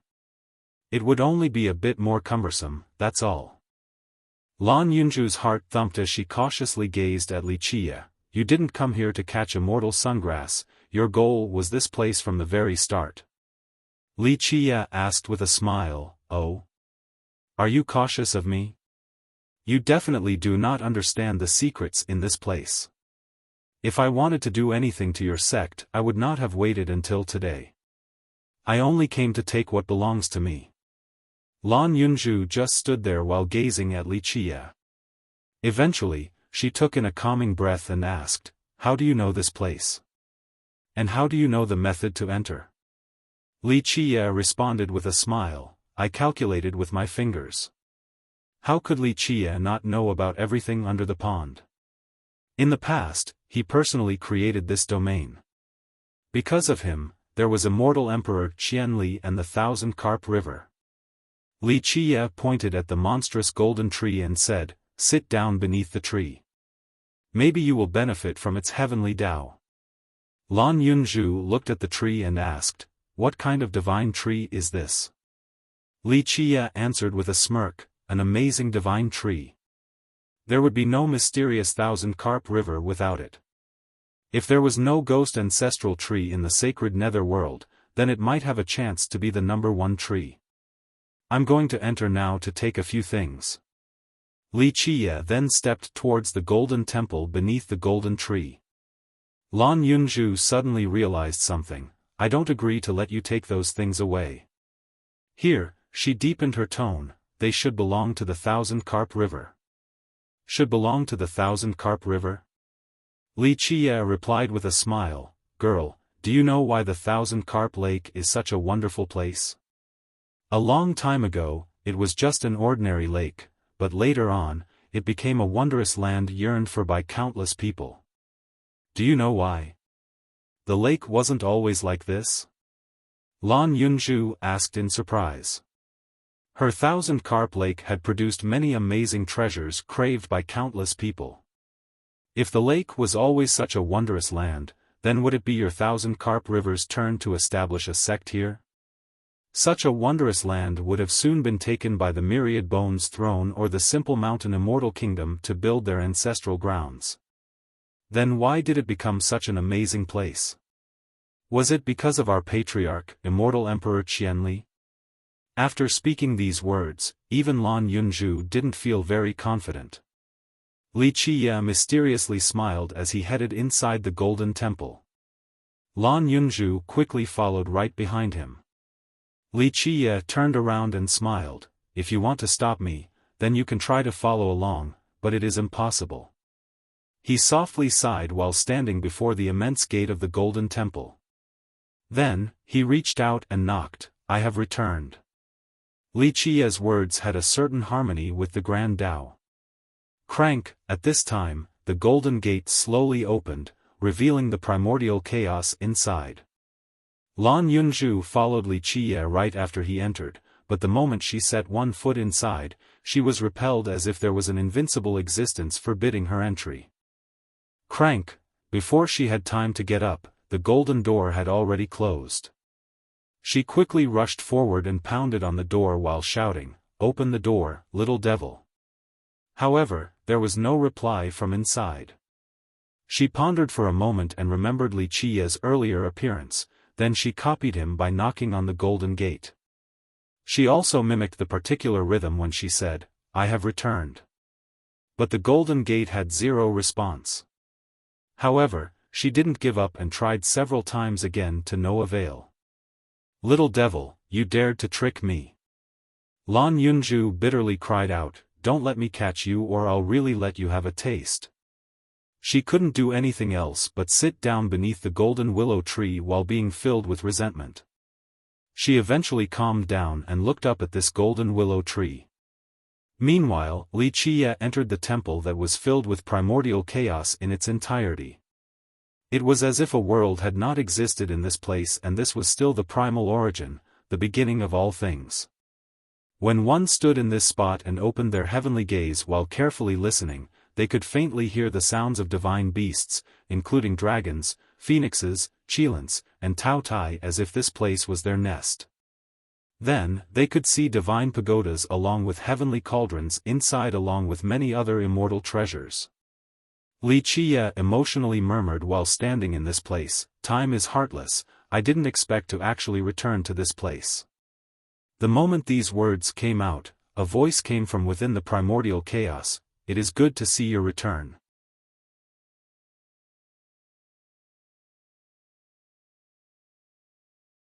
Chapter 412. Immortal Emperor Qianli. At this time, a faint shadow could be found inside the primordial chaos, but it was completely shrouded by the essence, so one couldn't tell whether it was male or female. It was only a blur of a shadow.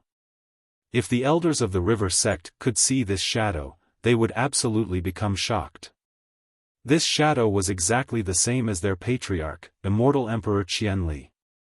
Seeing the shadow within the chaos, Li Qiye couldn't help but become silent. Meanwhile, the shadow initiated the conversation. "Congratulations, you have finally regained your body. Unfortunately, I couldn't wait until this day. So much time has passed. Qianli, you are still here." Li Qiye eventually sighed softly and said, "You know that you are no longer in this world." The shadow basked in primordial chaos answered, "I know." There was a very particular order to the shadow's voice. It seemed as if their tone was the sound of the Grand Tao. This also made their sex indecipherable. "I was waiting for you to come back." The shadow continued, "Although I am no longer here, my will and sentiment remain with this land." Li Qiye sat down and asked with a smile, "Or maybe you are here because you do not hope to see me take those items away?" The shadow became silent for a long time before gently asking, "That year, when you and I created this miracle, what was our initial goal?" Li Qiye responded, "It was to create the 1,000-carp river, and that was also why I never returned. If I wished to take them away, then I would have done so earlier. However, if your descendants are not worthy of these things, then I shall take them away." This prompted a question from the shadow. "Then do you feel like the current 1,000-carp river is worthy for you to leave them here? If the existences in this domain do not have these items, then they cannot reach the Tao." Li Qiye turned quiet before eventually speaking in a low voice. "I knew you would leave a sentiment behind in this place, so I came back to see a friend." Li Qiye then sighed dejectedly. "If you choose to leave them here, then it would be a great blessing for the 1,000-carp river, and a great blessing for all the existences in this domain." The shadow continued on, "This land has many things that I can't forget." Li Qiye was silent for a long time before he helplessly smiled to say, "Then we can leave them here. It seems like I am unable to refuse your request. But you have done so in the past."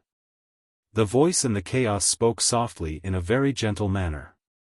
After the past was brought up, Li Qiye shook his head and replied, "Even though you are an immortal emperor, you should know that the immortal demon grotto is eternal. Even you will find it difficult to succeed. And even if you were able to do it, you would surely die as well.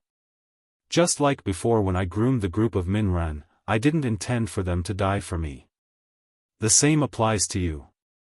It is very difficult for an immortal emperor to emerge in each generation.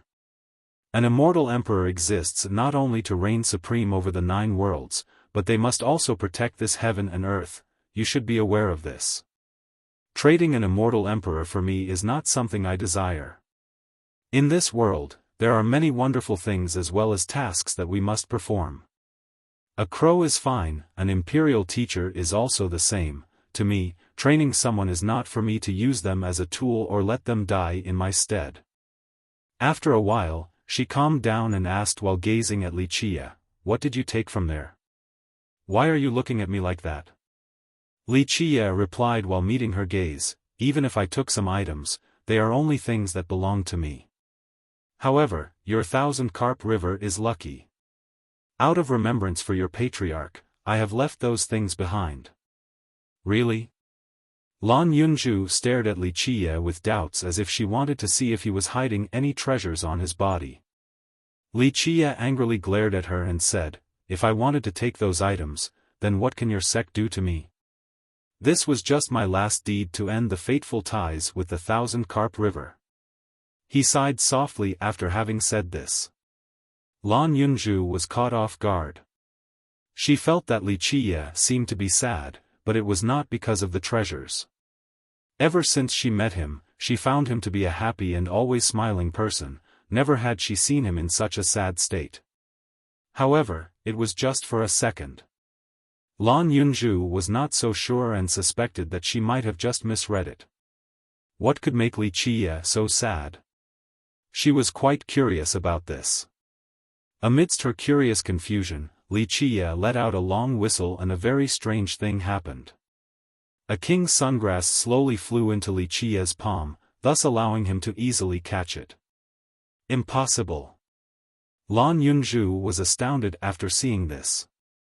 She also whistled just like Li Qie, but all the other king's sungrass ignored her. How did you do that? Lan Yunzhu stared at Li Qie in astonishment and asked. Li Qie revealed a mysterious smile and said, "It's a secret. You won't be able to find out. But of course, if we consummate our marriage tonight, then I can reconsider about cluing you in. Go die." Lan Yunzhu immediately blushed as she tried to kick Li Qie. Li Qie laughed and jumped up, then he suddenly disappeared within the willow tree. A bit later, Li Qie landed with a hat in his hand. It was a hat made from golden willow branches that were weaved together.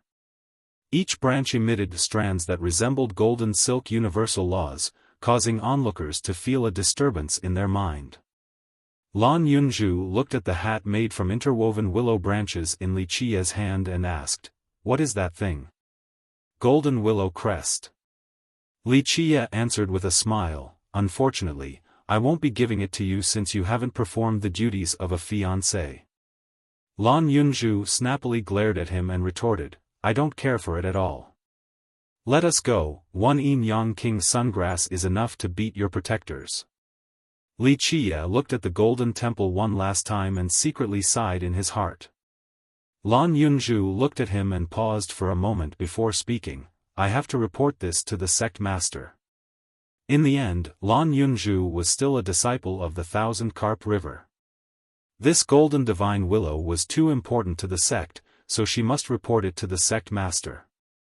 At this time, a faint shadow could be found inside the primordial chaos, but it was completely shrouded by the essence, so one couldn't tell whether it was male or female. It was only a blur of a shadow. If the elders of the river sect could see this shadow, they would absolutely become shocked. This shadow was exactly the same as their patriarch, immortal Emperor Qianli. Seeing the shadow within the chaos, Li Qie couldn't help but become silent. Meanwhile, the shadow initiated the conversation. "Congratulations, you have finally regained your body. Unfortunately, I couldn't wait until this day. So much time has passed. Qianli, you are still here." Li Qie eventually sighed softly and said.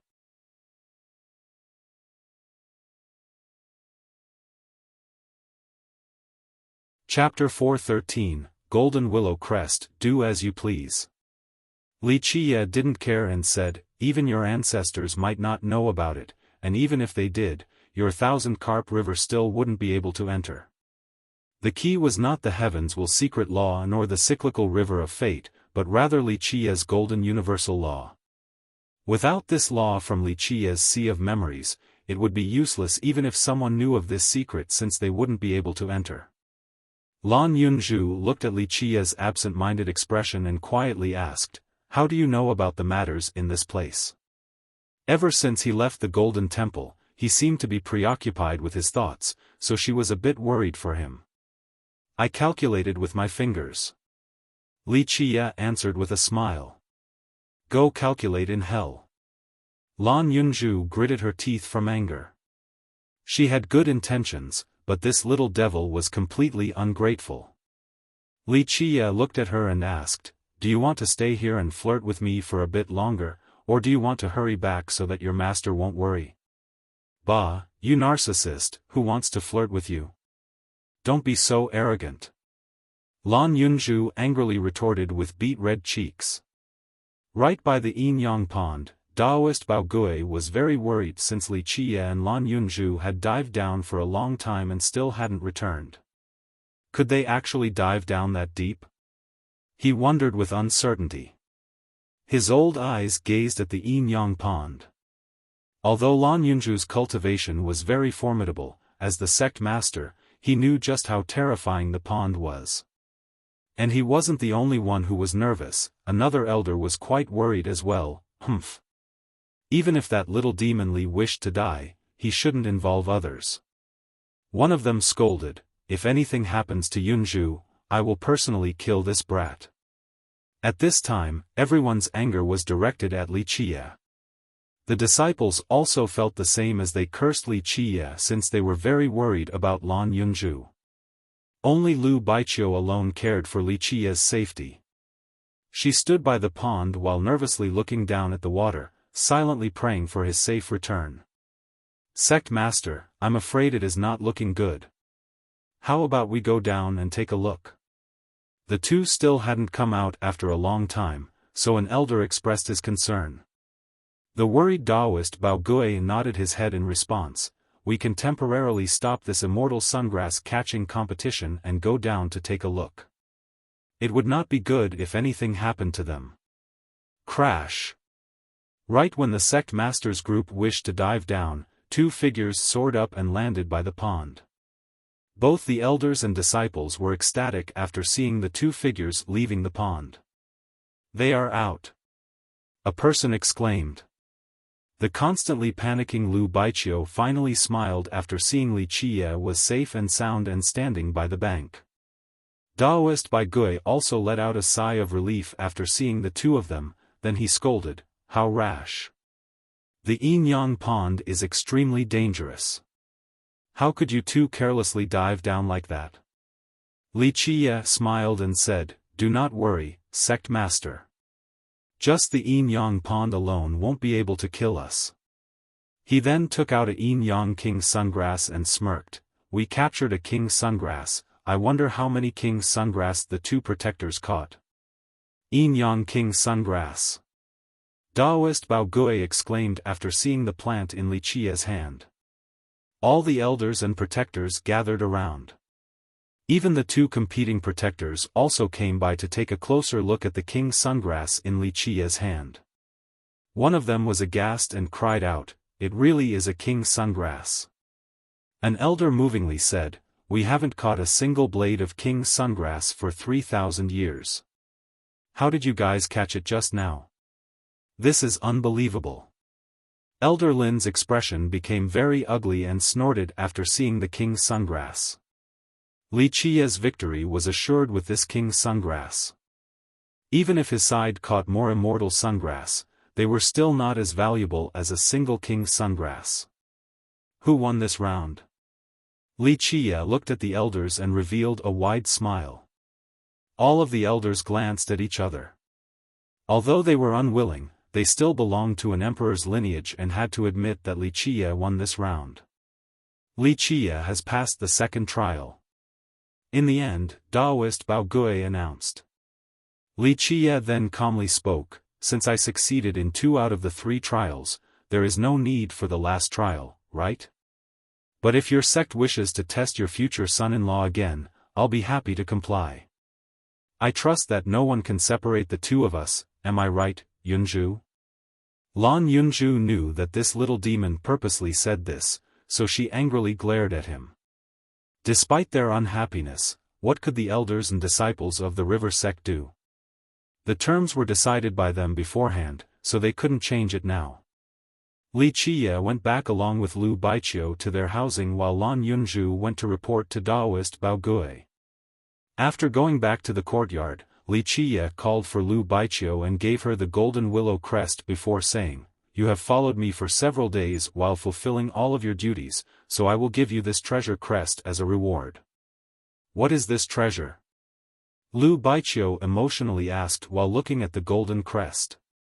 Although she didn't know what it was, its appearance that was filled with encircling silk-like universal laws was impressive enough. Li Qie answered with a smile, "This is a golden willow crest, it's woven from the most valuable branches from the golden divine willow. It is a natural creation, not something that was crafted. This particular crest can be a ghost divine merit law, but if you consider it as a weapon, then will be a weapon, if you want it to be a scripture, then it is a scripture, if you think it is a supreme manual to study, then let it be a supreme manual." "This thing, is that magical?" Lu Baiqiu asked in astonishment. If Li Qie's explanation was apt, then this crest was indeed an amazing divine treasure. Li Qia nodded and said, yes. This thing could be considered the one and only of its kind in this world, and it is a creation that I shall give to you.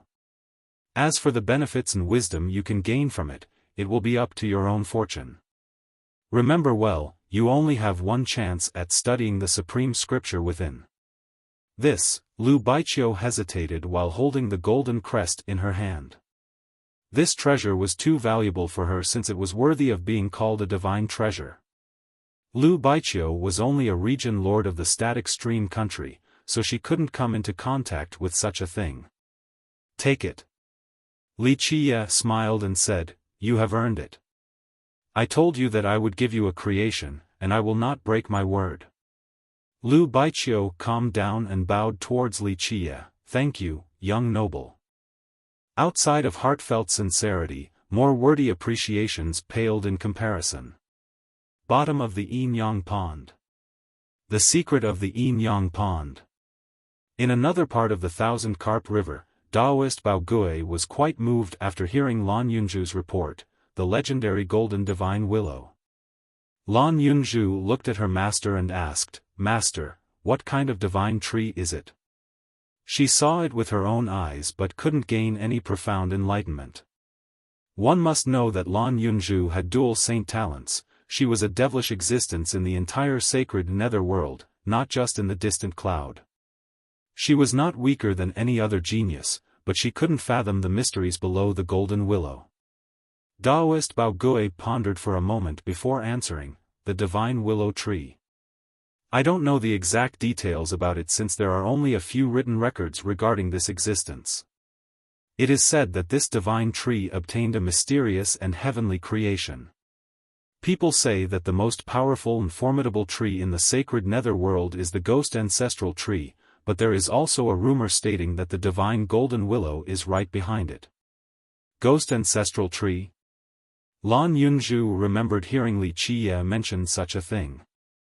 Taoist Bao Gui shook his head and said, the ghost ancestral tree is only a legend, no one really believes in its existence. Many ghost tribes in the sacred nether world refuse to acknowledge its existence, including the ancestral domain. Eventually, people just assumed that it was only a fabricated myth. After hearing about how the ancestral domain itself refuted this legend, Lan Yunzhu eagerly asked, is the ghost ancestral tree that important? Taoist Bao Gui replied with gravity, this has always been a mystery. Rumor has it that the tree had something to do with the ghost race's origin. If that is indeed true, then the tree is the root of the sacred nether world. Of course, this is all hearsay since no one has seen it before. However, the divine tree and the golden temple might have something to do with our sect's foundation. Since the Thousand Carp Lake is such a miraculous place, it must be the doing of the divine tree and the golden temple. Lan Yunzhu was about to say something, but she chose to remain silent instead. She didn't reveal the fact about Li Qia wanting to take a few things from the golden temple. After some hesitation, she decided to bury this matter in her heart because it might be quite disastrous to Li Qia once revealed. Do as you please. Li Qia didn't care and said, even your ancestors might not know about it. However, even if they did, your Thousand Carp River still wouldn't be able to enter. The key was not the heavens will secret law, the cyclical river of fate, but rather Li Qia's golden universal law. Without this law from Li Qia's sea of memories, it would be useless even if someone knew this secret since they wouldn't be able to enter. Lan Yunzhu looked at Li Qia's absent-minded expression and quietly asked, how do you know about the matters in this place? Ever since he left the Golden Temple, he seemed to be preoccupied with thoughts, so she was a bit worried for him. I calculated with my fingers. Li Qia answered with a smile.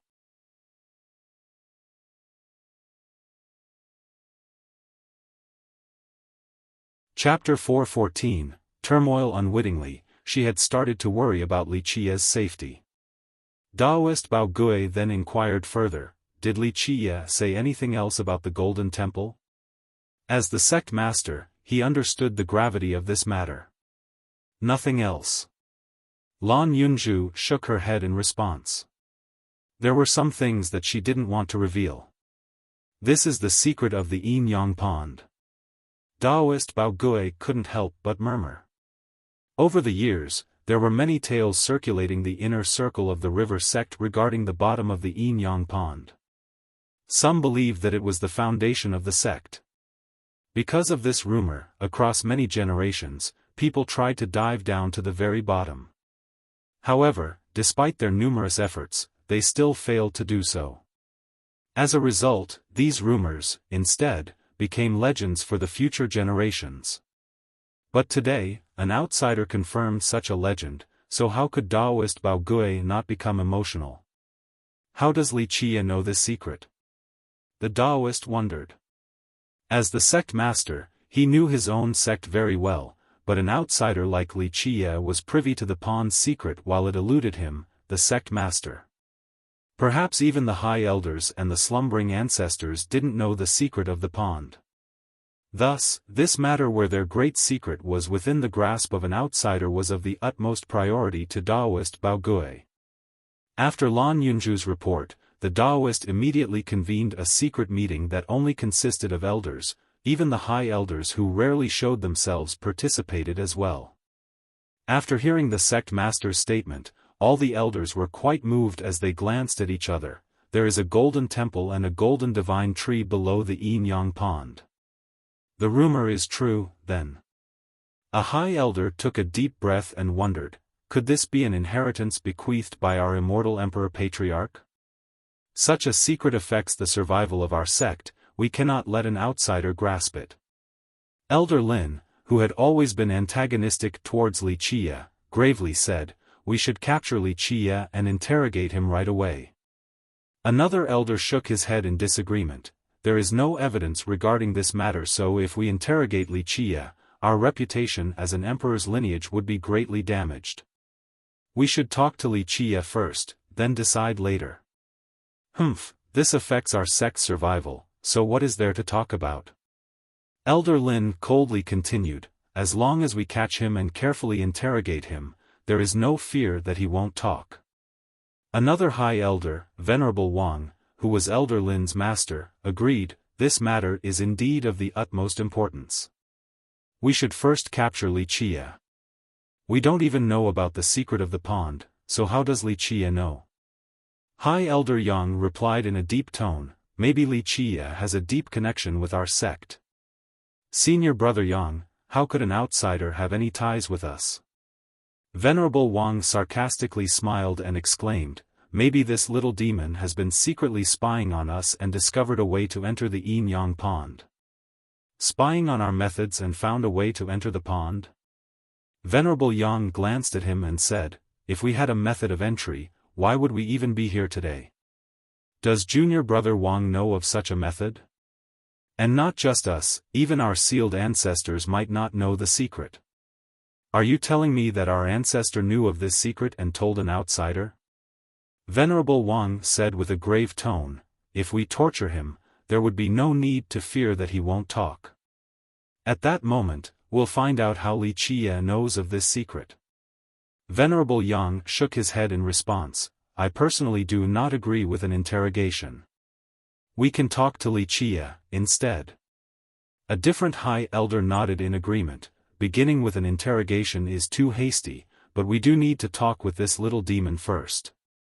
Taoist Bao Gui coughed to interject, Senior uncles, we should set aside the matter of Li Qia for now. I feel that we should dive down and personally check the Yin Yang Pond before we take any action. That's right. After hearing this, all the elders and high elders became excited. We should go take a look.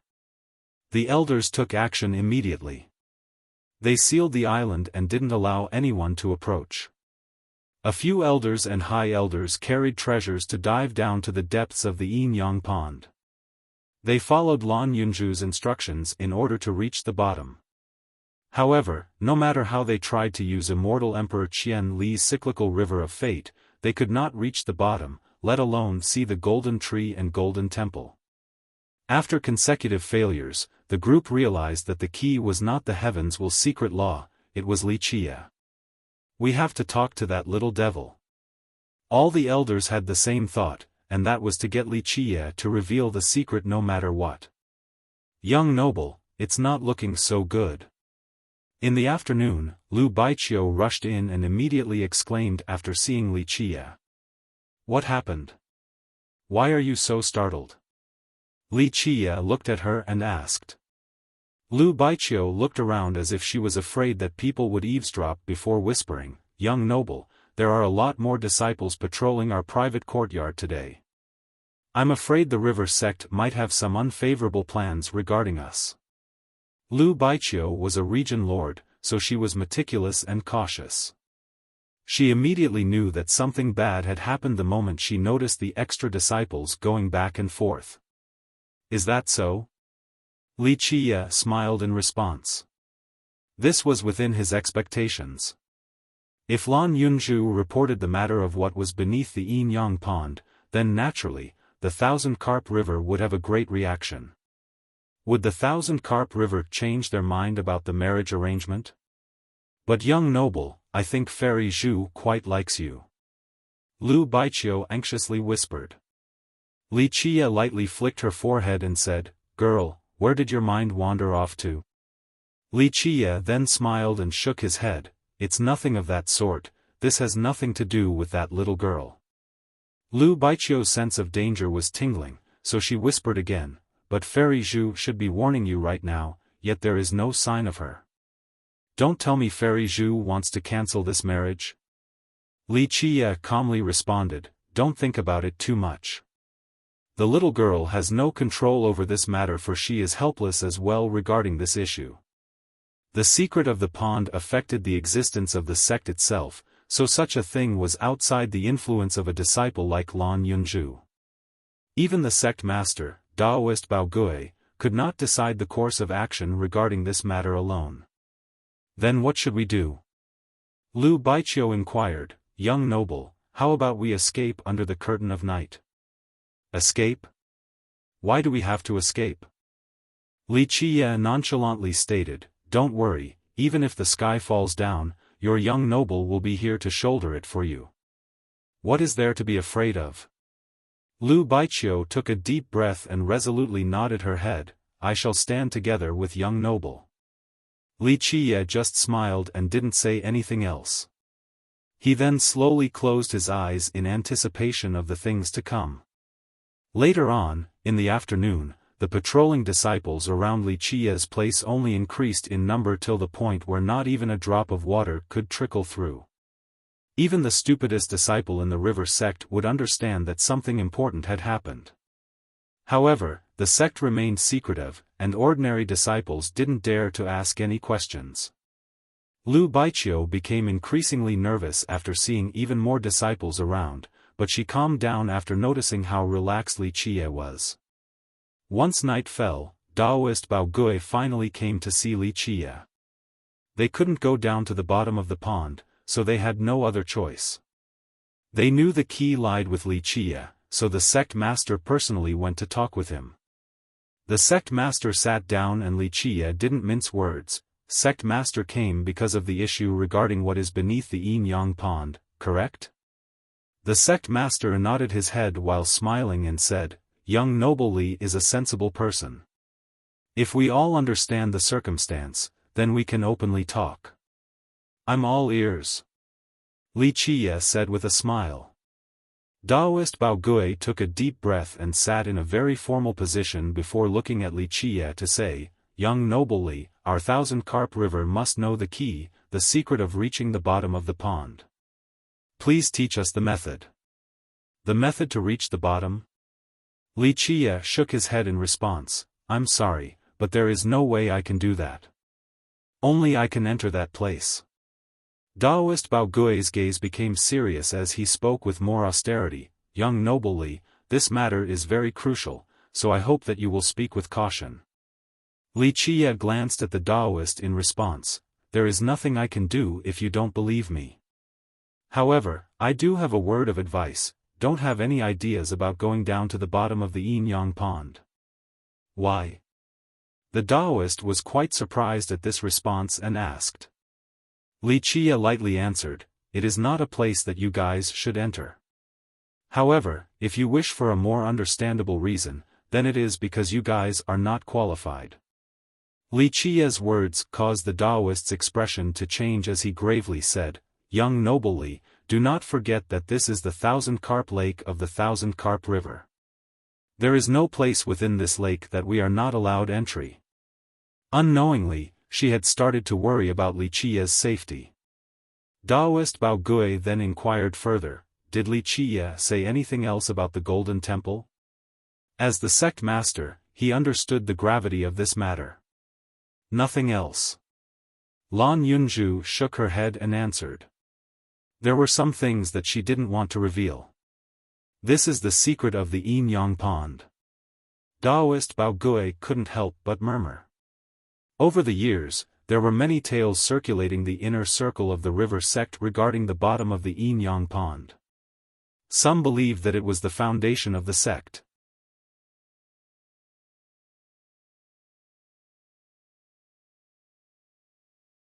Chapter 4:15, Negotiation. Li Qia gently shook his head in disagreement regarding the Taoist's assertion, "You are mistaken. To be more exact, your Thousand-Carp River exists because of the Yin Yang Pond. Your paradise depends on the pond, and it does not belong to you. Is that clear?" Taoist Bao Gui had always been biased in favor of Li Qia, but Li Qia's words had angered him. Nevertheless, he tried to remain calm in a manner befitting that of a sect master. However, he still inevitably showed some anger in his tone. "Then pray tell, if the Yin Yang Pond does not belong to the Thousand-Carp River, then who does it belong to?" "Me." Li Qia pointed at his nose and said, "Frankly speaking, the pond belongs to me alone, and only with my permission can someone else enter." Taoist Bao Gui angrily exclaimed, "Young noble Li, you are going too far." The Taoist had tried to protect Li Qia many times regarding this matter, but now, Li Qia's blustering and uncooperative attitude had made him furious. Li Qia lazily glanced at him and said, "Sect Master, I understand your position. I also know the attitudes of the old men of your Thousand-Carp River. There are a few secrets that must be obtained by any and all means, correct? But do you know why I am still here?" Taoist Bao Gui's heart quickly thumped as his eyes turned serious. As the sect master of an emperor's lineage, he had seen many storms. He was also a smart man and felt that there was something not right with Li Qia, since Li Qia clearly knew how things would develop, yet he still chose to stay here. Anyone else would have run away a long time ago if they knew that the river sect harbored unfriendly intentions towards them. However, it was the opposite for Li Qia. He was without any fear. Taoist Bao Gui then took a deep breath to maintain his calm before saying, "I'm ready to listen." Li Qia let out a wide smile and spoke in a very leisurely manner, "It's nothing much, I just wanted to see whether immortal Emperor Qian Li's descendants would shame him or not. The truth is that I am already showing respect towards you. However, if you choose to be unreasonable, then I think it is time for the Thousand-Carp River to go on the decline." "What are you trying to say?" Taoist Bao Gui's expression greatly changed as he gravely asked.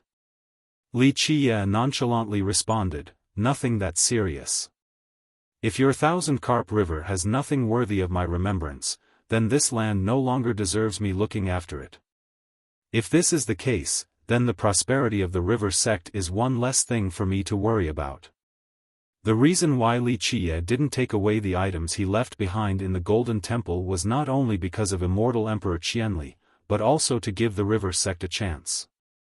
Although it had several elders that annoyed Li Qia, at the very least, he had a good impression of Lan Yunju, Taoist Bao Gui, and Venerable Yang. They were deserving of Li Qia's mercy. Taoist Bao Gui's countenance became quite difficult to look at as he gazed at Li Qia. If it was anyone else, they would have erupted with anger, but not him. The Taoist then said with a serious tone, "Young noble Li, do not forget that this is the Thousand-Carp River. We are an emperor's lineage, we have stood strong for generations and are not easily intimidated. I'm not intimidating sect master, I merely speak the truth. Yes, this is the Thousand-Carp River, and that is precisely the reason why I am the ruler of all things here. Do I make myself clear? Li Qiye declared with a smile. Li Qiye personally created this piece of miraculous land together with immortal Emperor Qianli. If he wished to reign over the Thousand Carp River, there were many means for him to do so. Daoist Bao Gui coldly retorted, "Our Thousand Carp River is not clay for just anyone to mold as they please." These words were not empty, since an emperor's lineage indeed had a certain sense of confidence that would remain strong against any foe. "I know, the Thousand Carp River is very powerful." Li Qiye nodded his head in agreement, "But do you know why the river sect has been prosperous till this day? Do you know why it is allowed to have such a paradise as the Thousand Carp Lake?" Li Qiye emotionlessly continued, "It is because this land is worthy of my remembrance.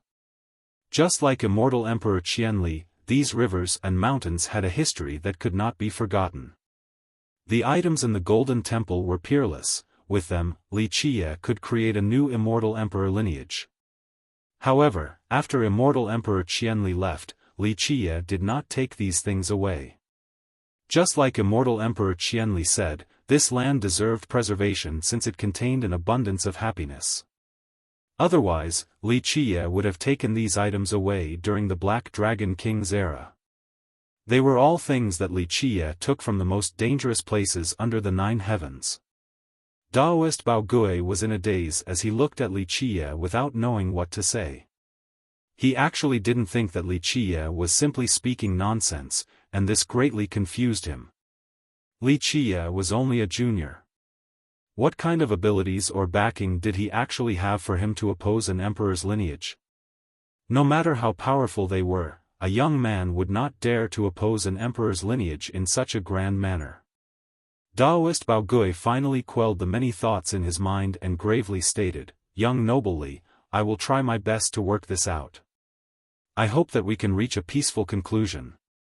However, without your cooperation, even I, as the sect master, am powerless to protect you. I appreciate your kind sentiment." Li Qiye answered with a smile, "But if sect master forces me to cooperate, then I am also powerless." The Daoist was in a dilemma, but he did not give up despite Li Qiye's refusal. He took a deep breath and continued on, "Young noble Li, in the end, this is an issue integral to our sect's survival, so we cannot afford to tread lightly. We have no other intentions. As the Thousand Carp River's disciples, we only wish to take a look to further our understanding of the sect's foundation. If you could tell us the method of entry that we currently lack, then our sect is willing to pay the price." Li Qiye laughed and said, "Oh? Now it is the carrot after the stick has failed? Do you feel that your sect has something more valuable than the golden divine willow? If I truly wanted treasures, then I would not be wasting my time with you. I would have already taken the divine tree away. Take away the golden divine willow." Daoist Bao Gui became aghast after hearing this. The divine tree was related to the Thousand Carp River's foundation, so if someone took it away, the consequences would be unimaginable. "If that is my wish, I'm sure the golden divine willow would very happily follow me." Li Qiye lightly continued, "Do you know why I left it behind? It is to give the Thousand Carp River a chance. I have explained myself very clearly, so sect master needs to be sensible now." Daoist Bao Gui silently stood there while deliberating these words.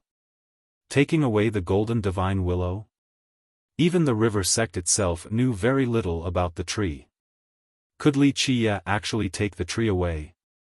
The Daoist began to hesitate at this point since Li Qiye did not seem like he was joking. "Sect master, I do not wish to repeat myself anymore." Li Qiye spoke apathetically, "Forget about the Yin-Yang pond and do as you did before. Otherwise, your Thousand Carp River would simply be seeking self-destruction." The Daoist turned silent. The river sect was an emperor's lineage, so logically speaking, it would not easily falter due to the threats of a junior. However, his intuition was telling him that involving themselves in this matter any longer would become detrimental to the sect. He was not sure of Li Qiye's true abilities, but his heart was saying that by blatantly opposing Wuxia, the river sect will decline. There was no evidence since he knew nothing about Wuxia's means, he only knew that opposing Wuxia was an unwise decision. After a good while, the Taoist stood up and eventually said with austerity, "Young noble Li, I cannot decide this matter by myself. Even as the sect master, it is beyond my control. I understand. As the sect master, your wisest decision is to persuade the others and act as if nothing had happened. Only then would all of you still have this paradise that is the 1,000-carp lake as your emperor's lineage continues to prosper. Don't venture where you are not supposed to." Taoist Bao Gui gently sighed. Although he believed Wuxia's words and agreed to give up on discovering the secrets of the Yin Yang Pond, the other elders and high elders would not necessarily be convinced.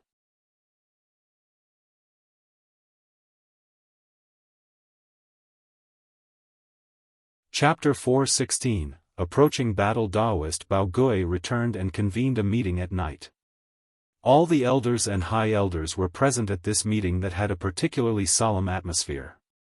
During this meeting, the Taoist clearly explained the details and his personal concerns. Elder Lin, who was the first to dislike Wuxia, sneered, "Since he does not want to cooperate, then he cannot blame us for not giving him a chance. Catch him and begin the interrogation." Another elder nodded his head and said, "Sect master, a junior like him has the nerve to act like this in our 1,000-river sect as if we are nothing. If we don't give him a taste of our strength, then he'll actually think that we were only bluffing."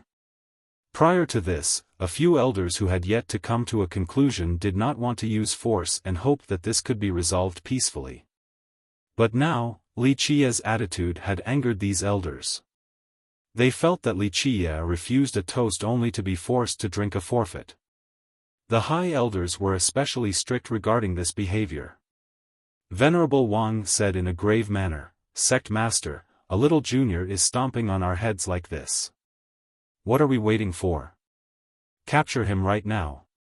Venerable Yang, on the other hand, assuaged the rest of the elders, "Let Wuxia think about it some more, give him one last chance.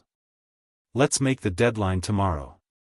Although Venerable Yang wished to lend Wuxia a hand in this matter, he was also powerless since Wuxia's attitude had offended the entire 1,000-carp river. He did not know what Wuxia wanted to do. Did he want to oppose the entire river sect by himself? Even virtuous paragons would not be able to do so, let alone someone from the younger generation. He understood that the dream-wishing tree chose Wuxia for a reason, but his arrogant attitude left him speechless and made it impossible to protect him. "We'll do as Venerable Yang said. We'll give Wuxia one last chance, and I'll go talk to him again tomorrow." Taoist Bao Gui formally declared. He agreed to this plan. This was all that he could do. Compared to the other angry elders, Taoist Bao Gui was quite apprehensive. The other elders didn't speak to Wuxia, so they didn't share such a feeling. Apprehension from the sect's possible decline due to opposing Wuxia loomed over the Taoist's mind. But now, even he could not appease the angry elders in the sect, nor could he change the final outcome. Without the support of Venerable Yang's group by his side, the other elders would have already taken action. Only one day. In the end, under the sect master's assertion, the other elders eventually agreed to a one-day extension. They gave the Taoist 1 day to persuade Wuxia. Afterward, the sect would go and capture him. The group of Elder Lin wanted to get rid of Wuxia immediately since they were both anxious and annoyed due to Taoist Bao Gui's attempt at protecting him. The Taoist let out a long sigh. He managed to gain 1 day for Wuxia, but deep in his mind, he knew that Wuxia would absolutely not acquiesce. However, there was nothing else that he could do since he failed to convince the elders. The two sides were at an impasse where neither side was willing to back down. If it was someone else, then Taoist Bao Gui would have complete confidence in capturing them. After all, being called an emperor's lineage was not just an empty title. However, Taoist Bao Gui had no confidence against an unknown junior like Wuxia. He found the whole thing to be quite mysterious. How could the 1,000 carp disciples, and even its descendants, not enter the foundation of the sect while an outsider like Wuxia easily entered? What was the connection between Wuxia and the river sect? Wuxia even said that the golden divine willow belonged to him and that it would happily go with him. Why? These mysteries caused Taoist Bao Gui to be lost in thought. If Wuxia's words were right, then once the conflict began, what would happen to the river sect if the divine tree chose to follow him? Taoist Bao Gui shivered at the mere thought. Without the golden divine willow, the 1,000-carp lake would no longer be a paradise.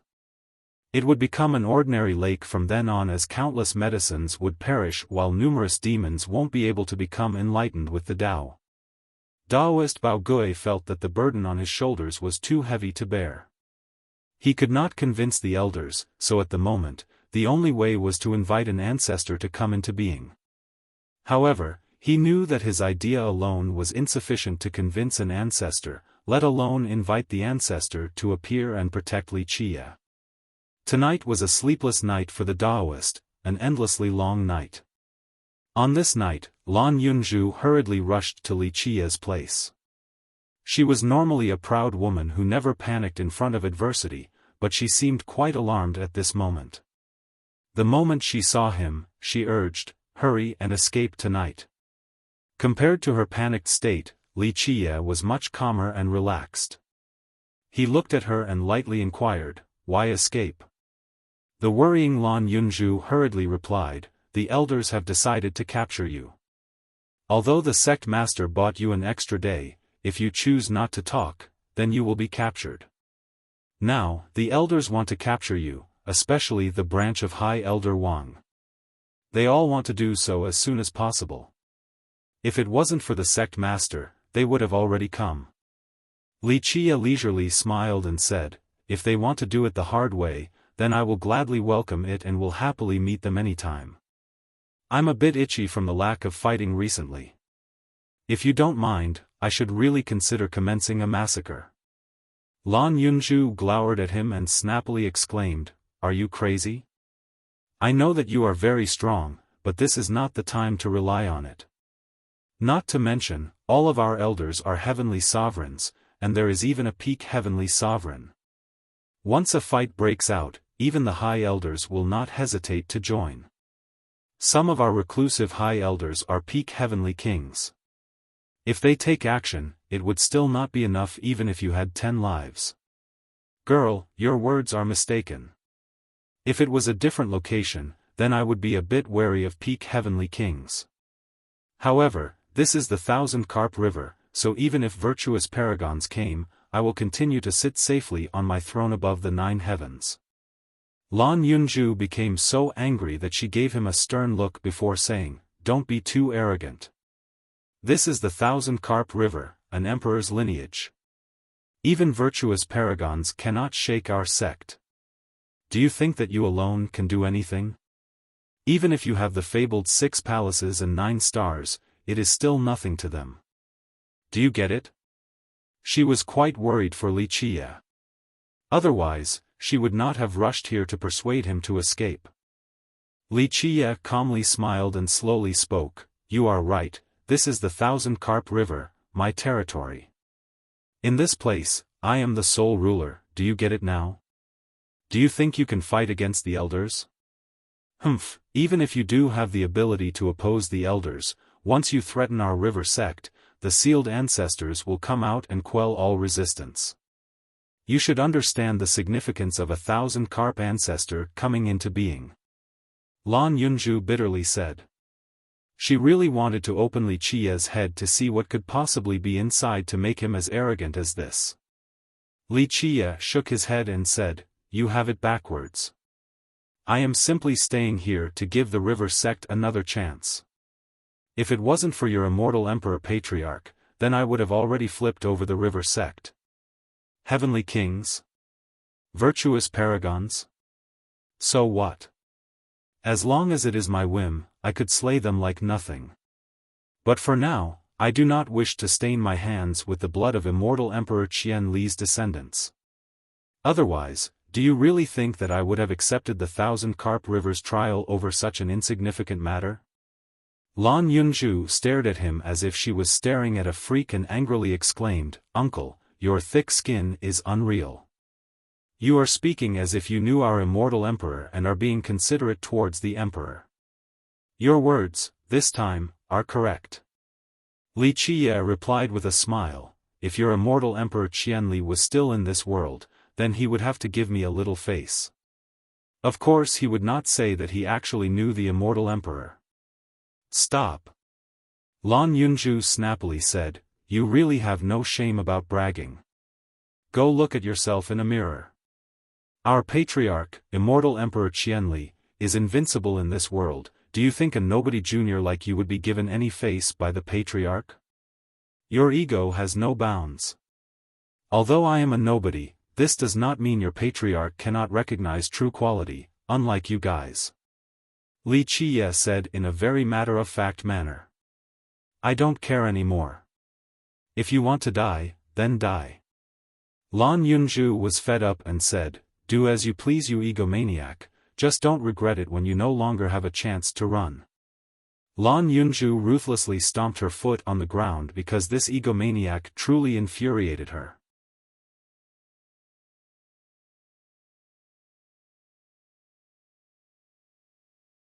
Chapter 417, Declaration of War. "So you hope that I would flee from the Thousand Carp River overnight?"